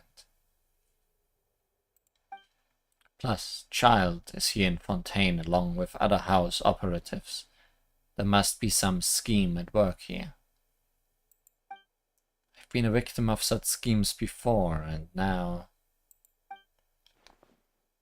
Please answer my question, Mr. Linny. I'm sorry. Yes, they're true, Your Honor. I knew it! Well, that's it. We might as well move on to the sentencing already. What should we do now? Permission to speak, Your Honor. Granted. The client has withheld some key information. In that case, what is your request? I request a brief adjournment. There are things that must be discussed. Is that really necessary? They're already as good as guilty. The defendant deceived their own attorneys. What is there left to discuss? Order! Order, I say! Your request is reasonable, and we shall adjourn. This trial will reconvene in 1 hour. So, you would stick to Mr. Linney's defense even after knowing what you do now. You certainly have more professionalism than I thought. In that case, my dear audience, let's allow the joy of victory to steep for a little while longer.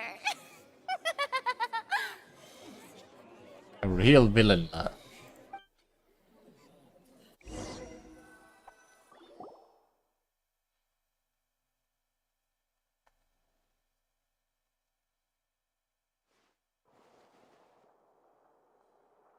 Well, this is awkward. I didn't think the Hydro Archon would dig all that up. So, we have 3 Fatui giving away their visions today. At one point or another. I'm assuming these two got them back already. I'm sorry, yes, Traveler we did. and Paimon. Yeah, sorry. Paimon doesn't know where to start. We trusted you two. We based our entire reasoning on the assumption that you weren't bad guys. Got them back right after the accident. Yeah, I guess so. I never paid attention to that. Not to set the wrong tone or anything, but Paimon's really mad! I'm very sorry. I know you're angry, and reasonably so, but please, let me explain. I know you've clashed with the Fatui several times before. I wouldn't be surprised if just hearing the word is enough to make you upset. But our organization is very, very large, and the Harbingers have very different personalities and goals. Right now, we want to save people. As many as we can. That's right. I'm sure we're on the same page when it comes to this nation and the disaster that its people might face. I knew if it weren't for our respective identities, we could become good friends. That's why I didn't wish to flat out lie to you, but chose to hide some details instead. The truth is very important, but being completely transparent about everything would see us spending more effort than we need to. How can we know this isn't all just another lie? Right. So, you be the judge. Heck, if I were you, I fear that I'd even struggle to trust me at this point. You met a Fatus who works as a magician, a trickster by trade. All by coincidence, too. But still, I'm asking you to trust me. I am no criminal. At least, not in this case. Sorry. Please forgive us. Well, you both say that, but... Explain the other issue first. Where did you actually go while the trick was being performed? Right. Let's hear your answer first, and no lies now! Of course. I'll answer any question you ask. We've been trying to find out how the Oratrice operates. We want to know why it has a consciousness. Why can it deliver sentences accurately? During our investigations, we learned that the machine's core is beneath it. Ah. So you used the performance because you wanted to spy on the thing. From that moment on, Lynette and I have been designing this box swap trick with the objective of getting close to the core. So you went through the vent. And that's why you were far enough away to not hear the but. Is that why you needed a whole minute? That's right. In truth, the audience would take about 75 seconds to count down from 60, while I would only need 15 to get to the opposite box.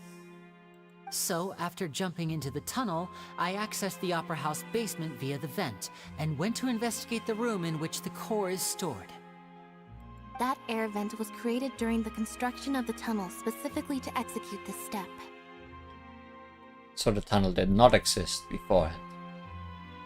They really were allowed to change the Opera House for their trick.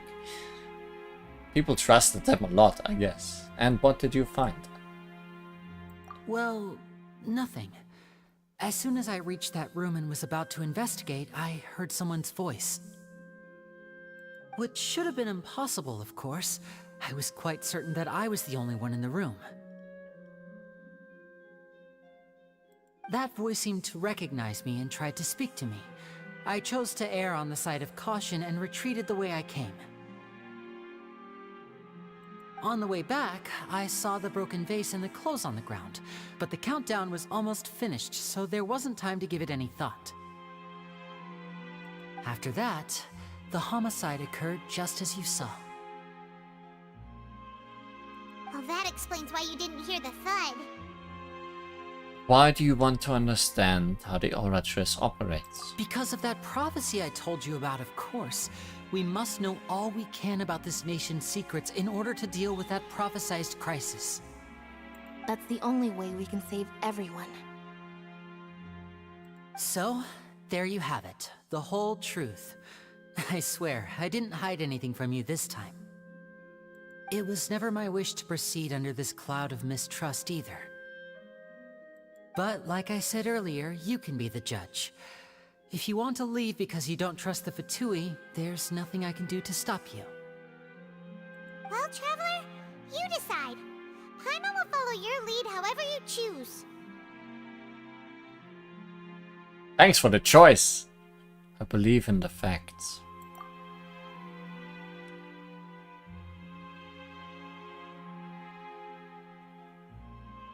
Ah, now I have a choice. I will defend you from these charges. Okay, thank you. Thanks for giving us a chance. The current problem is that the scales are tipped pretty badly against you two. If we want to refute the Hydro Archon's accusations, we're gonna need a seriously watertight defense. Actually, we already have the key evidence we need. Huh? The adjournment's almost over. Let's go back. Oh, Paimon thinks she gets what you mean. Lenny's statement. Lenny claims that he headed to the chamber containing the Oratrice core upon entering the tunnel and did not witness the crime taking place, and thus did not hear the thud. Lenny claims to have heard a mysterious voice within the chamber that houses the Oratrice core within the Opera House's underground structures. I wonder if that voice was similar to the one we heard outside.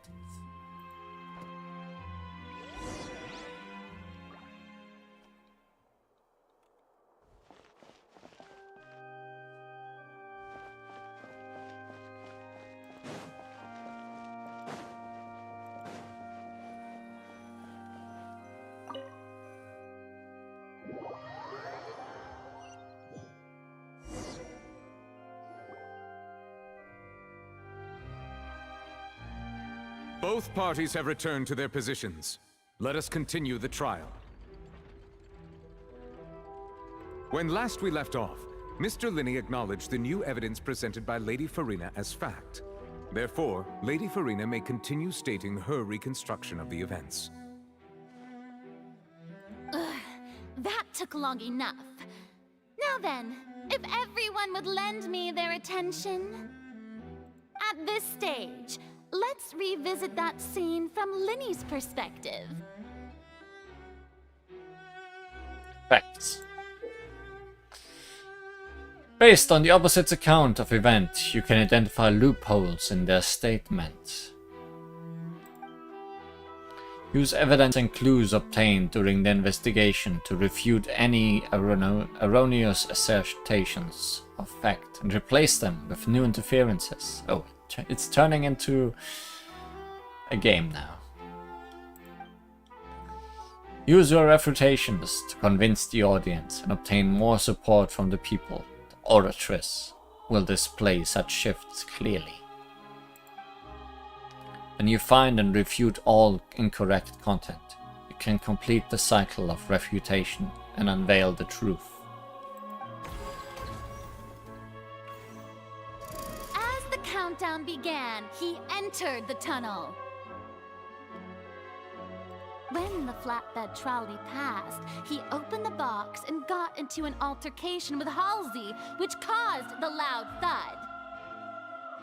Great artworks. He did not realize that the sound could be heard by everyone in the opera house, which is why he claimed earlier that he could not hear the sound. Finally, he used the vase to knock her out, before making her change clothes to prevent others from recognizing her.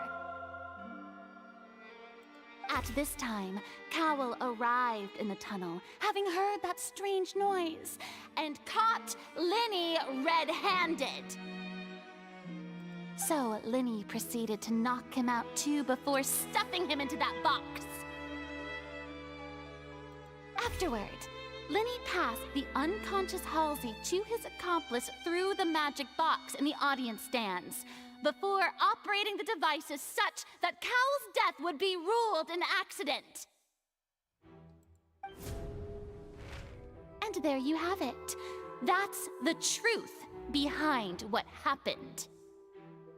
Does the defendant's side have any objections to Lady Farina's description of the events?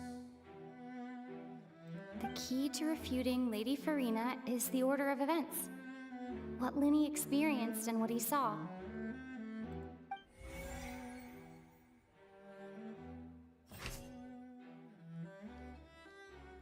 Linny entered the tunnel. Linny entered the tunnel as the countdown began.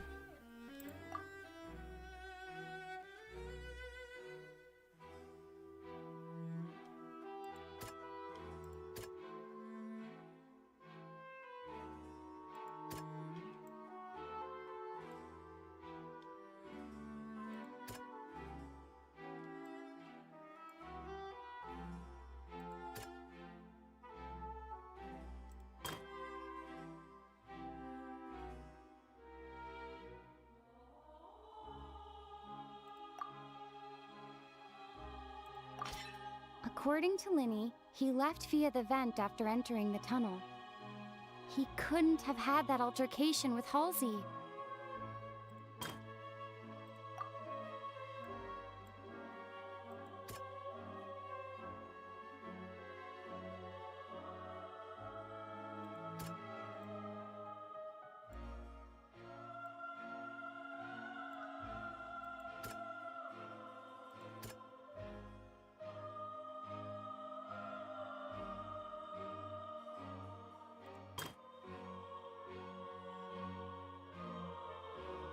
However, was Linny really in the tunnel at the time?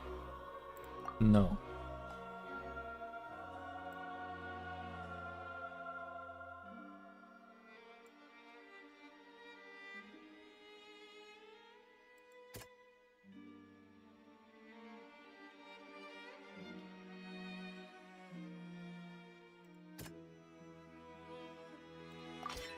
Linny went to the room that contains the Oratrice's core. This is the actual truth.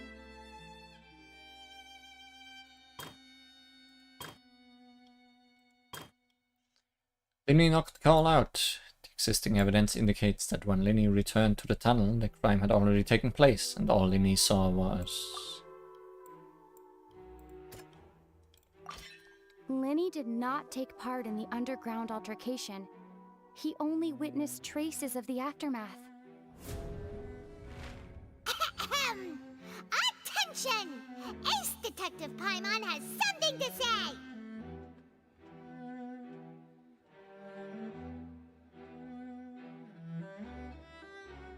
When the countdown started, Linny did indeed go into the tunnel.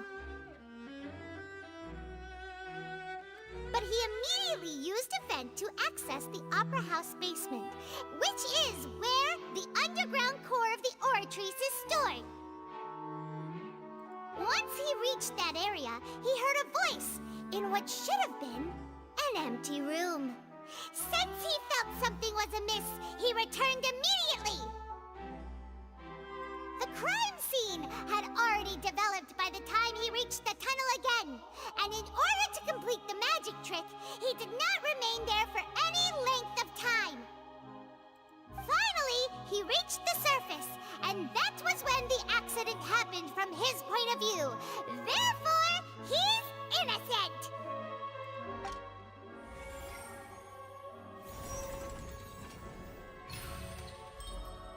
Success!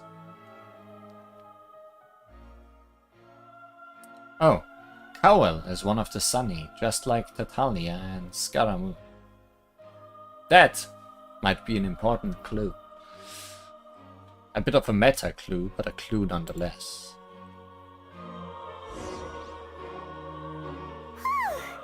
Paimon did it! Paimon actually managed to say all that! Oh, wasn't it awesome? In other words, you believe that he knew nothing of the incident? That's right! Moreover, I believe my opposition's reasoning is flawed. My reasoning? The onstage equipment was clearly tampered with in a premeditated fashion. However, you say that Cowell bumped into Linny by chance. If that's the case, then if Cowell hadn't entered the tunnel, who was the entire setup meant to kill? Assuming that what you say is true, Linny only needed to kidnap the young girl to cause a new disappearance case. What would the point of killing someone on stage be? Oh, they have a point. That's right, you tell him! And that's why they're partners of mine. They've managed to turn things around. Oh, well, your denial is very strident, I'll give you that. But what proof do you have to back your claims? Do you happen to remember how you refuted Linny's alibi initially? Of course I do. If he had been in the magic box the whole time, how could he have not heard that sound? Why do you ask? You're saying that he wasn't?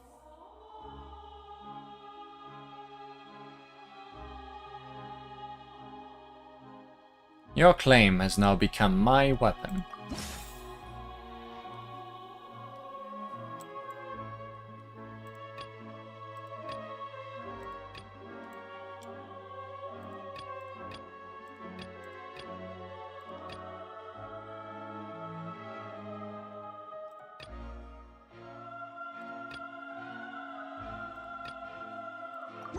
That's right! Linny wasn't in the box or in the tunnel. That's why he didn't hear anything strange during the performance. This means that when the crime happened, Linny had already entered the basement via the vent. The same clue you used to disprove his alibi has now become the best proof! How do you like that? Well played. To think you'd use such logic. Well then, if it wasn't Linny who committed the crimes, then who was it? Lynette! The murderer was... Select the gear icons in the interface to check the corresponding case questions. Select answers and fill all the empty gears to verify the correctness of your deduction. If you have made mistakes, you must make another selection from the remaining options. Once you have answered all the questions correctly, you can complete this logic chain. How did the culprit trigger the onstage accident? The guard's investigation report indicates that the fireworks released near the end of the show ignited and burned through the rope suspending the water tank above the stage. This caused the water tank to fall and kill Cowell in the box below. If Linny is no longer under suspicion, only the other members of the troupe would have been able to tamper with the props. What was the original plan for the performance? Linny gave a detailed account of how the trick was supposed to work. By using a box inside a box, the idea was for the box containing the audience member to be transported across via a tunnel underneath, and Linny himself would also use this tunnel to get to the other side. Having changed her outfit, Lynette and her assistant would take charge of on-stage interactions. What evidence is there that the selected audience member was involved in the incident?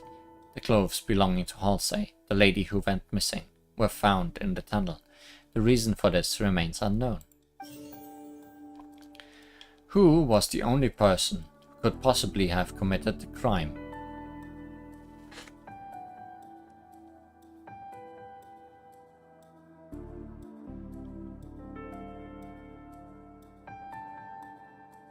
Halsey is the missing person and an ordinary audience member. Or did she have her own scheme all along? The deceased's name is Cowell, Linny's assistant. He would have been able to tamper with the equipment.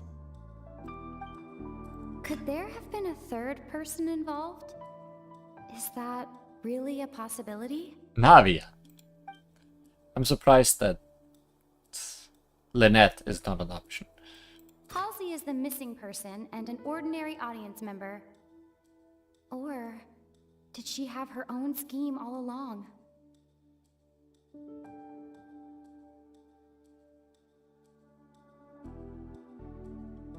I mean, my guess was she.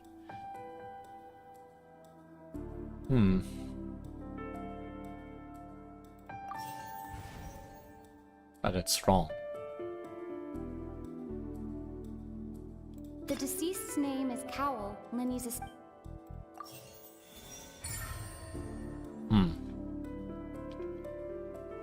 So did he fake his death somehow?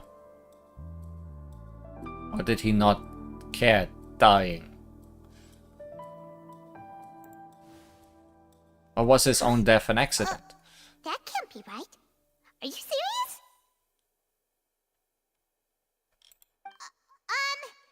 The killer was, in fact, Cowell, the deceased! Oh, is that so? How interesting! Let's hear your reasoning then. What I must do next is recreate the truth. What Cowell did, and how he went from would-be perpetrator to victim.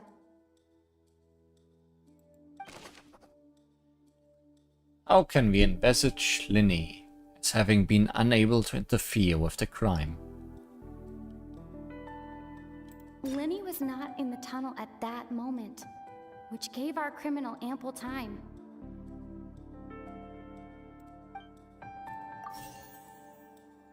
How can I prove that there was an altercation in the tunnel?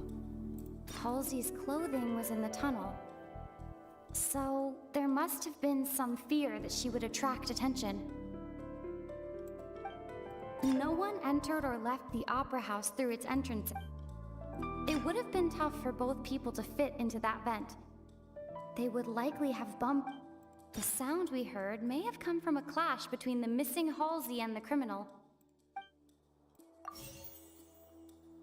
The deceased's name is Cowell, Linny's assistant. He would have been able to tamper with the equipment.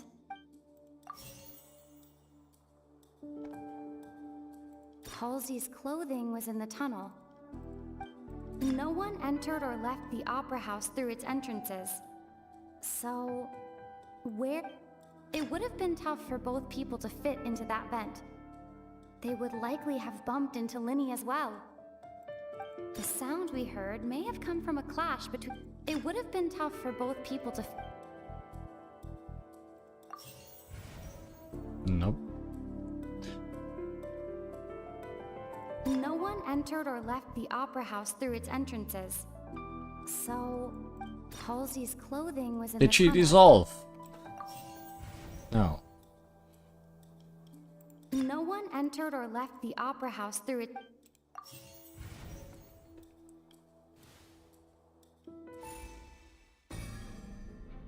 Criminal must have understood the methods behind Linny's magic trick and must have been in a position to easily modify the equipment. Leaving aside how he died, Cowell had all the means to commit the crime at his disposal. The strange noise could likely have been the sound of Cowell and Halsey struggling. Linny was not in the tunnel for 1 minute. This would have given time for Cowell to bring Halsey out of the magic box in the audience stands. But according to the guard's testimony, no one entered or left the opera house, so even if he had taken her, there'd be no means of exiting. Exiting from the box would have been in full view of the audience, pretty much guaranteeing that they would be discovered. What's wrong, Traveler? Are you still having trouble figuring things out? Where in the world did Halsey go? I see how it is. So this was all just a bluff. And here I thought you had something to show for it. But it seems you're still far from the truth. It's all gonna come down to dissolving in water. There is no other option. Look, since we're at a dead end, why not consider a different track? Just like the trick as it transpired, the end result must have been utterly different from the magician's initial design. Linny, explain your first trick to me. How did you make Lynette dissolve in water? Maybe it's not water, it's acid. No. If only we knew how Halsey disappeared. Well, that would be nice, but the tunnel only has 3 exits, and none of them seem very likely. And it's not like this is a magic trick where you can just make a real live person disappear. You know, like you did from that water tank, Lynette. Magic? Escaping from the water tank. Wait, could it have been the water? Excuse my interruption, dear opponents, but do you not see that the crowd is growing impatient? There is no greater sin in this opera house than an awkward delay in the performance.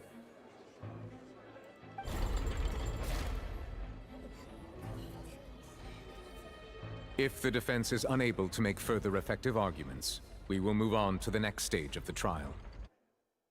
Objection! Lenny was not in the tunnel at that moment, which gave our criminal ample time. The sound we heard may have come from a clash between the missing Halsey and the criminal. The deceased's name is Cowell, Lenny's assistant. He would have been able to tamper with the equipment. The vase was not broken by chance. It was used to cover important evidence. The water.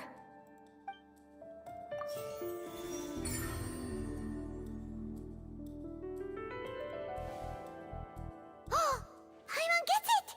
It all comes together if Halsey disappeared instead of being kidnapped. Lynette escaped from the water tank, vanishing gradually and leaving only clothes behind. If there's a similar method where a person could be transformed into water... Oh, just a moment, please. I do hope you know how preposterous you sound at the moment. How could a person ever be transformed into water? This is reality we're talking about here, not some magic trick. I request that we examine Cowell's personal effects. We might find something there. Must we really? I should think that of anyone. Your friend Linny already knows this truth very well. Magic tricks are ultimately just illusions and misdirection. But Halsey's disappearance is very real. We're talking about 2 completely different things. Even so, I trust the Traveler's judgment. The truth must be out there somewhere. Perhaps some new line of reasoning may open if we try to gather all the focal points that don't make sense. Since Cal was the deceased, we haven't placed much attention on him.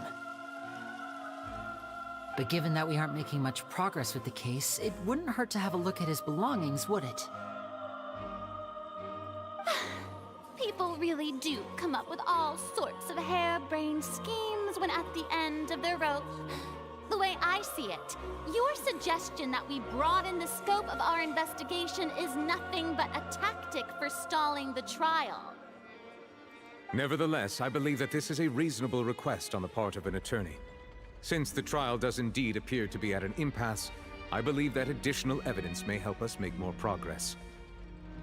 Guards, Please step into the lounge and examine the personal effects of the deceased, Cowl.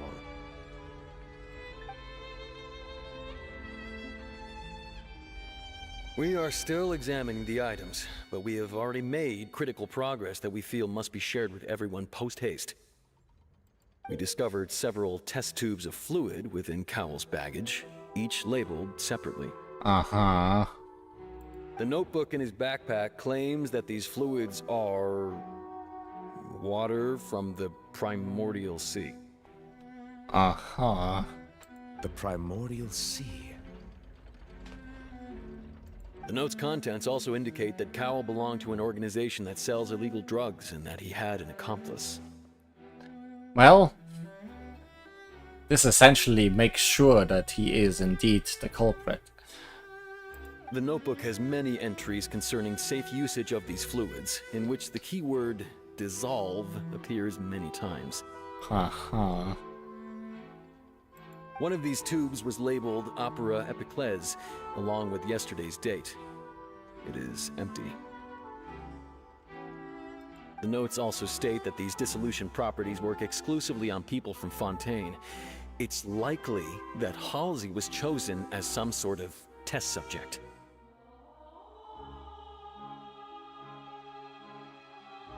As such, we believe that the defense's hypothesis is, in fact, supported by sufficient evidence. You've got to be kidding! People dissolving into water? Could something so ridiculous actually be true? Wait a moment. This reminds me of a certain prophecy, but it's just a coincidence, isn't it? Huh. If people can become water, does that mean that the water tank's real use was as a means to hide water stains? And if Cowl was targeting that girl... Wait just a minute. Could that mean... You two, with me, quick! Demoiselle, wait! What about your partners? Let's go. Just trust me. Order! Order! It is undeniable that further examination of the deceased's personal effects has yielded some surprising results, but we cannot yet verify the veracity of these clues. Still, let us assume that these clues are indeed authentic, albeit with the understanding that Ms. Halsey has yet to be found. Guards, please continue examining the items along these lines. Mr. Linney, it appears your hypothesis is supported by the evidence, so please continue speaking. Of course. Thank you, Your Honor. If we uphold this hypothesis, I believe that many of this case's seemingly unrelated clues can be connected together. Right! Like the metal hook! That one didn't make sense at all. Let's think about this. Cowl's methods must have something to do with that water from the primordial sea. Maybe scoop her into a bowl or something. See, I'm not sure if she turned into the water or if she was, like, teleported somewhere else through the water. Water from the primordial sea. The liquid that guards found in Cowl's luggage seems to have the ability to dissolve Fontainians into water. Who is the prime suspect currently? The deceased's name is Cowl, Linney's... What item did the culprit use to control the timing of the dissolution?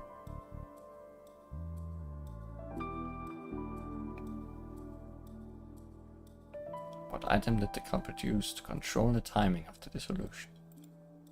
I remember there was something else within the inner layer of that box. Huh? Lynette was in the magic box on stage the entire time. Did she have something to... Now it seems like the hook rope was not meant for another magic trick, but was instead some form... The water from the primordial sea should already have been prepped before Halsey entered the magic box.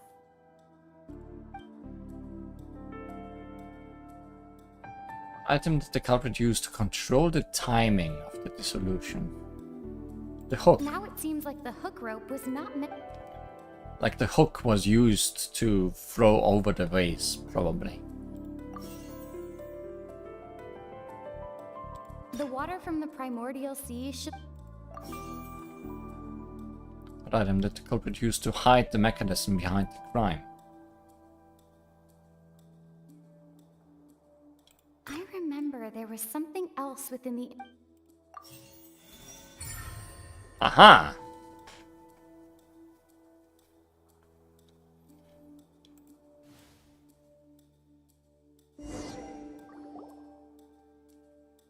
Ahem! It's Ace Detective Paimon's time to shine again! The rope was not involved. The rope was only used to dangle and eventually drop the water box on the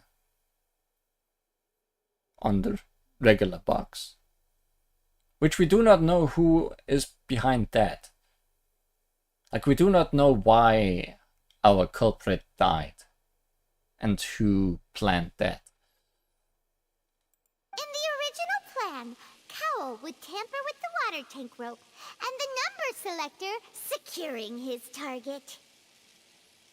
When the magic box containing Halsey was lowered, the metal hook would retract gradually and pierce the balloon at the top of the box.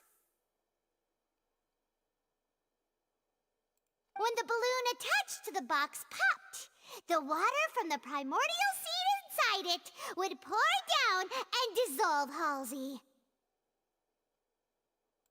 Afterward, Cowl would enter the tunnel and break the flower vase to conceal the water inside the tunnel, with the remaining evidence being covered up by the water tank on stage. Oh, okay. Slightly different, but fine. But he encountered something unexpected in the tunnel, and wound up being fatally hit by the same water tank he meant to use to cover his tracks. Huh. That does make sense. That actually links together a lot of the more confusing pieces of evidence.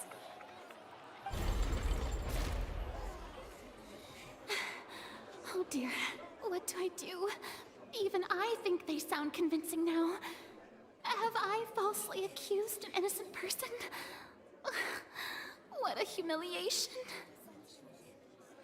Now, it seems like the only point of contention remaining is the exact circumstances that led to Cal's death. His notes mentioned he had an accomplice who could be related to the situation. On that note, the guards have just contacted me indicating that they uncovered new evidence. I shall now invite him on stage to share it with us. Thank you, Your Honor. We were just inspecting the luggage of the other people involved in this case. And we found an identical sample of the water from the primordial sea among Linny's personal effects. Ooh. Is putting it on him. What? That can't be. Oh, I see. Well, how wonderfully comedic to have your own counterattack only to come back and wound you. Does this not clear all doubt? My dear citizens, my loyal audience, allow me to present my reasoning and bring this performance to a swift close. Begins again. He did not need to take part in the dissolution of the young woman at all. Indeed, he did leave the scene via the vent. Having made modifications to the props beforehand, his accomplice Cowl then caused Halsey to vanish using the water from the primordial sea. But upon his return, in cruel avarice, Linny desired sole credit and prepared to do away with his partner in crime.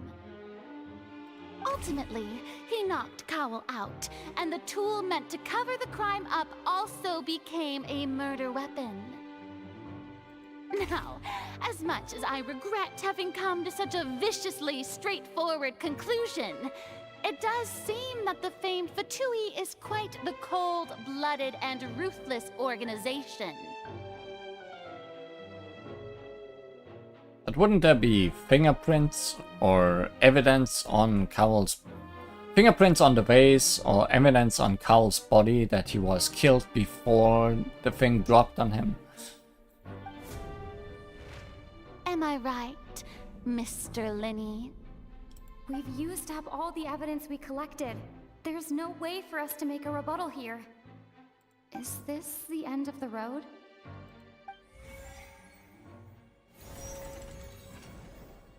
Oh no! Paimon can't think of anything either. It doesn't look like there's any way around this. They have gloves though. Yeah, okay. Still, second point stands that investigating the body should reveal that he was murdered. How he was murdered, when he was murdered. I don't know. Seems using the water as new evidence was too good a move. Why did this have to happen now? I think we've all seen enough now, and we have ample witnesses to my flawless reasoning.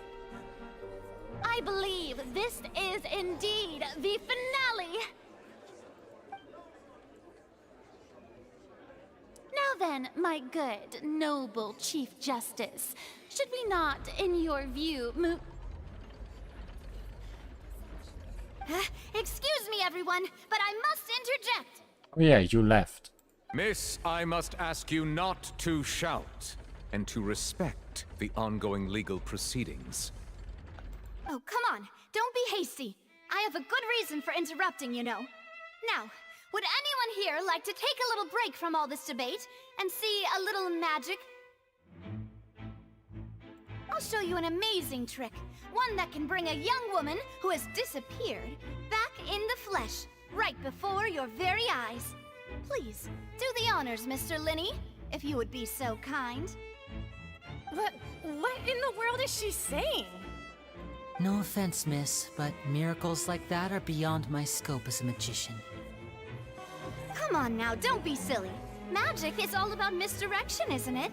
It often conceals the truth while presenting a fascinating illusion. But once everyone believes the illusion, can't magic reveal the truth to them once again?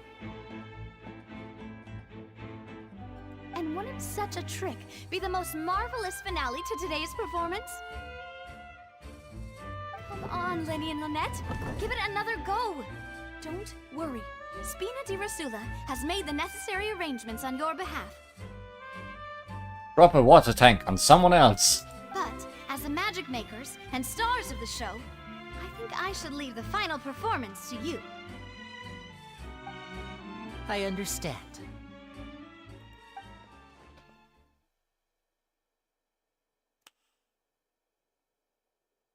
And voila!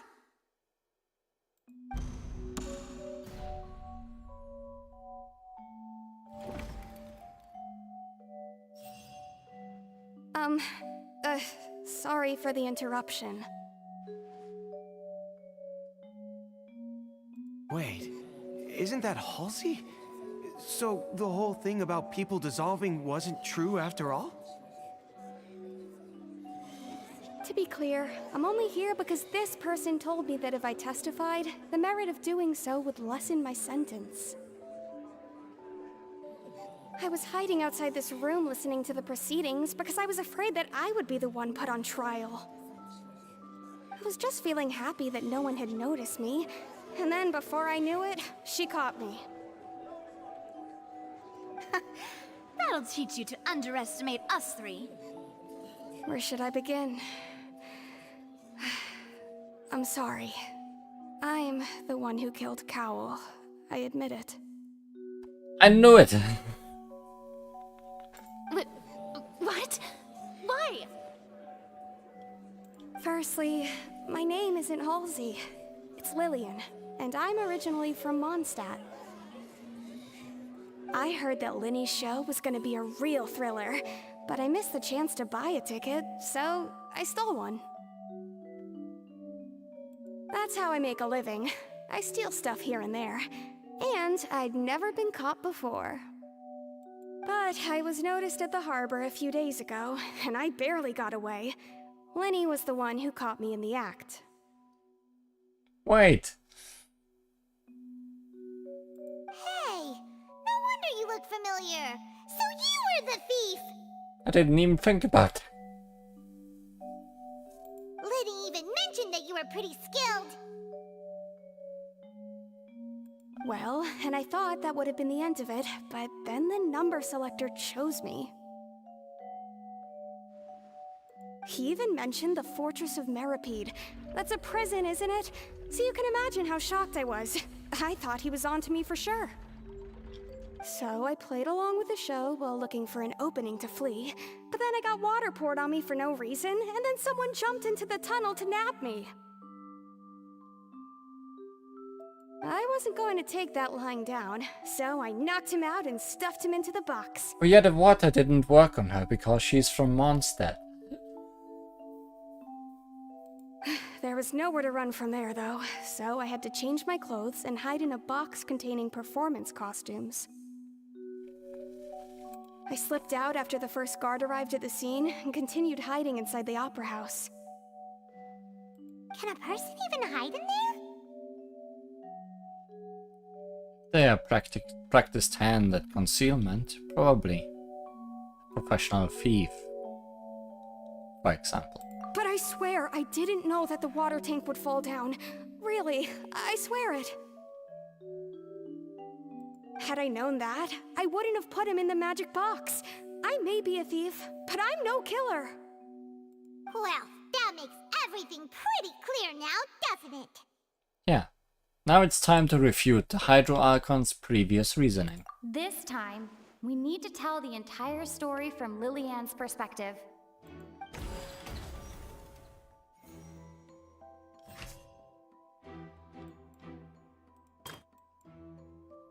And how would Halsey have reacted when the water from the primordial sea suddenly began to trickle in?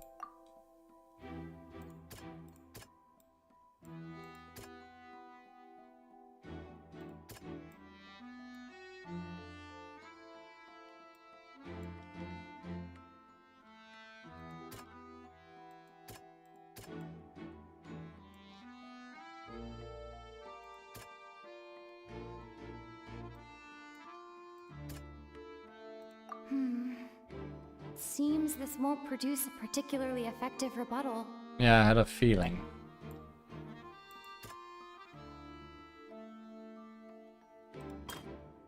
Let's look elsewhere.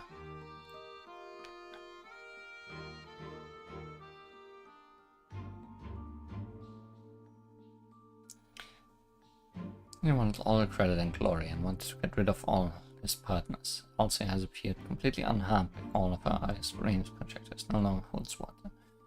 There is evidence proving that a fight did indeed break out in the tunnel.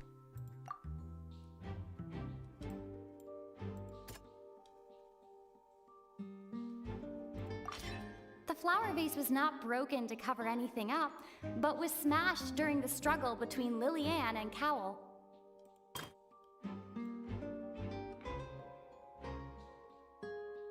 Halsey has appeared completely unharmed before all our eyes. Corina conjecture no longer holds water. After the fight then, what did Halsey do?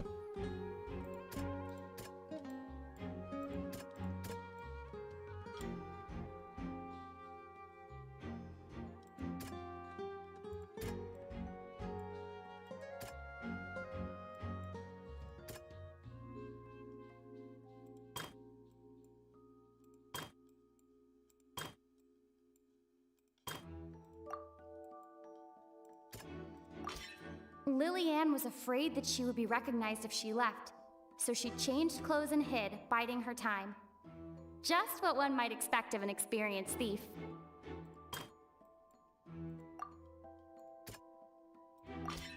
The strange sound wasn't from a fight. It was Lillian's attempt to break out when she was frightened. And it's Ace Detective Paimon You said the word. Ace Detective. Having been selected out of the blue, Lillian panicked. Her panic only intensified after she entered the tunnel and had water poured on her head. So she kicked the door open, producing the thud we all heard. Hearing the commotion, Cowl leapt into the tunnel, only to discover that Lillian had not dissolved. She said that for the third time though. Is this the first time we heard Ace Attorney Detective? Old joke. Hearing the commotion. He did not know that Lillian was not from Fontaine, but was a thief who made her way in by stealing a ticket. Mistakenly believing that the water from the primordial sea needed time to take effect, he tried to force Lillian back into the box. The two broke the flower vase during the struggle, but Lillian came out on top, knocking Cowl out and putting him in the box. With no way of escaping, she changed her clothes and hid in the costume trunk until the performance ended.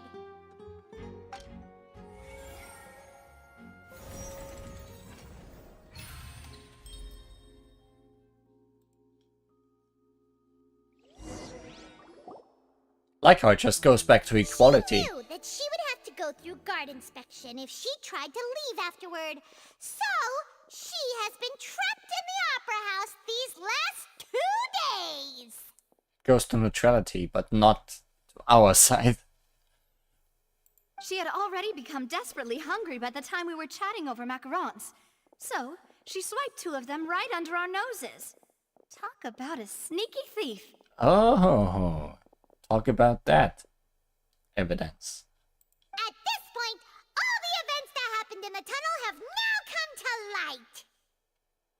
Every clue matters. Ah, so that's the whole story. Bravo! Bravo!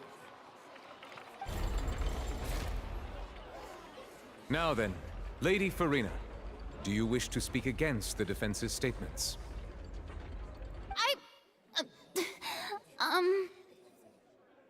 Please answer the question, Lady Farina. Also, if I may add, the trial has not yet ended.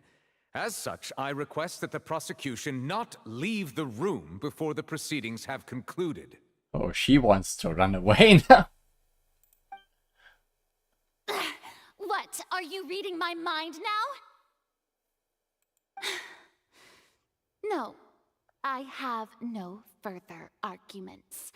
I admit defeat. But really, could you at least have left me with some dignity? Wow, look at that! She's like a deflated balloon now. If there are no objections, then as the Chief Justice of Fontaine, I shall once again repeat the full sequence of events. We have 3 different important balloons today. First Paimon, then the balloon with the dissolving water inside. And now, Farina. The actual perpetrator of the serial disappearances, Cowl, selected his next victim from the audience reservation list. With some modifications to the selector, he could ensure that the pre-selected young woman would be chosen. To cover up any evidence while committing the deed, Cowl thought of allowing the water tank to fall, which would conceal the water left behind after the young woman was dissolved. He also tampered with the rope suspending the water tank, using the fireworks at the end of the performance to cause the tank to drop and hide the watermarks. He poured the water from the primordial sea into a balloon during the preparation of the magic box and stuck it to the box's lid. Finally, he passed the prepared hook on a rope through the gap in the magic box's door when bringing the young woman to said box. When the magic trick officially began, the box containing the woman was lowered into the tunnel, tightening the hook rope and bursting the balloon containing the water. If all had gone to plan, the young woman would be dissolved at this time. However, Lillian was not from Fontaine, and thus fled the box with a loud noise. Realizing that there was trouble, Cowell entered the tunnel and met Liliane. Thinking that the waters had not yet taken effect, he decided to proceed. However, his opponent was more capable than he thought, and he was overcome, knocked unconscious, and placed into the magic box, and thus became his own final victim. Liliane, according to her own statements, then changed clothes and hid until the performance ended, before hiding in other parts of the opera house. As for Linny, he was in the underground structures within the opera house, and was thus ignorant of these happenings.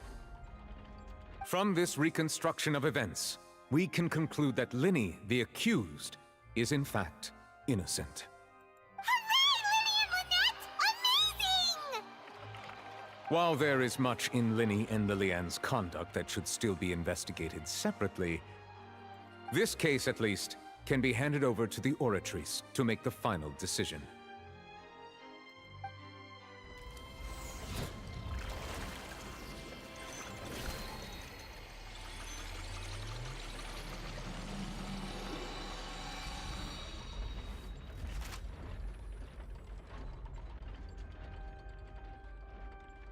As such, Linny and Lynette are officially declared not guilty.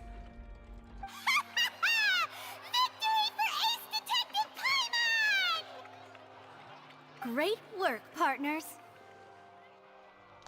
Thank you all. Thank you so much. Not celebrate just yet. Next, I think we deserve an explanation, Guard Vaughn. How did you find the water from the primordial sea in Linny's baggage? Uh-huh. Right! Your discovery caused me to make a serious mistake, you know. Or was that not a discovery, but false evidence that you dared to bring before this court? I suspect that the accomplice mentioned in Cowell's notes was not Linny, but you, yes?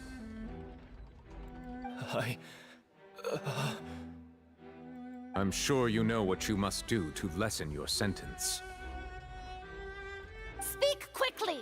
Unless you want to earn yourself a one-way ticket to Coupon Town.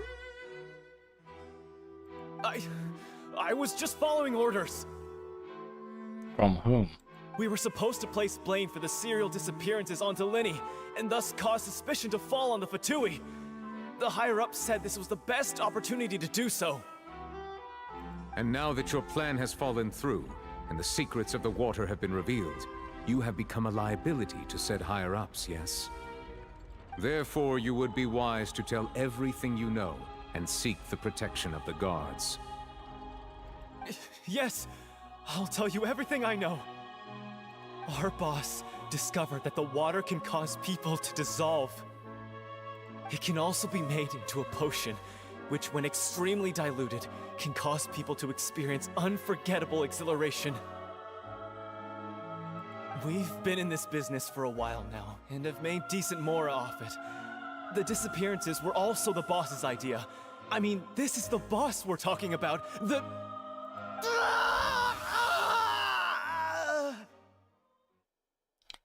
Well, no more protection for you, I guess.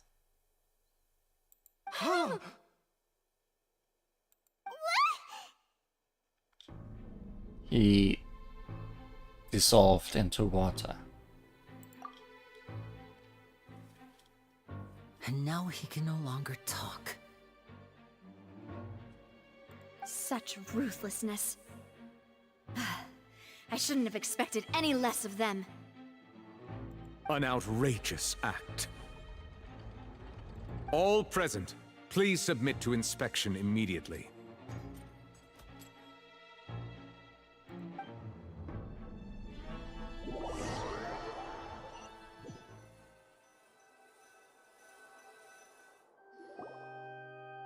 And only liquid remains. So, we're just going back now? The problem seems to have been solved for now. We are not needed here anymore. That's true, but... Traveler, Paimon! Please wait. Linny... I know you may not want to speak to me right now. Maybe you don't even want to look at me. But still, let me thank you again for defending me to the end, even after you learned that I'm a member of the Fatui.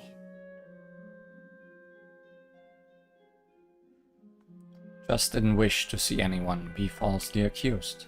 I guess. But regardless, I'd like the opportunity to set things straight. I didn't approach you with any ulterior motives or ill intent. I've spoken to you as myself, just plain Linny this entire time. As for why I'm a Fatus, it's because the goals of the House of the Hearth align with those of an orphan like me. That's all. That's why father earlier was in quotation marks, I guess.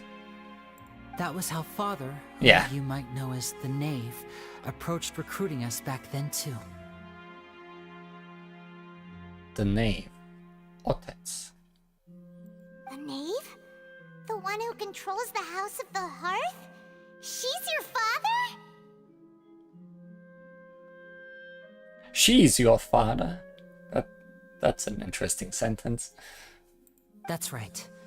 And since we're here, I was wondering, would you mind hearing a story? It's about my past. Otec is just father in Russian. Oh, okay. So that's not her name. Back when our parents first died, Lynette and I were left wandering the streets. To survive, I took to surreptitiously observing an older street performer who did magic. It took me several days to figure out how he pulled off his amazing tricks. I took my sister through several streets until we found a crowded corner, and we began to perform magic tricks there. To my surprise, we proved to be pretty popular, and we could at least stop worrying about where our next meal would come from for a time. But I didn't want my sister to remain a street rat together with me forever. Before long, an aristocrat came to me and claimed that he wished to take us in after watching my performances. So you went from orphans to nobility just like that? That was how we felt at first too. As if fate was on our side and we could say goodbye to those painful days. But I gradually discovered that while we were called foster children, he was really after my talent for magic tricks. He would constantly take me to all sorts of banquets to garner attention, which he would then use to expand his social circles. That doesn't seem too bad either. Better than roaming the streets at any rate. It took a while for me to realize just how dark his heart really was. After one particular performance at a banquet, I discovered that Lynette was not on the same return vehicle as me. I waited a long time after we returned home, but she did not come back. I went to that noble's bedroom and asked him about her whereabouts. The answer he gave me was, she caught the eye of the most eminent person at the banquet, so I sent her over as a gift. I mean, you'll be able to perform your magic regardless of who your assistant is, yes? Oh no. So he was gonna... But wouldn't Fontaine's laws deal with such people? As far as outsiders are concerned, this is a relationship akin to adoption or foster care, and they have their ways of escaping the eye of the law. Villains.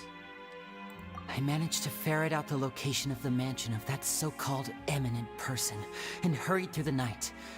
But by the time I leaped over the walls, avoided the guards, and made my way in, all I saw was the moonlit ground covered in blood, and the knave standing there in the darkness.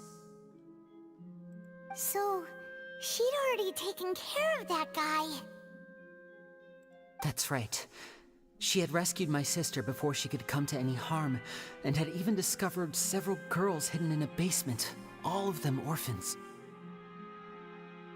Father, I mean, the knave, might have seen something in me, and so she made me an offer.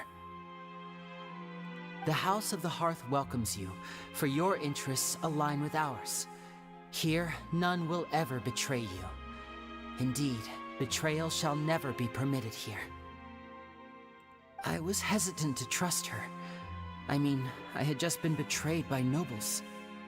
But she was also quick to destroy the noble who had taken us in at first, giving us back our freedom. Oh, so that's how the two of you joined the House of the Hearth. All in the past, though. The knave is after the noses, isn't she? She has her own plans. She has gained permission from the Tsaritsa to first use the Gnosis' power once she obtains it. She plans to use it to find a way to break the prophecy and save Fontaine. So, she believes in that prophecy too? That's right. The whole House of the Hearth is currently working to combat that crisis. Today's case has also proven that people from Fontaine can indeed dissolve into some sort of water, thus further supporting the prophecy. All of us house members here, Lady Arlecchino herself included, are from Fontaine. We won't give up on defending our homeland. Arlecchino. To us orphans, the only connection we have left to this world, apart from our family, is our homeland. More sunny, yes. But this time it's a harbinger, so it makes sense. So, from small deeds like distributing magic pockets to huge schemes like stealing a Gnosis, everything is aimed at dealing with that prophecy. I'm sorry, but I still can't completely trust you. It's all right. I understand. The only thing I can do is relate all this to you. I just hope you can understand that even as a member of the House, I have never stopped making my own decisions, and that I believe what I'm doing is right. If you should need anything at all in the future, feel free to find me. I will do my best to help you, as plain Linny. I understand. Goodbye. Bye, Linny!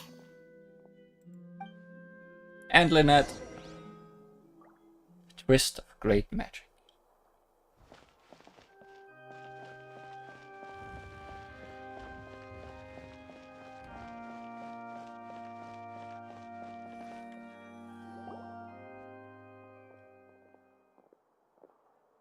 Hey there. What was with the disappearing act you pulled right as the trial ended?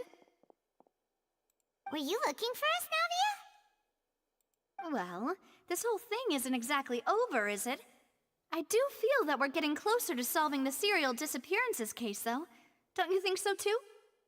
Well, I'm sorry, Navia. Huh? What's wrong, my dear partner?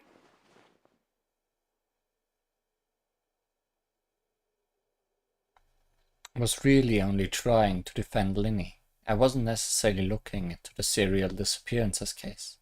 Besides, are you sure we're the ones who can crack a case that's been cold for decades now?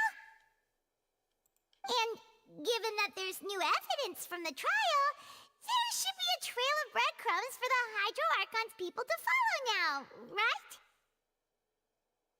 Ah. I see. Well, I won't lie. I'm a little shocked to hear that from you. But I suppose you are just travelers who have only arrived in Fontaine after all. Yeah, you're not like heroes that have been saving everyone from every kind of problem. Sorry. I might have been too presumptuous. Don't say that, Navia. Ah, and we were having so much fun investigating with you, too. It was like having new waters flowing into a stagnant mire, causing new hope to spring forth, and the reflection in the murk to become clearer. Sorry about that. I'm a bit prone to nostalgia. Don't mind me.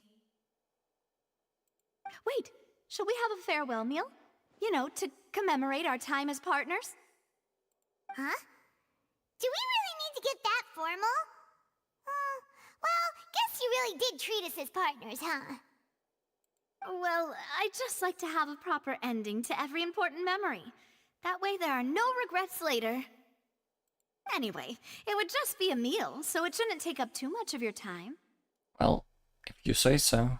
Let's go have that meal then. You don't have to twist Paimon's arm. If Boss Navi is treating, count Paimon in!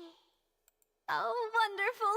In that case, why don't we return to the court of Fontaine and head to the Hotel de Boer? I believe we'll make it just in time for dinner. All right then, let's have our farewell meal!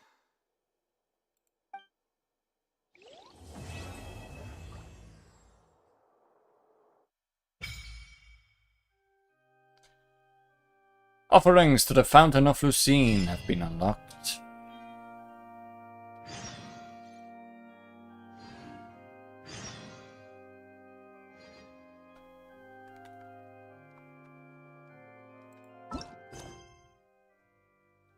As well as Act 2. Blacksmiths in Fontaine do not hammer their metals themselves, but rather use an even more advanced method. If you have time, you really should go check it out.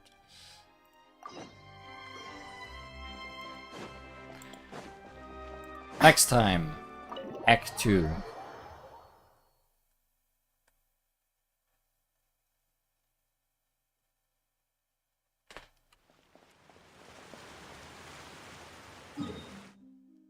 This time, I want to get that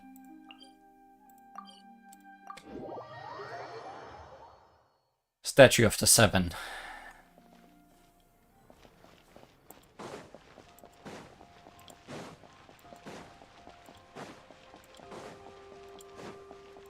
But I also want to know how this works here.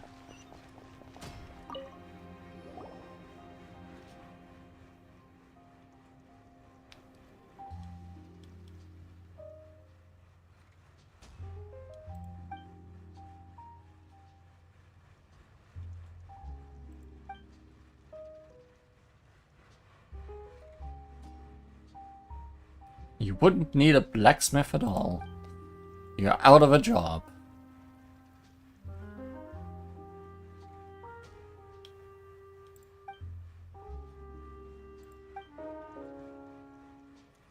That changes on how well the autosmith can perform.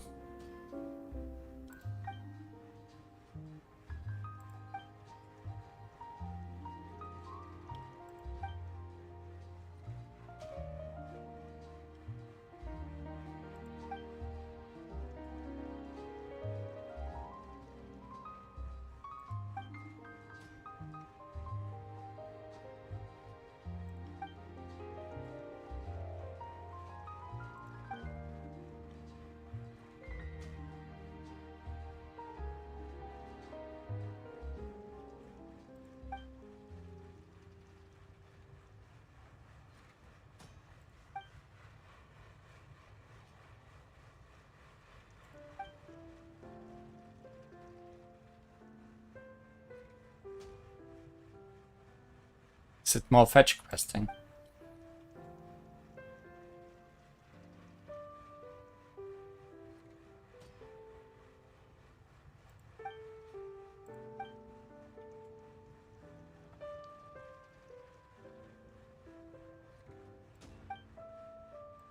Aww.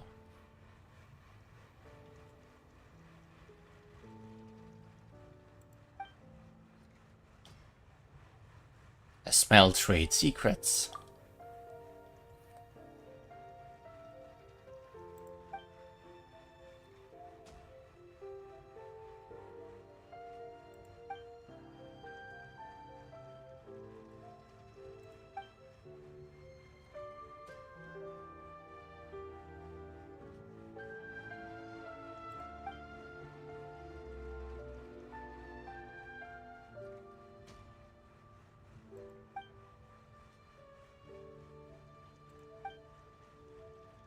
Well, that settles it then. I'm looking forward to working with you.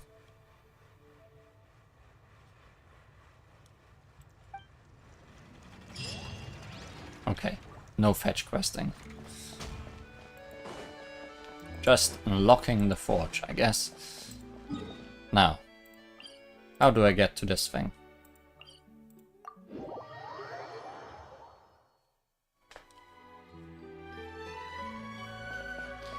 Oh, I have a feeling I know. Possibly. Maybe.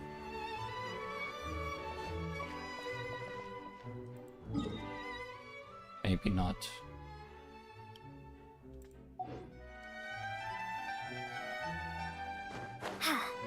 It's up there. Can I use the elevator in the boat station to go all the way up?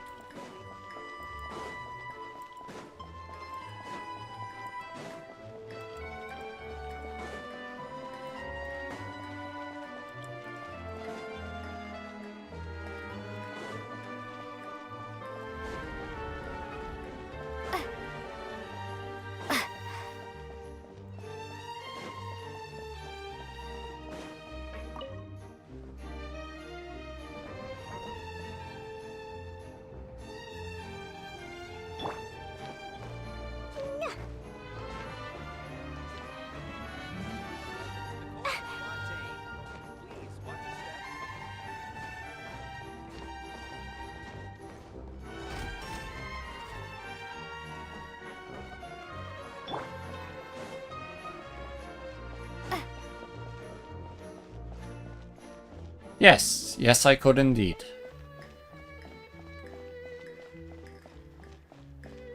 Virgil.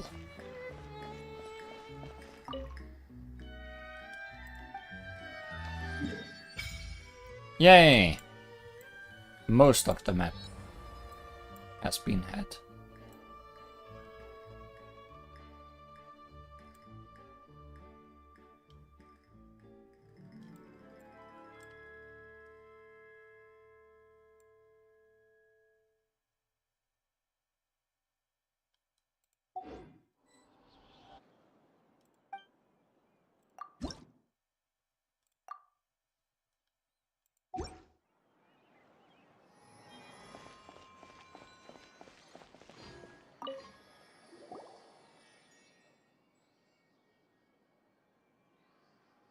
Virgil, at your service. Pleasure to make your acquaintance.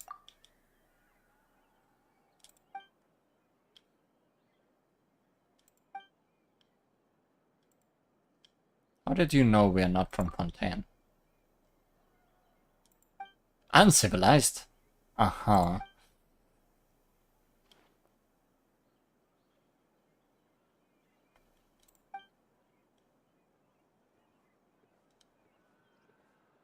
Got us Travisorsk and all that jazz.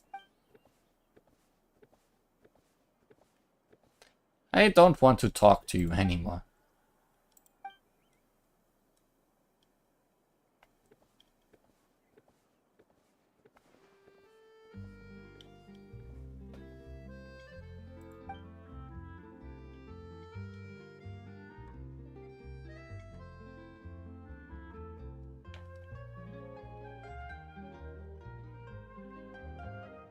Ah, Clockwork Mecha, exquisitely and intricately designed.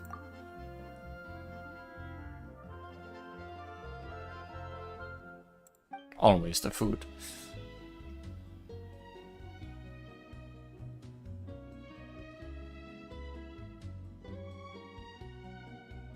I'm listening.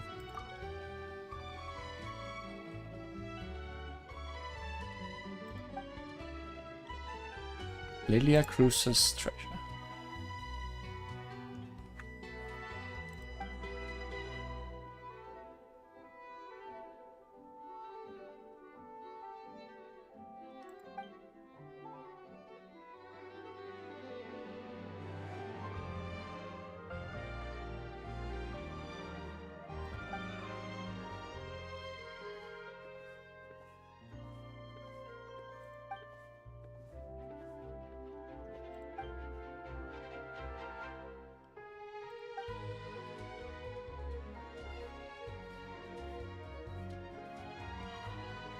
More money than Morax.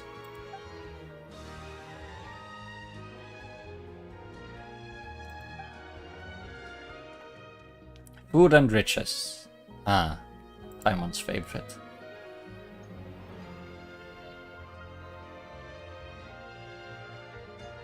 Ah, underwater ruins, you say.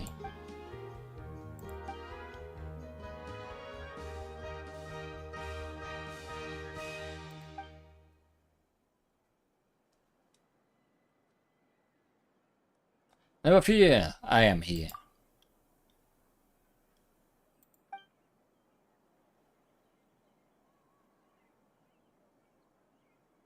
There's no need.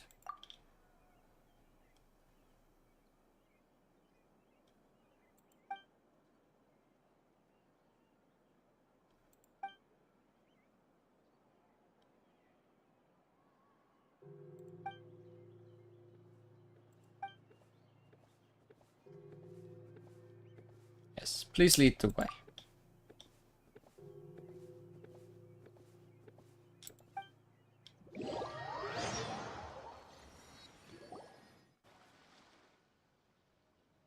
Diving gear. So heavy.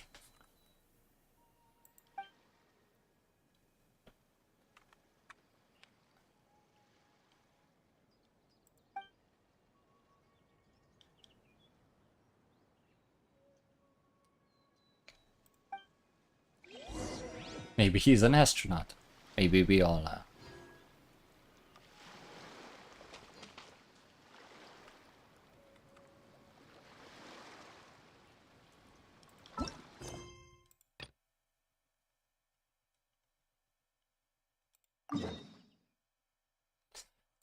Look at that map of underwater.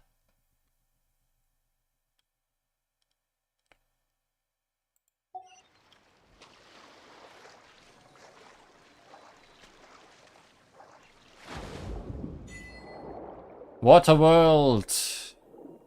Here we come.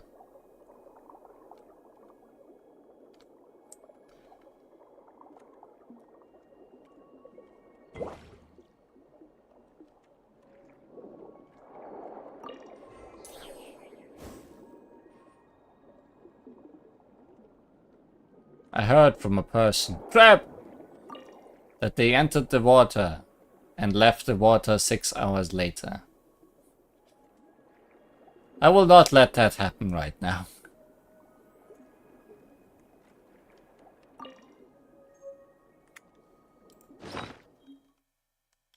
Oh, that was something required for forging.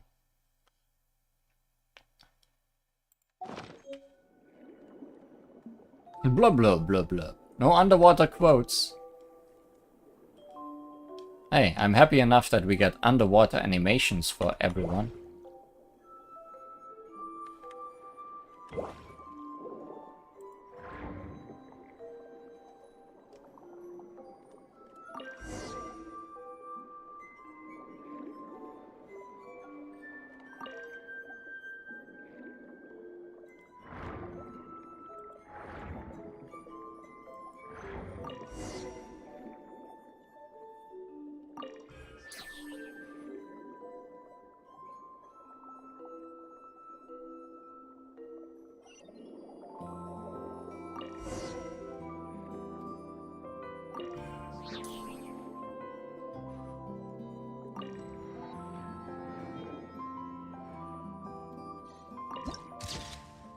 Sunken Glory.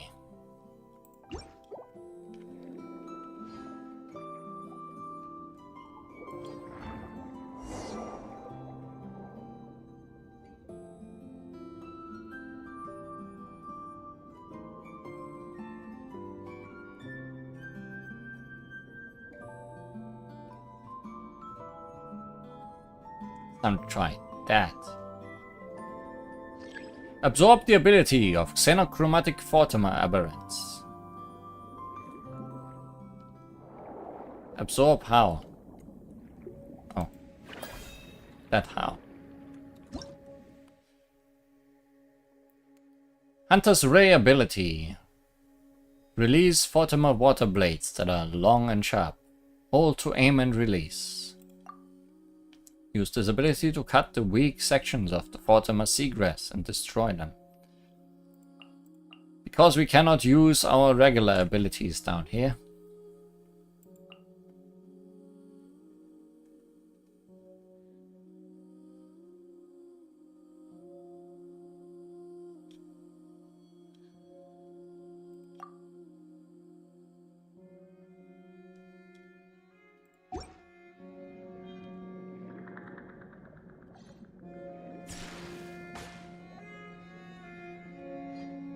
What are we aiming for? Where are we going?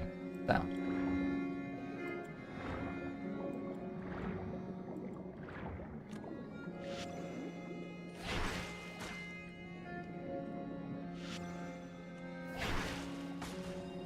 Aha.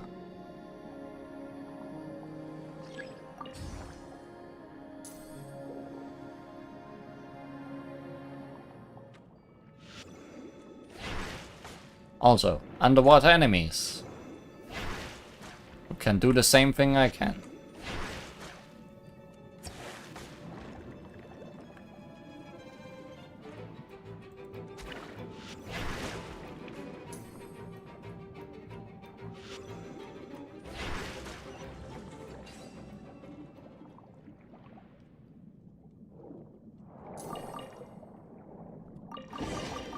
Floaty chest.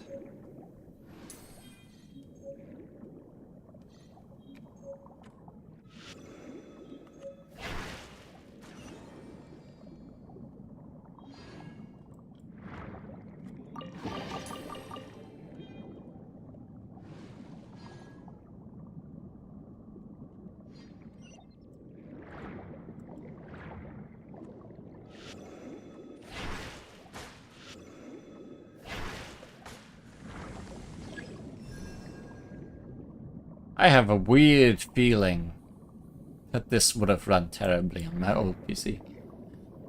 But maybe I'm wrong.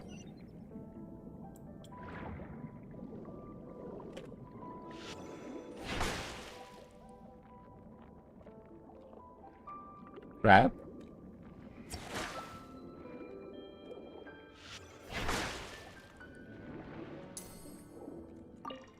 How many different crabs will we find at Fontaine?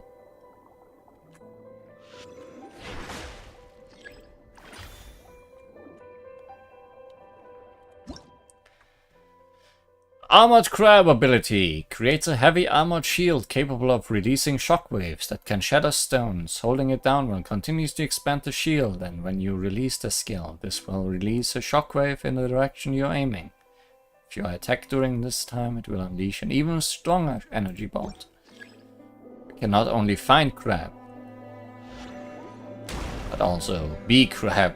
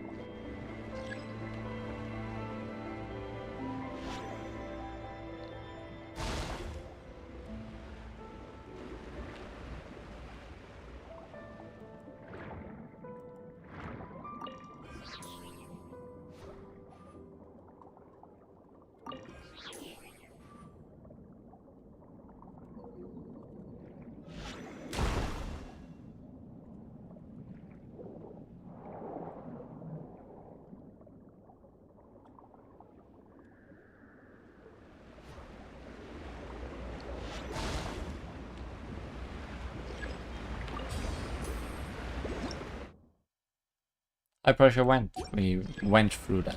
Or over that.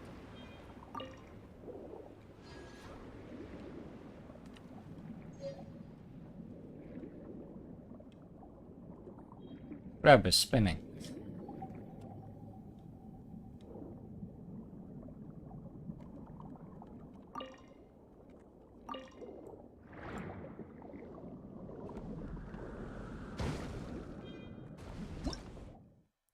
Bullet Barnacle, a dangerous underwater life form that can fire energy bolts at nearby characters. Holding down the armored shield can allow it to absorb attacks.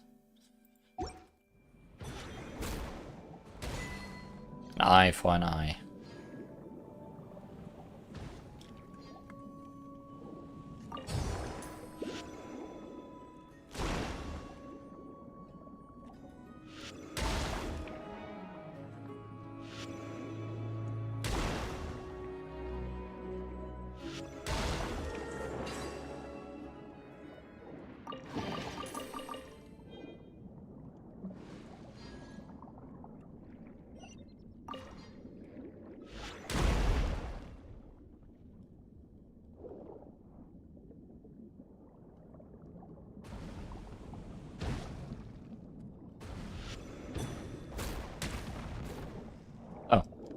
I was looking for exactly that.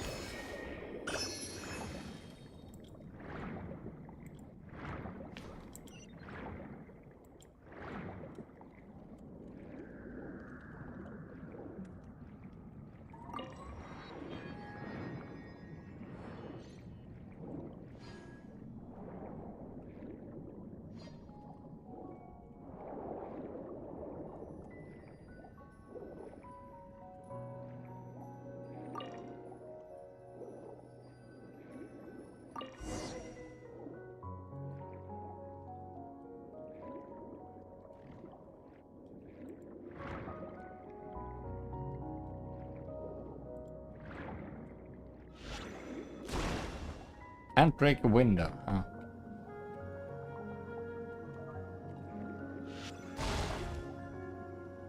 Someone was taking a picture of that mechanism underwater.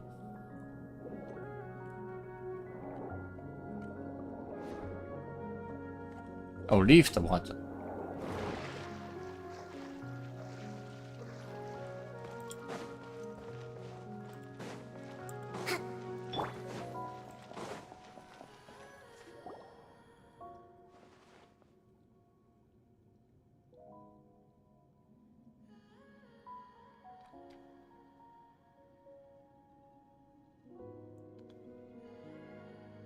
Six-hour disconnect will probably be when you go.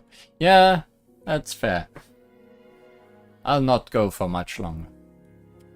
So there will not be much to catch up on.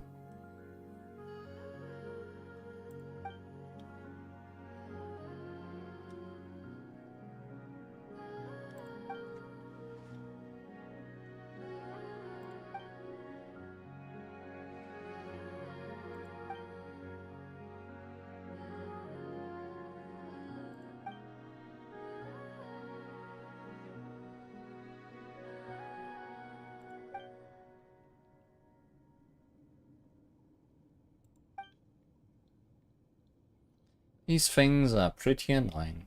Last time we saw them was in the deserts of Sumeru.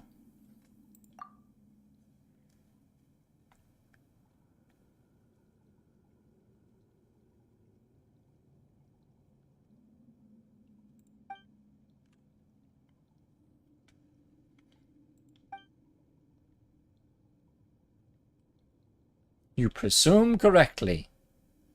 So much treasure.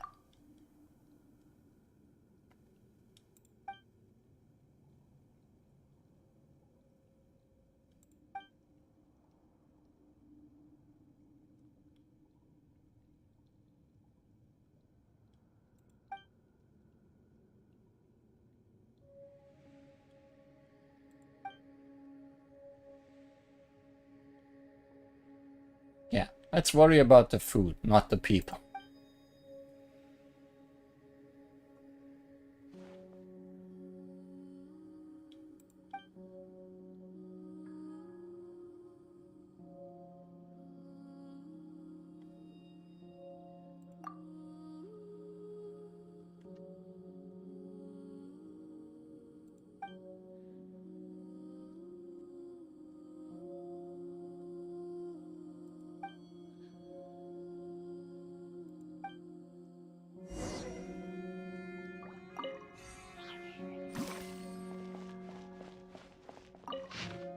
An ancient log.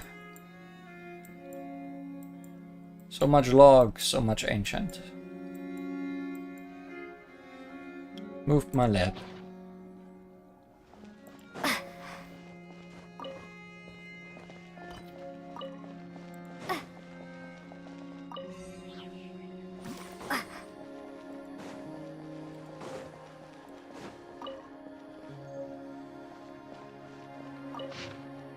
More ancient log. Imagine if I would read all of that out loud.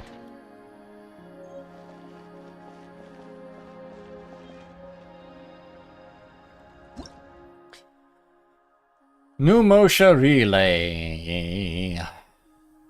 The main mechanic of Fontaine. A mysterious clockwork mecha device created by the special energy system produced by Fontaine.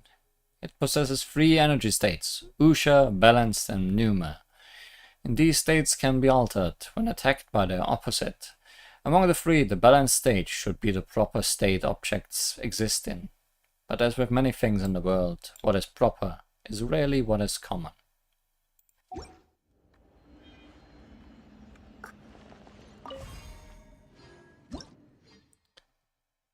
Pneumosha block.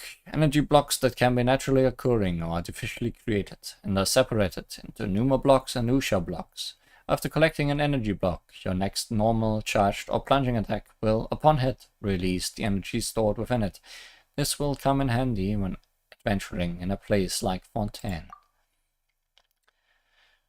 With the aid of these energy blocks, characters can unleash pneuma and usha energy, even while underwater. Most characters from Fontaine have an arc, and thus can use their attacks to trigger energies corresponding to the arc attribute, underwater without the use of pneumosha blocks. Every Fontaine character will have either usha or pneuma alignment, as does the Traveler when in water form. Pneuma, usha, and their mutual annihilation. These are the properties found in the life forms, earth, air, and watery veins of Fontaine. Collision between energies of different properties cause annihilation, the production of greater energies. It is this principle that powers many clockwork mecha. Of course, the power supply of these mecha is unstable, resulting in pneuma or usha aligned energy states. Attack with the opposite alignments can be used to overload and disable their power supplies.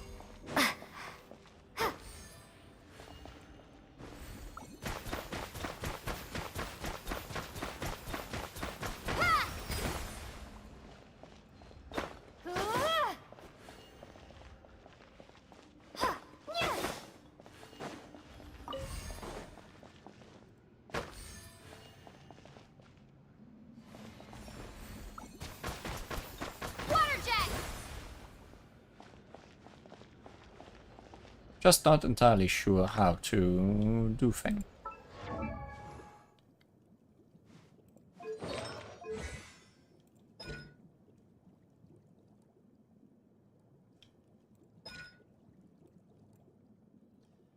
Okay, Pneumia. At certain intervals after using Torrent Surge, this skill will unleash a Spirit Breath Thorn that pierces opponents, dealing Pneuma-aligned hydro damage.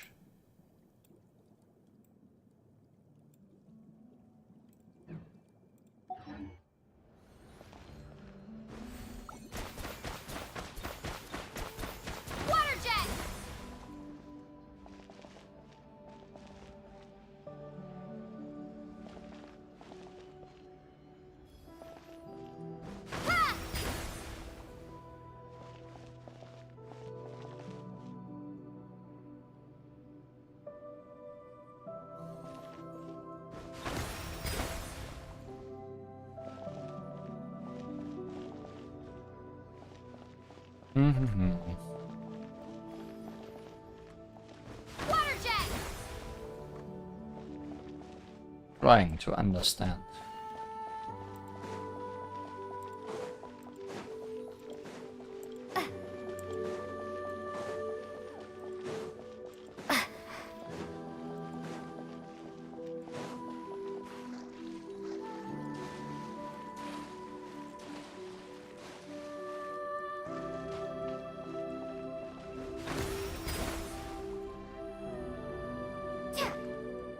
Unless it's the other one. This is Pneuma and I'm Pneuma, right?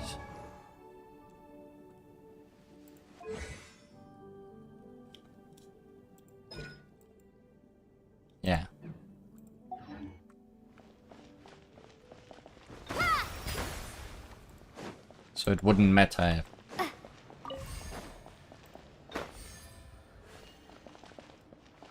In that case, let's try Usha.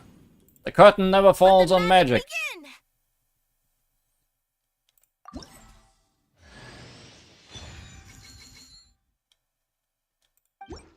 Let the magic begin! The only character with Usha alignment so far in the game is Lynette.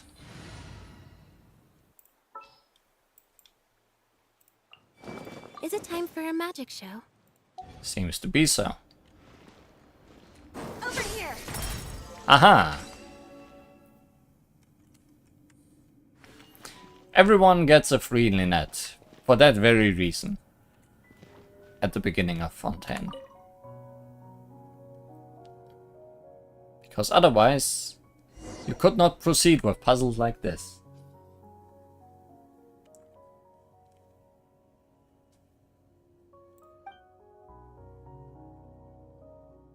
I'm surprised they give us a Numa stone and not an Usha stone thingy here.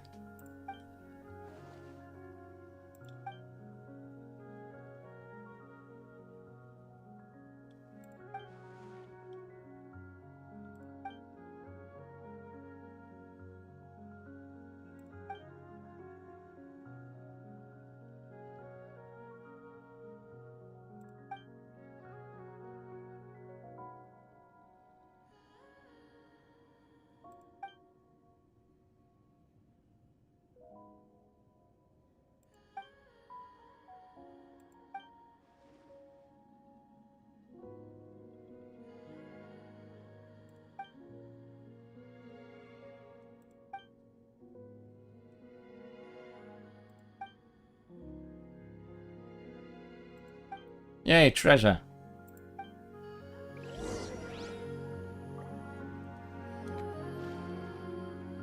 Also, I noticed during the cutscene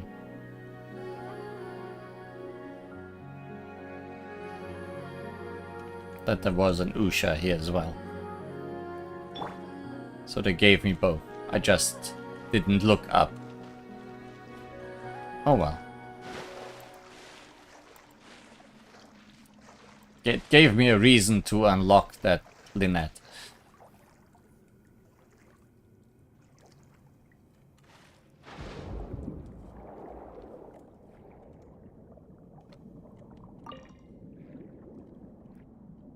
I guess is fine.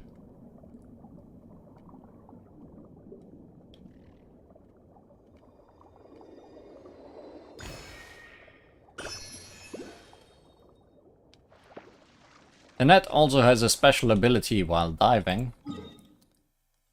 It doesn't show on this map, but it shows on this one.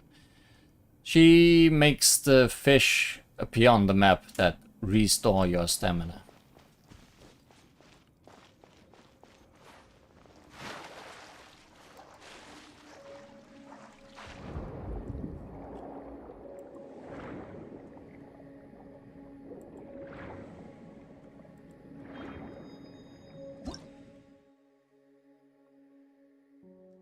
Some big sections of Fort Masicros will shine with special light. These must all be completely cut. Yes, yes, we know.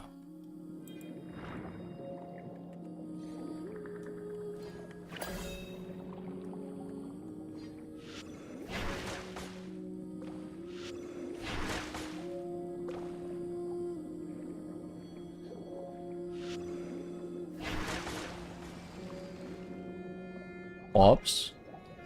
Rings. The new orbs.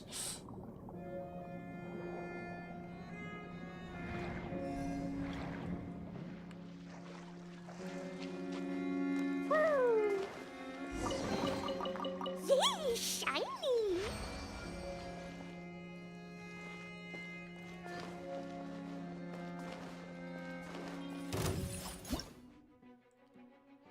Area Alert Mech, a machine created from union between Fontaine's intricate device and special energy technologies. Based on whether it's imbued with Usha or Numa energy, the machine will operate differently in battle.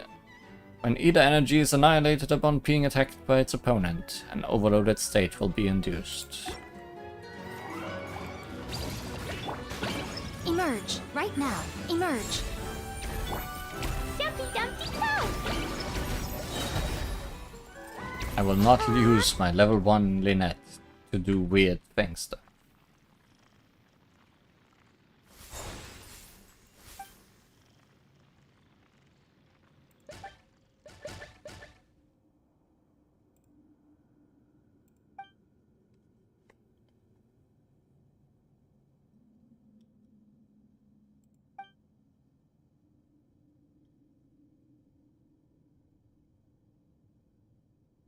Beat you up. Because you're the bad guy.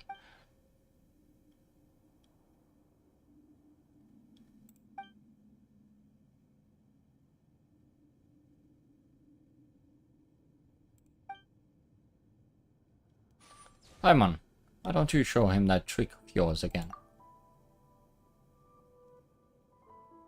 Beep. Construct. Beep. Huh, how fascinating. I don't know if that's the correct word for that.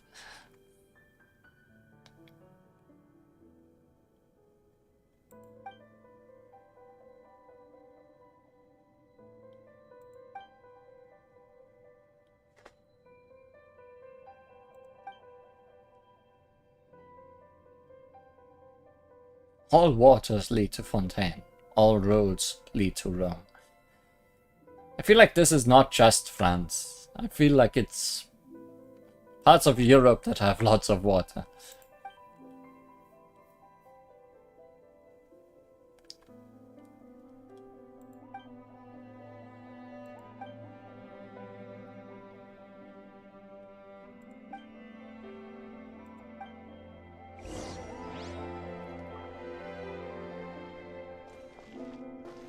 La la la.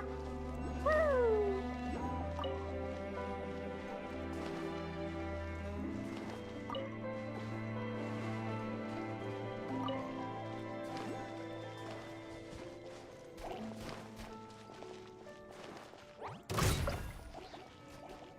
La la la.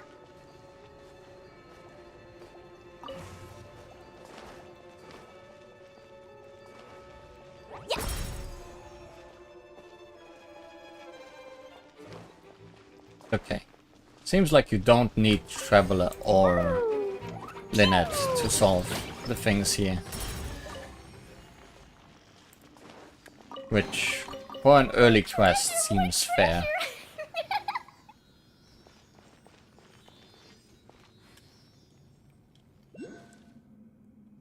In which case, it's probably mostly gonna come into effect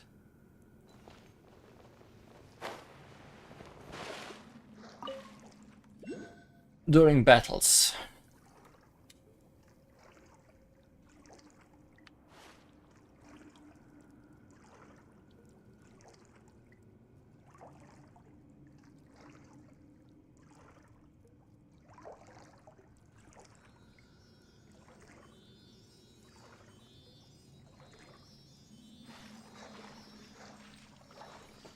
Woo!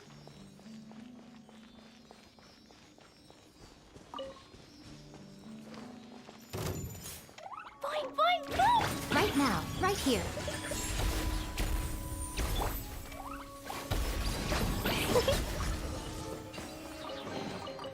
Maybe there's even more buried below!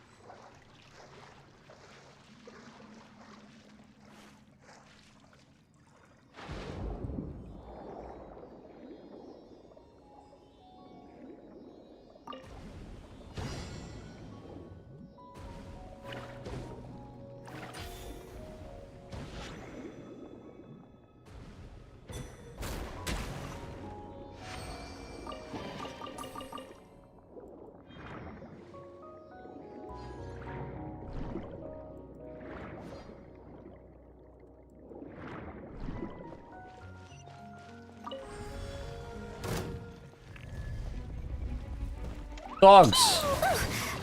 Come on out. Emerge. Right here. Hold the line. Torrent, bring refuge. Ha!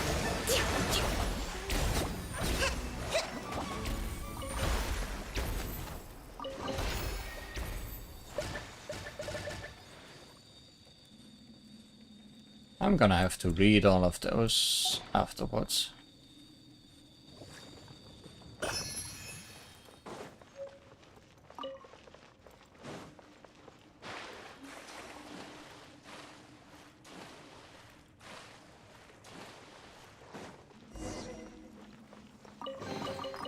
Why is there a ruin guard here? Because they are always everywhere.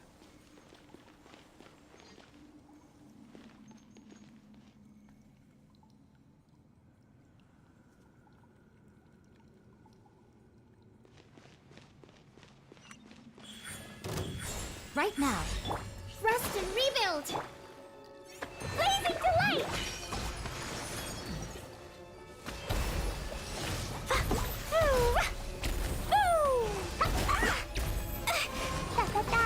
Jumpy, jumpy, go! No danger here. Just ruin guard.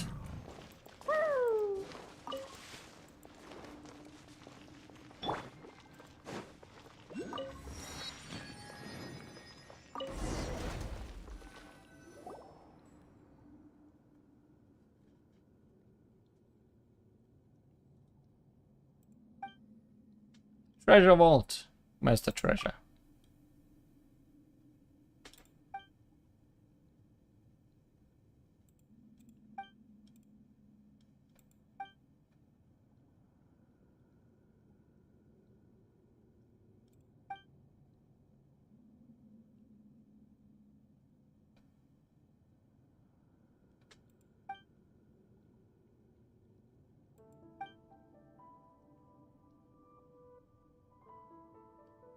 Okay, so is this a forum or an institute?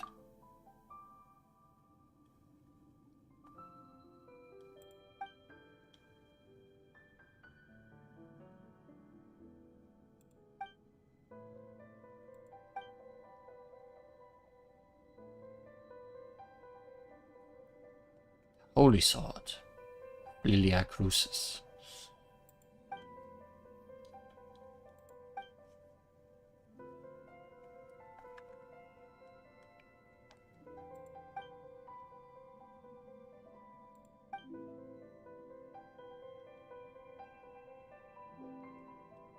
Treasure, here we come.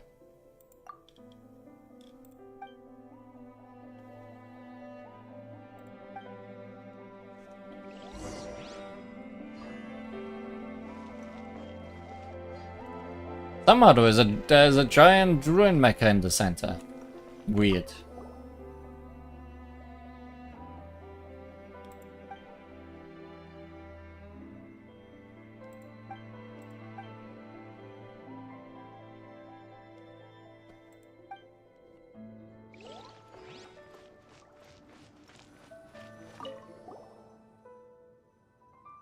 I think we have seen it before.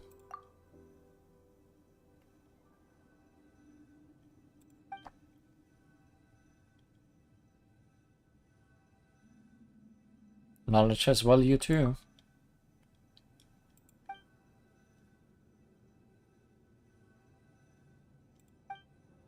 You already have a pretty house.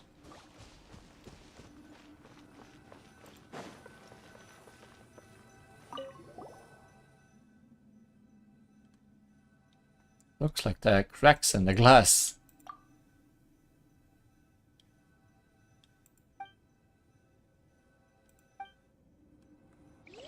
Let's activate that mecha and have it punch a hole in the wall.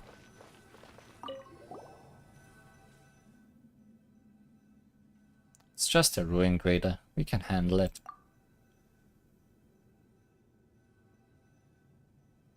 I don't even know if there's a treasure here to break.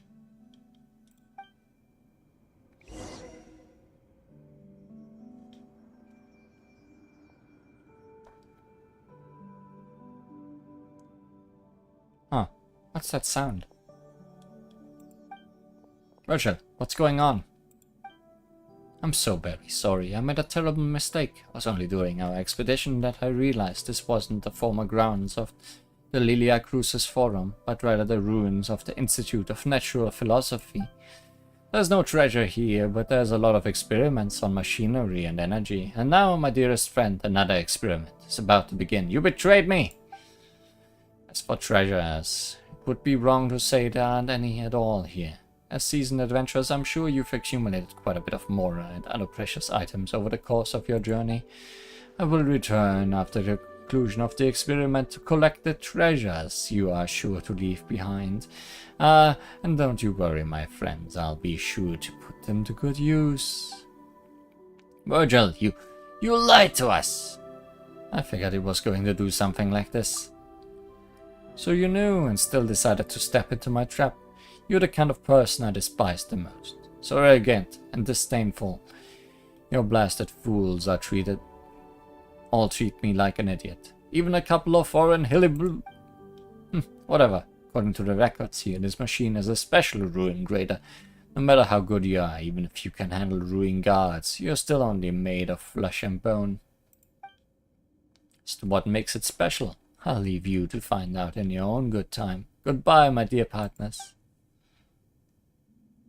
Leon, get ready. Is it special? Fight and survive. Special Ruin Grader. Somewhat uncooperative research subject. Emerge. Hold the line. Pew! La la la.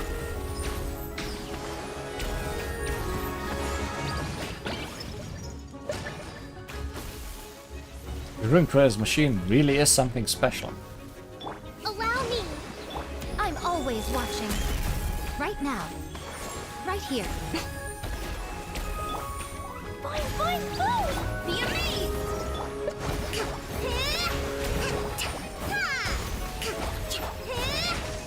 Oh, it heals.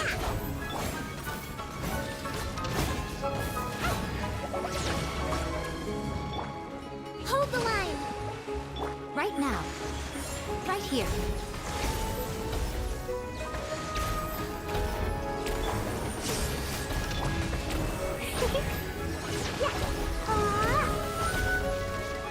This rusty bucket of balls just won't stay down. I won.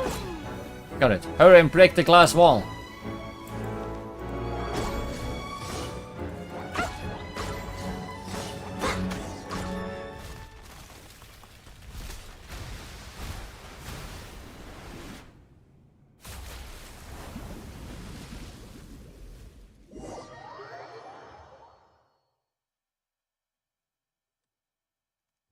Wow.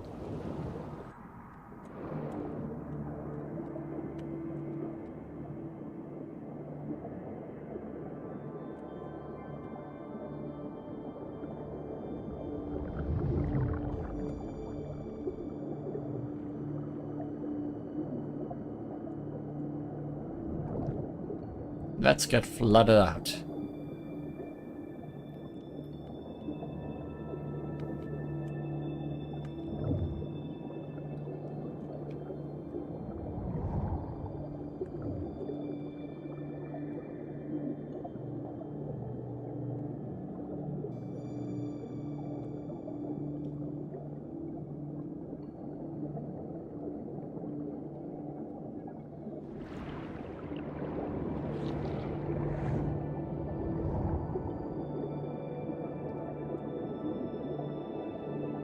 The underwater scenes really look great, don't they?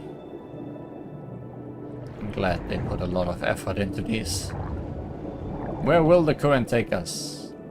Back to Mondstadt. If the current ends in a dead end, we're gonna get smashed against the wall.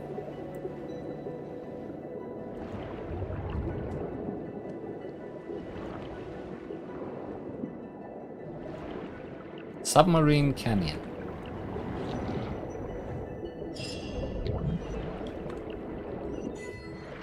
"20,000 leagues under the sea."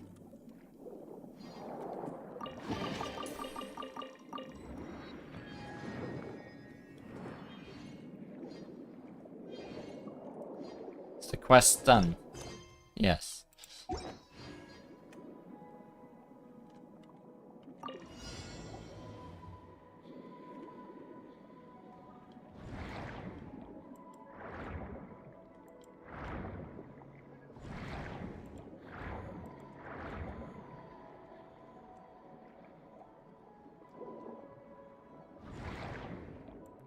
Swimming controls are questionable. Mostly left control for going down.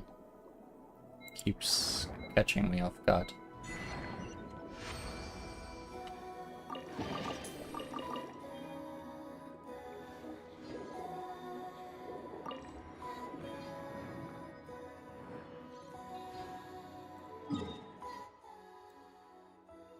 Guess we made some sort of loop.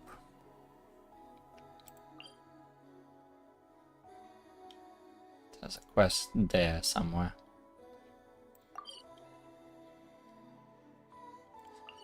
But I think that's enough for today.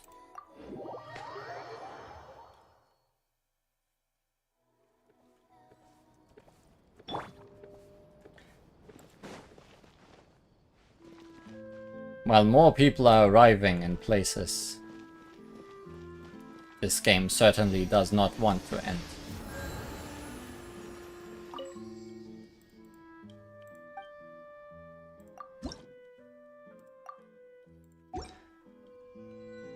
I'll try my hardest to not trigger any quests off screen.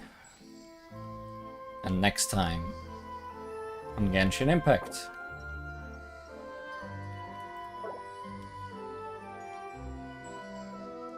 Our journey in Fontaine continues.